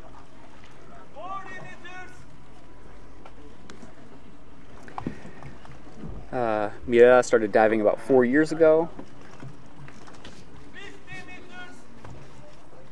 She's a 6-time world record holder.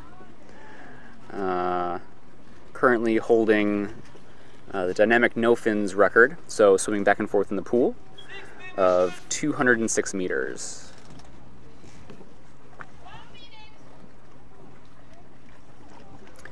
Also a multiple national record holder.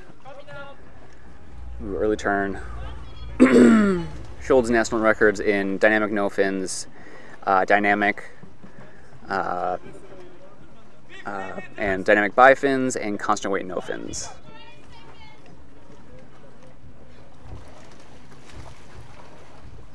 Her goal here during this comp is just to enjoy the dives, make as few mistakes as possible, and I mean, because she's had such little time to train, again due to the pandemic. Especially after the indoor season, she hasn't really spent much focus on her depth.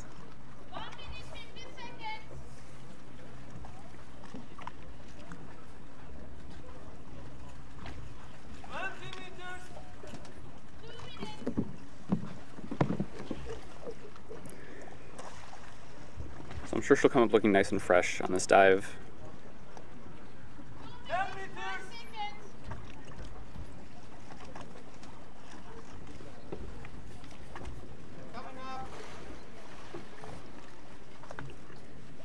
Grabbing nice and high in the line.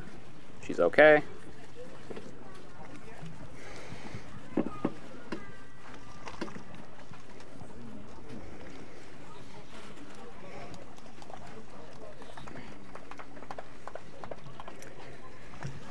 So it'll be a yellow card.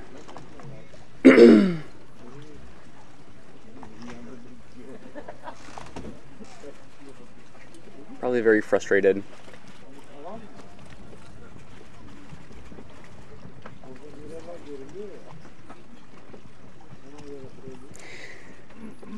And one of the things when there's a delay during a comp is that, you know, as we were talking about with Walid and Vitamir, is that the divers, you know, they haven't just started their performance when they get in the water. They've started their performance, you know, the morning of, the night before.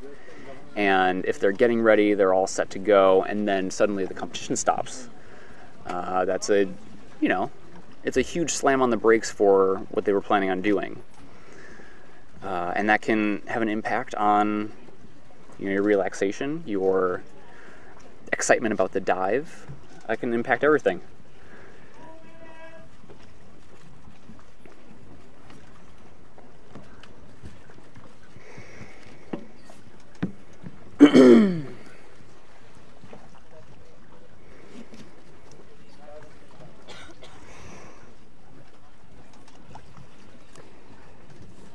Next up we have Jepek Jakopin of Slovenia. He's one of the masters competing in this event.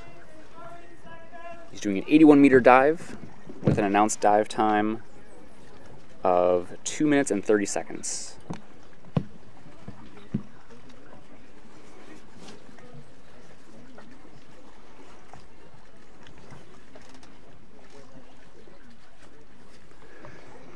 He's done 87 before, so this will be a pretty easy dive for him, or should be at least. Obviously, things are always different here and there.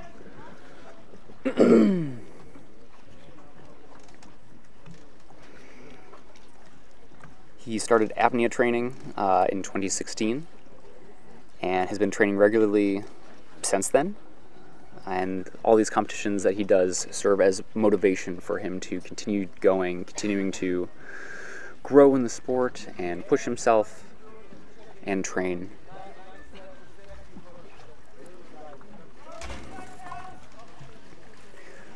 And the only other competition he's ever competed in was the World Cup in Kalamata, which was the CMAS Masters in 2020, where he did 72 meters constant weight.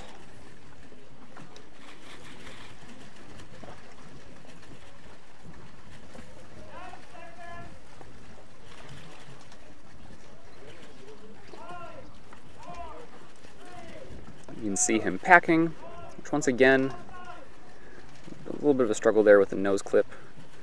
Packing is a technique used by athletes to add more air into their lungs for oxygen purposes and for equalization purposes.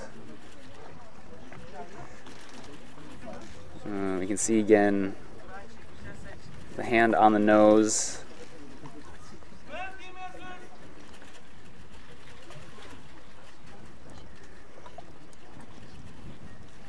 Actually, oh, it looks like he's removed his nose clip and has instead opted to just hold his nose shut with his hands.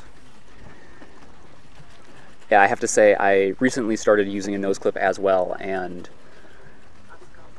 yeah, it's definitely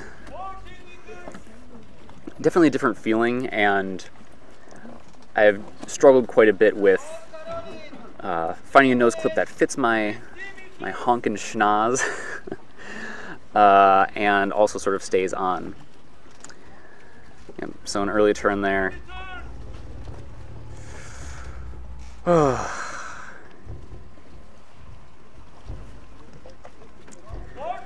one of the things that I've learned is if you are using a nose clip, one of the best things you can do is either use the inside of your wetsuit if it has fabric on the inside, or you can use the rope that actually attaches the nose clip to your neck,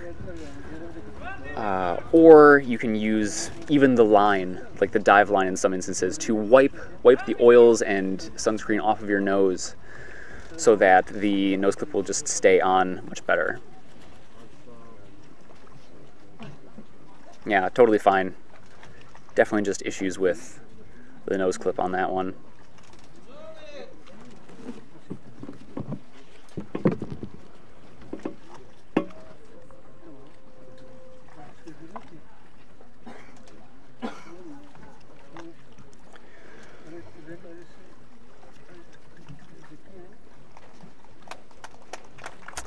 So, yellow card.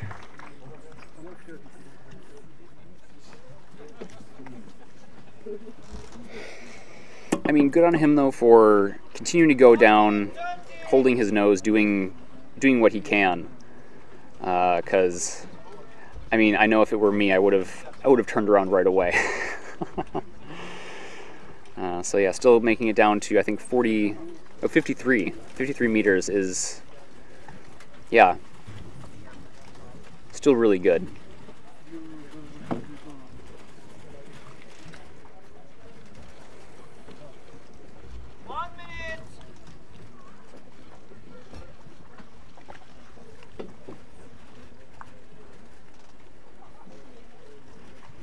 Okay. Up next, I believe we have Carolina Gomez of Spain doing a 74-meter dive with an announced dive time of 2:25.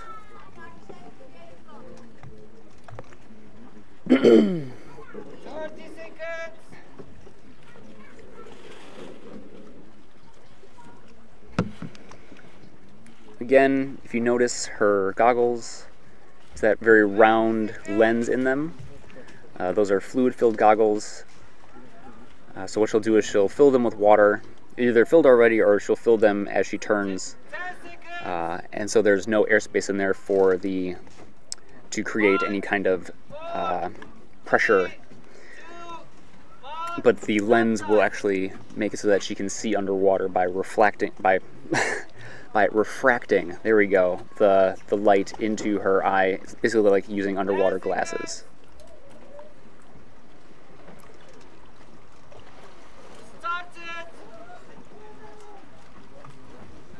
Okay, here we go.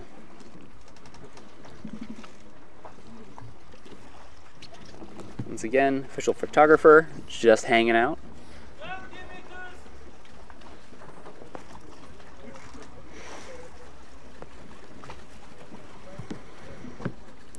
I asked a lot of the athletes what their advice would be for somebody who wants to get into freediving, what that advice would be, and 99.9% of them said to go take a freediving course locally. There are plenty of freediving schools all around the world. A very quick search will show all kinds of results, either in the pool or in lakes or quarries if you don't have access to the ocean. Here she goes, coming back to the line again. Okay, so we have an early turn. Okay, there we go. Dive Eye is back. Heck yeah.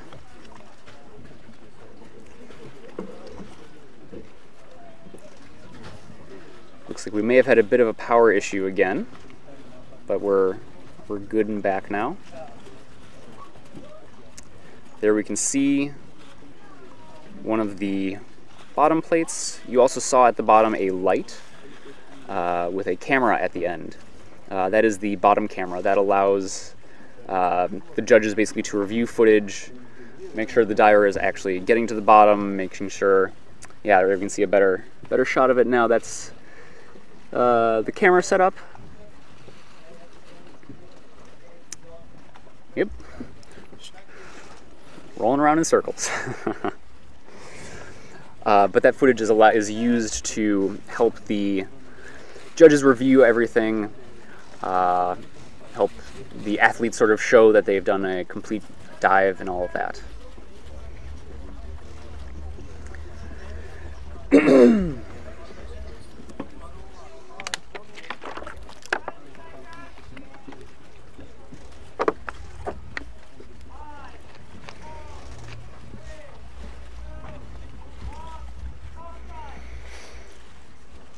He did his Swiss record at Vertical Blue this year, where he did the 84-meter dive.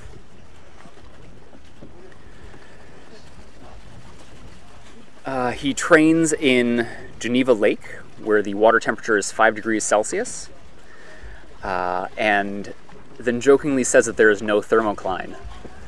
And I suppose when all of the water is freezing cold, you don't really have to worry about a thermocline because you're cold the whole way down.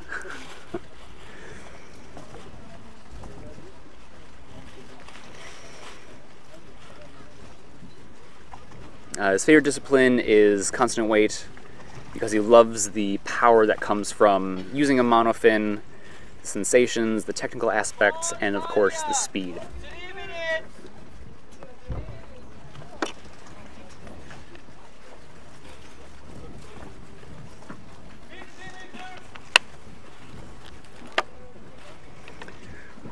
Really nice looking free fall here. Again, cheeks are puffed out. Whoop, whoa. Cheeks are puffed out.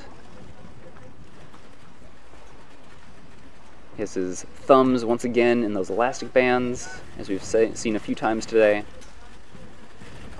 Ooh. Early turn. Ooh, very close to the bottom.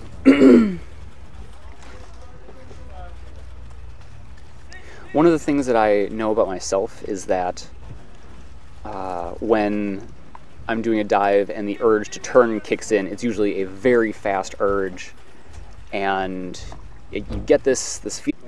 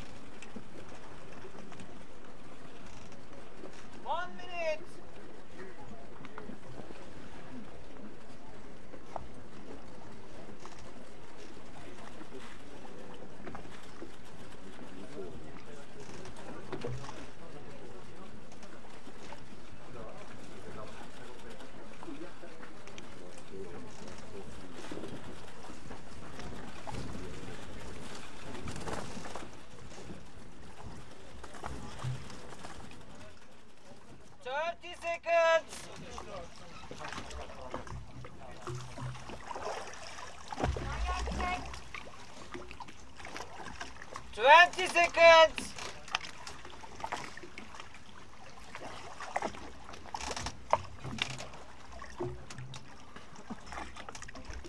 10 seconds. 5, 4, 3, 2, 1. Stop time.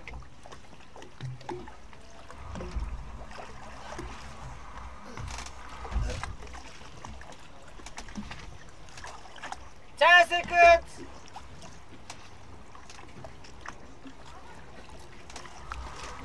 20 seconds.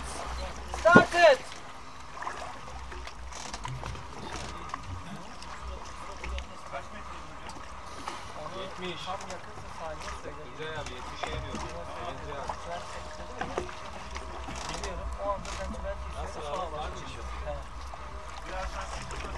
Meters.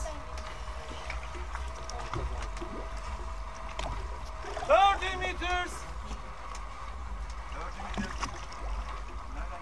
30 seconds. 40 meters.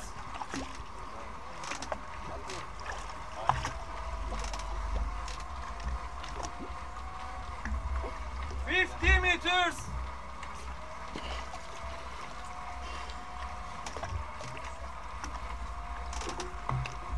60 meters. 1 minute. At the bottom. Coming up. Turn. 1 minute, 10 seconds. 60 meters. 1 minute, 20 seconds.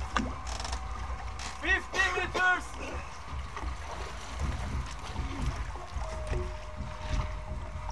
1 minute, 30 seconds. 40 meters.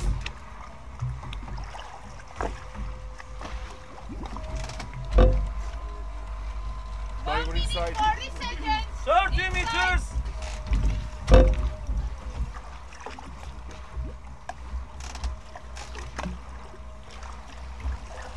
20 meters.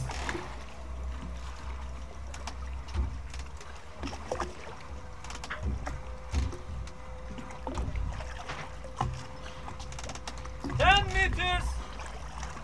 Coming up.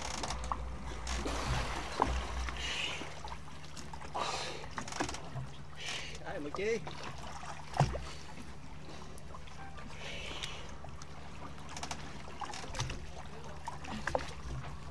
Woo! Alexander. White card. Bravo. Bravo.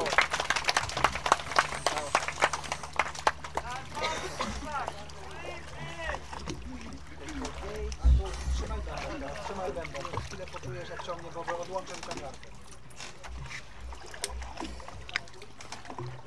Thank you.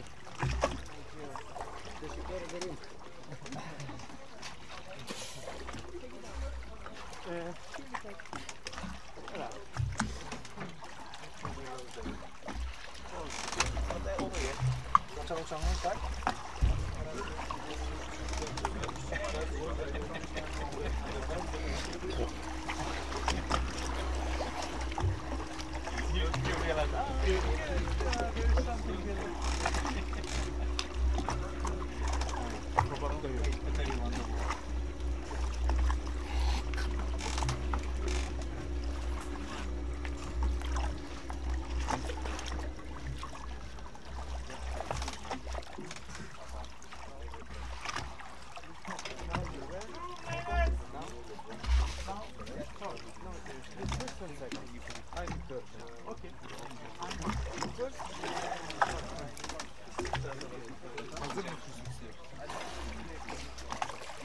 Check 8.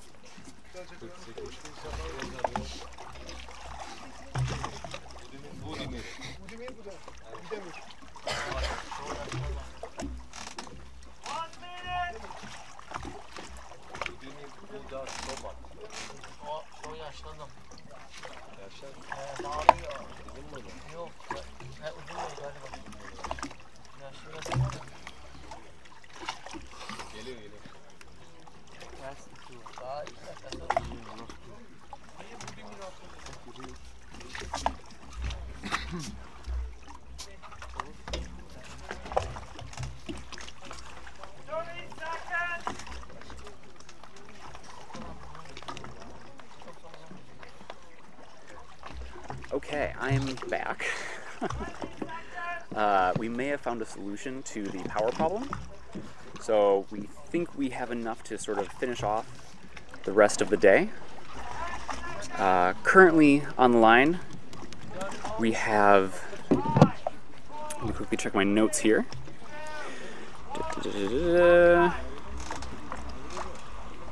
Scroll back through. Up next, currently we have Buda Sobat of Croatia doing a 48-meter dive.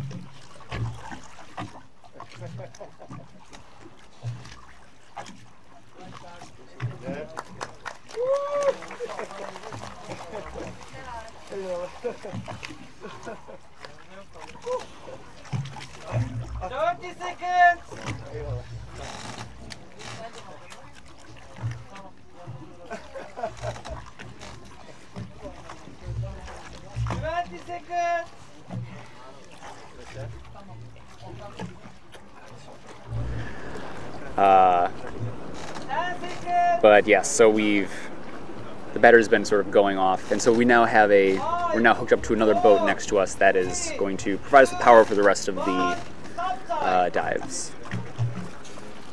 Okay, this is Buda Sobat of Croatia doing a 48-meter dive with an announced dive time of 2 minutes.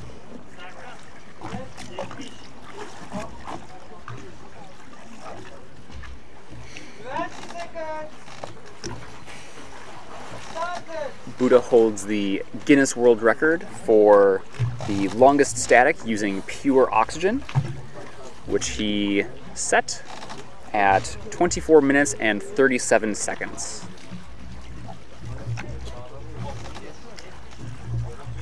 We can see a beautiful shot of the mountains of Cache.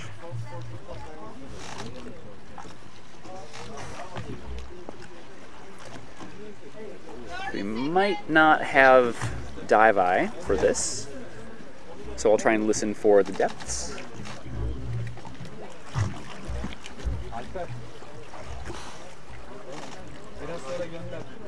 See 30 meters, there we go. You can see the diver holding onto the line, that's Roberto, feeling for the diver to hit the bottom plate or for a turn. 40 meters.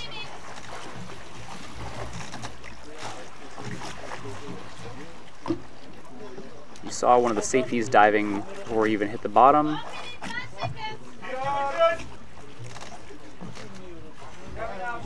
Coming up. Yeah, so the safeties are meeting him and they sort of need to start before he even hits the bottom at this depth.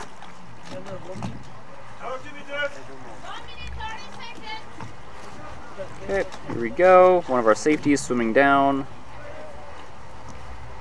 It looks like safety number 2, who will meet the diver very close to the surface, and there's safety number 1.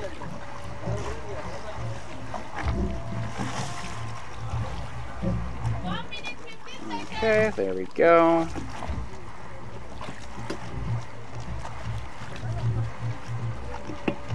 Looking really nice and relaxed. Taking off the nose clip, turning to face the boat and the judges. Here we are, nice and high on the surface. Nice and high on the dive line. I'm okay. He's okay.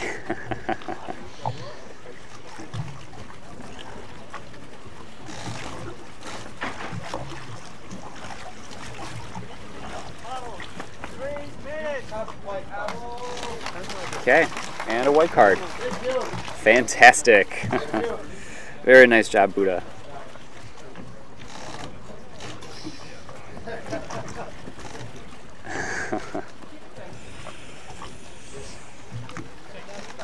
Again, you can see the safety divers removing the official dive watch and also unhooking his lanyard from the dive line. When a diver gets to the dive line, the safeties are also the ones who are attaching them to it. So they're doing that. They're also checking the lanyard, making sure that there are no kinks in it.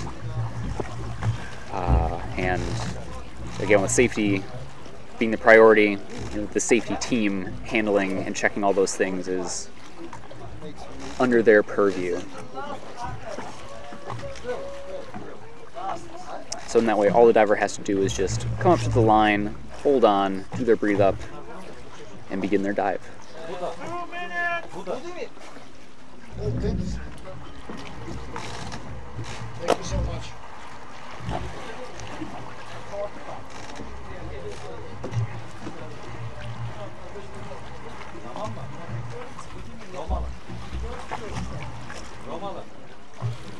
Up next, this should be Dmitry Moroz of Belarus,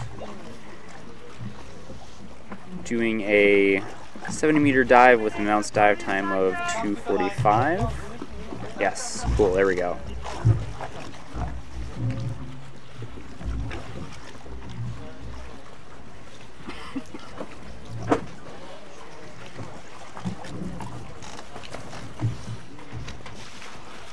Wind is picking up a little bit up here. I don't know if you guys can hear that.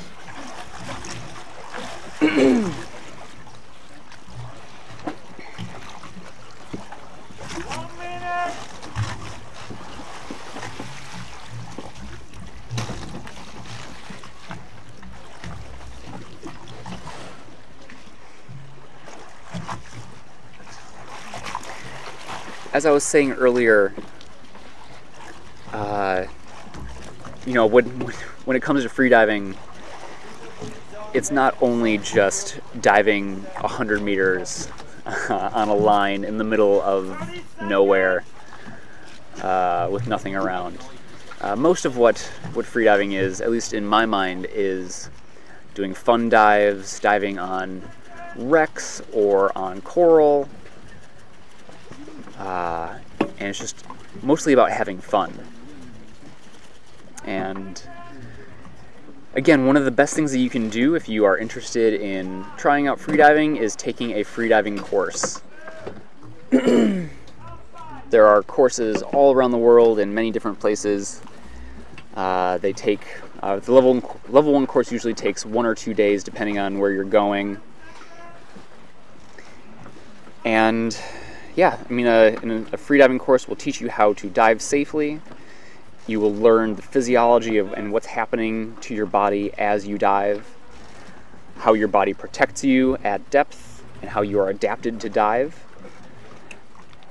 And the other thing too is that you will have a coach who will walk you through all the techniques and will help critique and correct your technique as you need to change, which is really fantastic.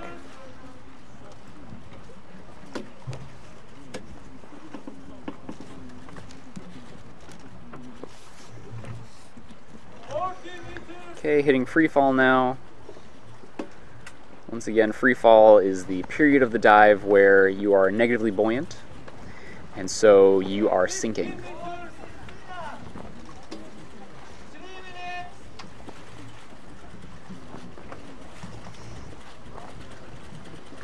Okay, we've got a really nice free fall going here.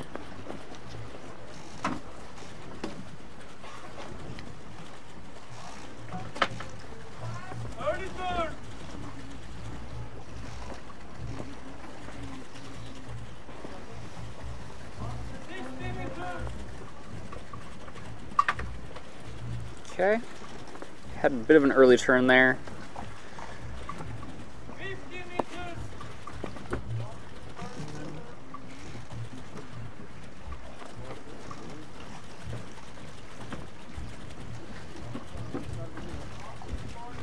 Still looking good though. Arms nice and relaxed at the sides.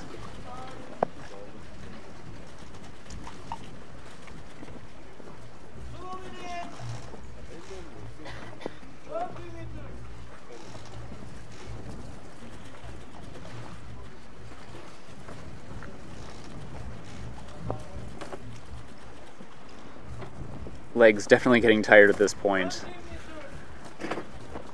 It's a long way to fin back up, especially using bifins, which as I said before are a bit less efficient than using a monofin.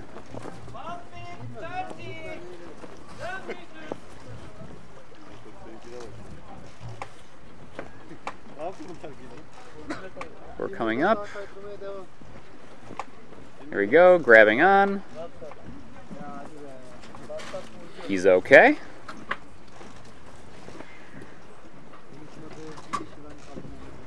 Yep, staying nice and strong.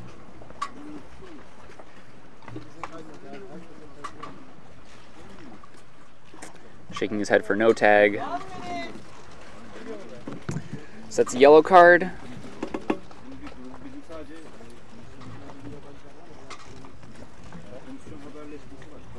Still a nice dive.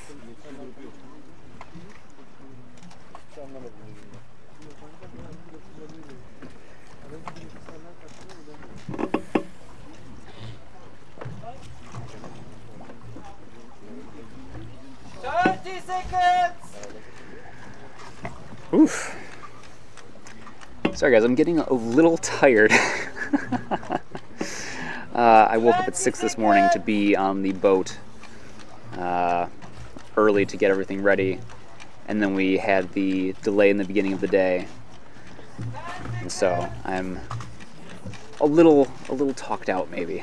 But I'll pull through for you guys. Next up we have Kristina Siech of Belarus doing a 45-meter dive with an announced dive time of 1:48.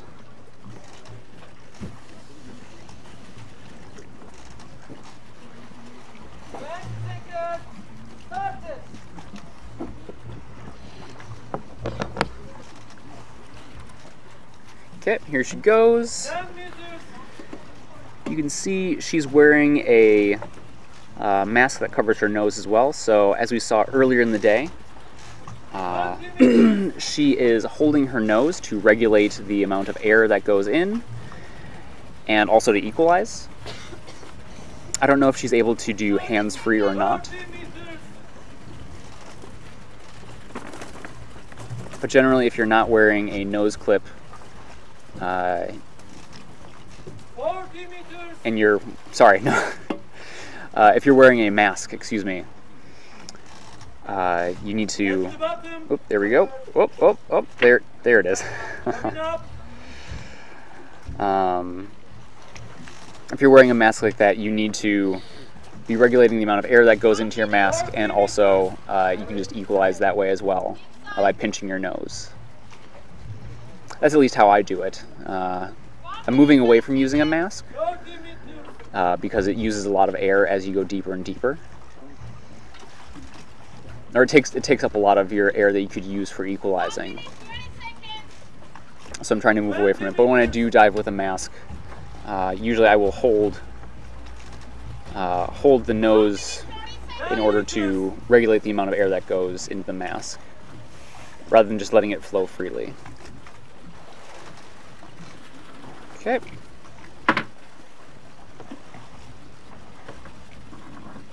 Okay.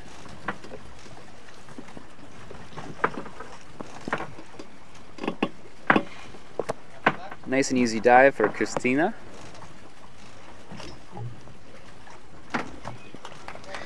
We got a white card, which is fantastic. Love a good white card.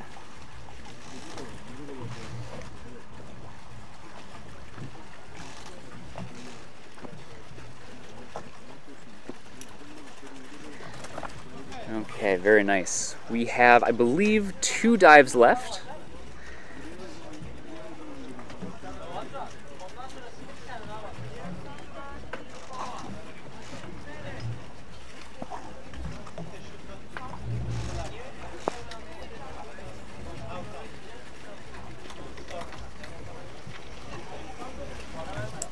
We have Alexandra Chirkova? Chirkova, yeah. Of Belarus. Again, doing a 45-meter dive with announced dive time of 1:25.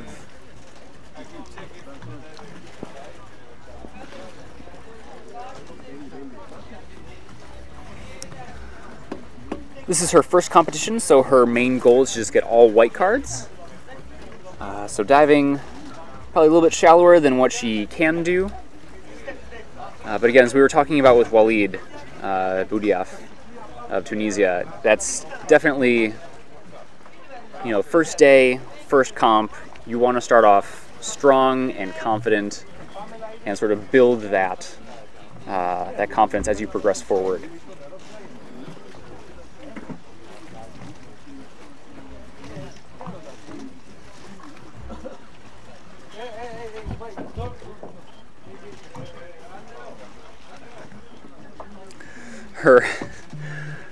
Her first memories of holding her breath are basically waking up in the morning and being so relaxed that she wants to sort of just lay there, and she would just hold her breath for a period of time rather than getting up and starting her day.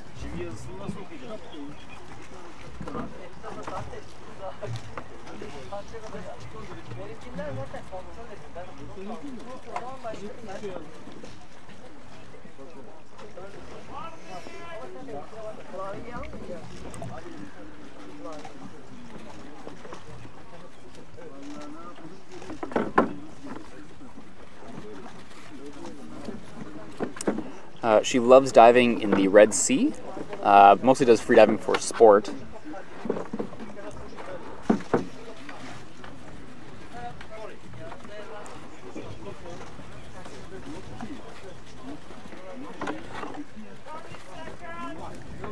Sorry, people around me are are packing things up, and so things are getting a little noisy. She mostly likes to dive in the Red Sea, but where she lives in Belarus, the lakes are all cold with around 18 degrees at the surface and 10 to 6 degrees Celsius at about 7 to 8 meters of depth. So very sharp and drastic thermocline. And she says complete darkness after about 15 or 20 meters. So, yeah, absolutely. I'm sure she loves diving in these waters right now. 10 meters.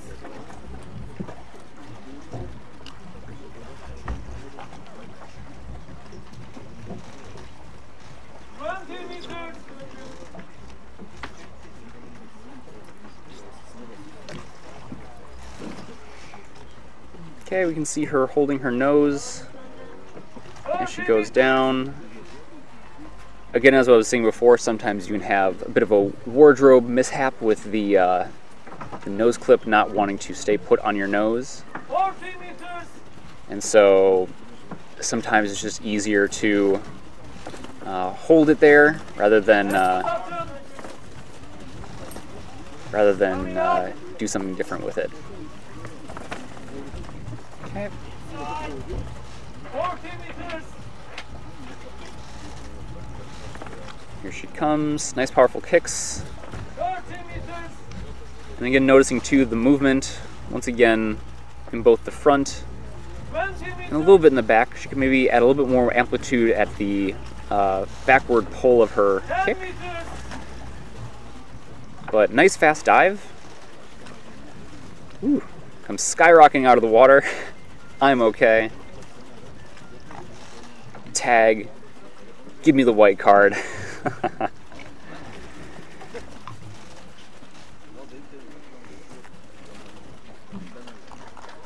And a white card, yeah. Fantastic dive. Nice and speedy.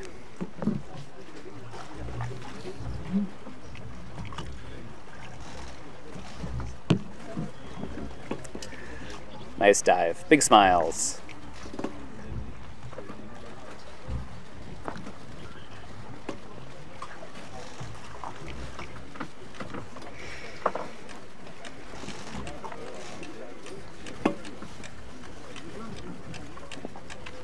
Okay. Hello. It's me, Brandon, one more time.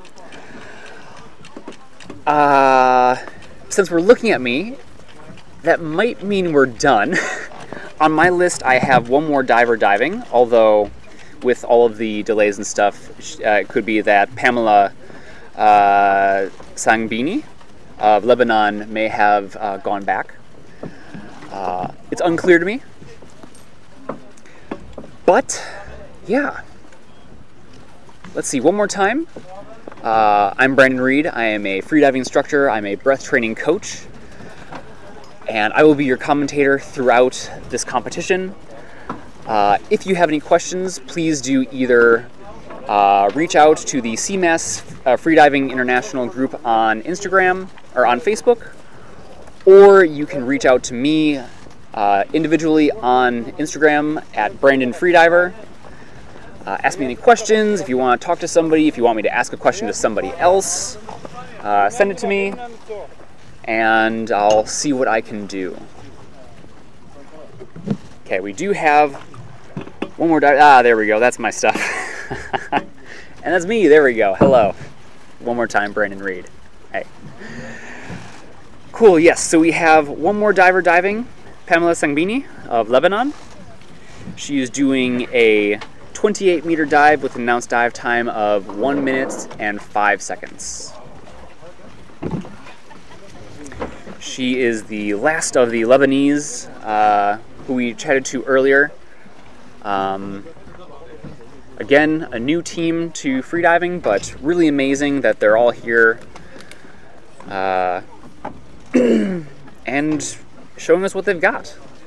It's always lovely to add more countries to the growing roster of national record holders and, you know, eventually world record holders. But it starts here with these new teams, these new athletes, just competing and having a fantastic time.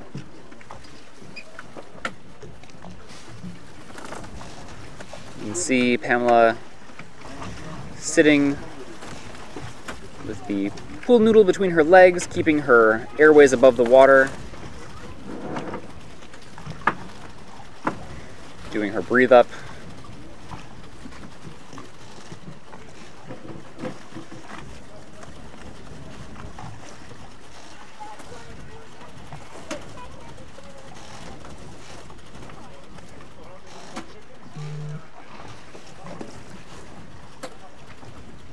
This should be a nice and relaxed dive for her.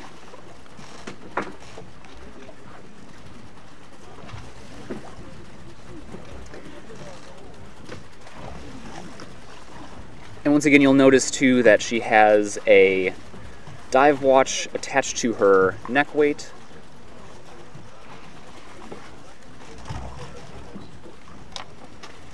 That is to make sure that she hears her dive alarms. If it's on your wrist and you have an alarm set, generally you will you can miss it if you're too relaxed and your arms are at your sides or they're above your head.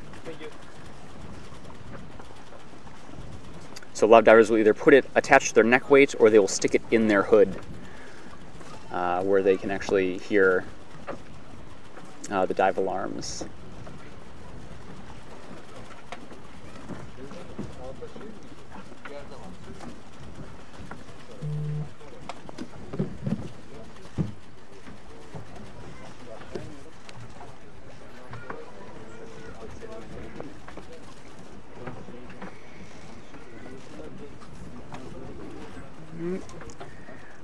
Having a bit of a hard time hearing where we're at for the official top.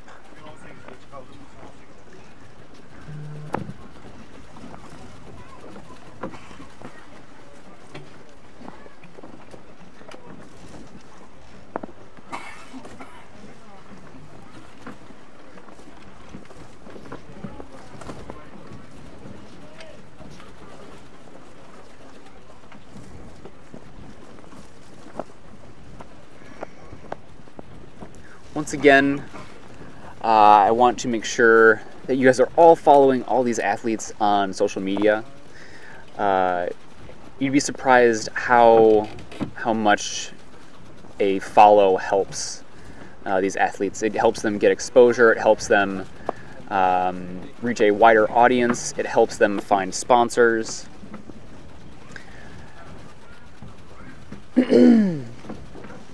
Yeah, it's actually really quite important for freedivers to have your support in that way. So please do check out all the divers on their Instagram accounts.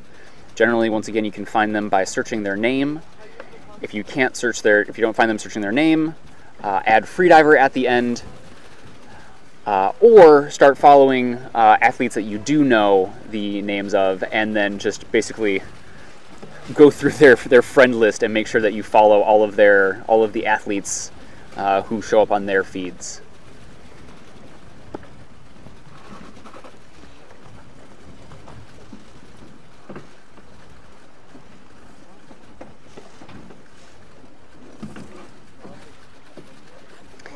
As you can see, the surface conditions have changed a little bit from this morning. Still, I mean, really amazing. Like, definitely nothing to be upset about. But the wind has picked up quite a bit, and it's definitely not as calm as it was this morning, where, I mean, this morning it was basically like glass.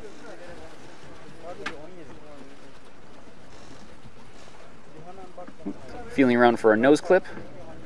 I've definitely had that moment of panic as well, where you think you have everything and you're all ready to go, and then you reach for your thing, or you go to check your dive watch and suddenly it's not there.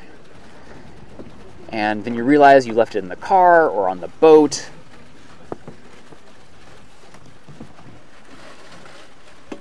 Oh, yeah.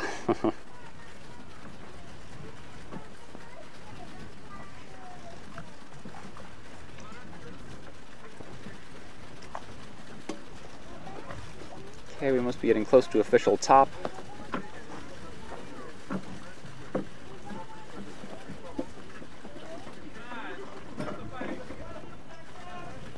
Okay, here, call for 30 seconds.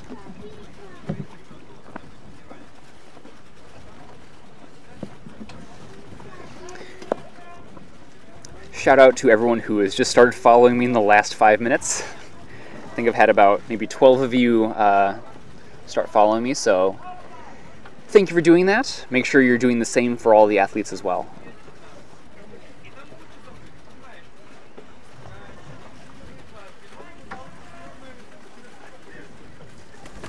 Okay, and here Pamela goes.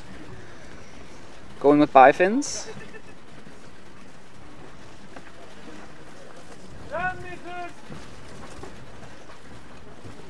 Ooh, see some fish there. That's exciting.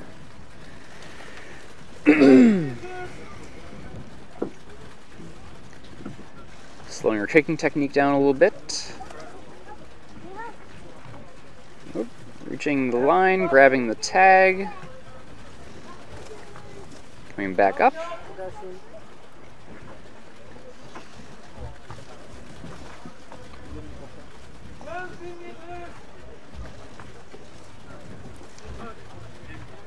Coming up quite quick.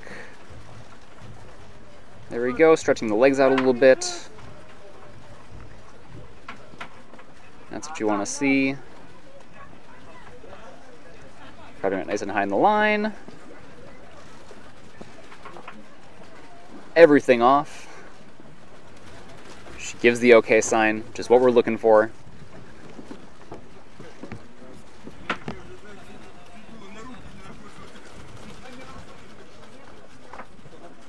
Grabbing the tag. And a white card. Here we go. Very nice. And that is the end of day 1. Again, this competition will be 4 days long. We have tomorrow, and then we have a day off, and then 2 more days, and then that'll be it. Then there'll be the after party for us divers, and it'll be tons of fun. So make sure you're following the CMAS World Championship group on Facebook.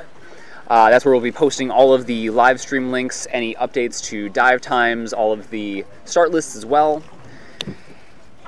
And yeah, once again, thank you to all the sponsors of the event, all the sponsors of the athletes, and we will see you all tomorrow, bright and early.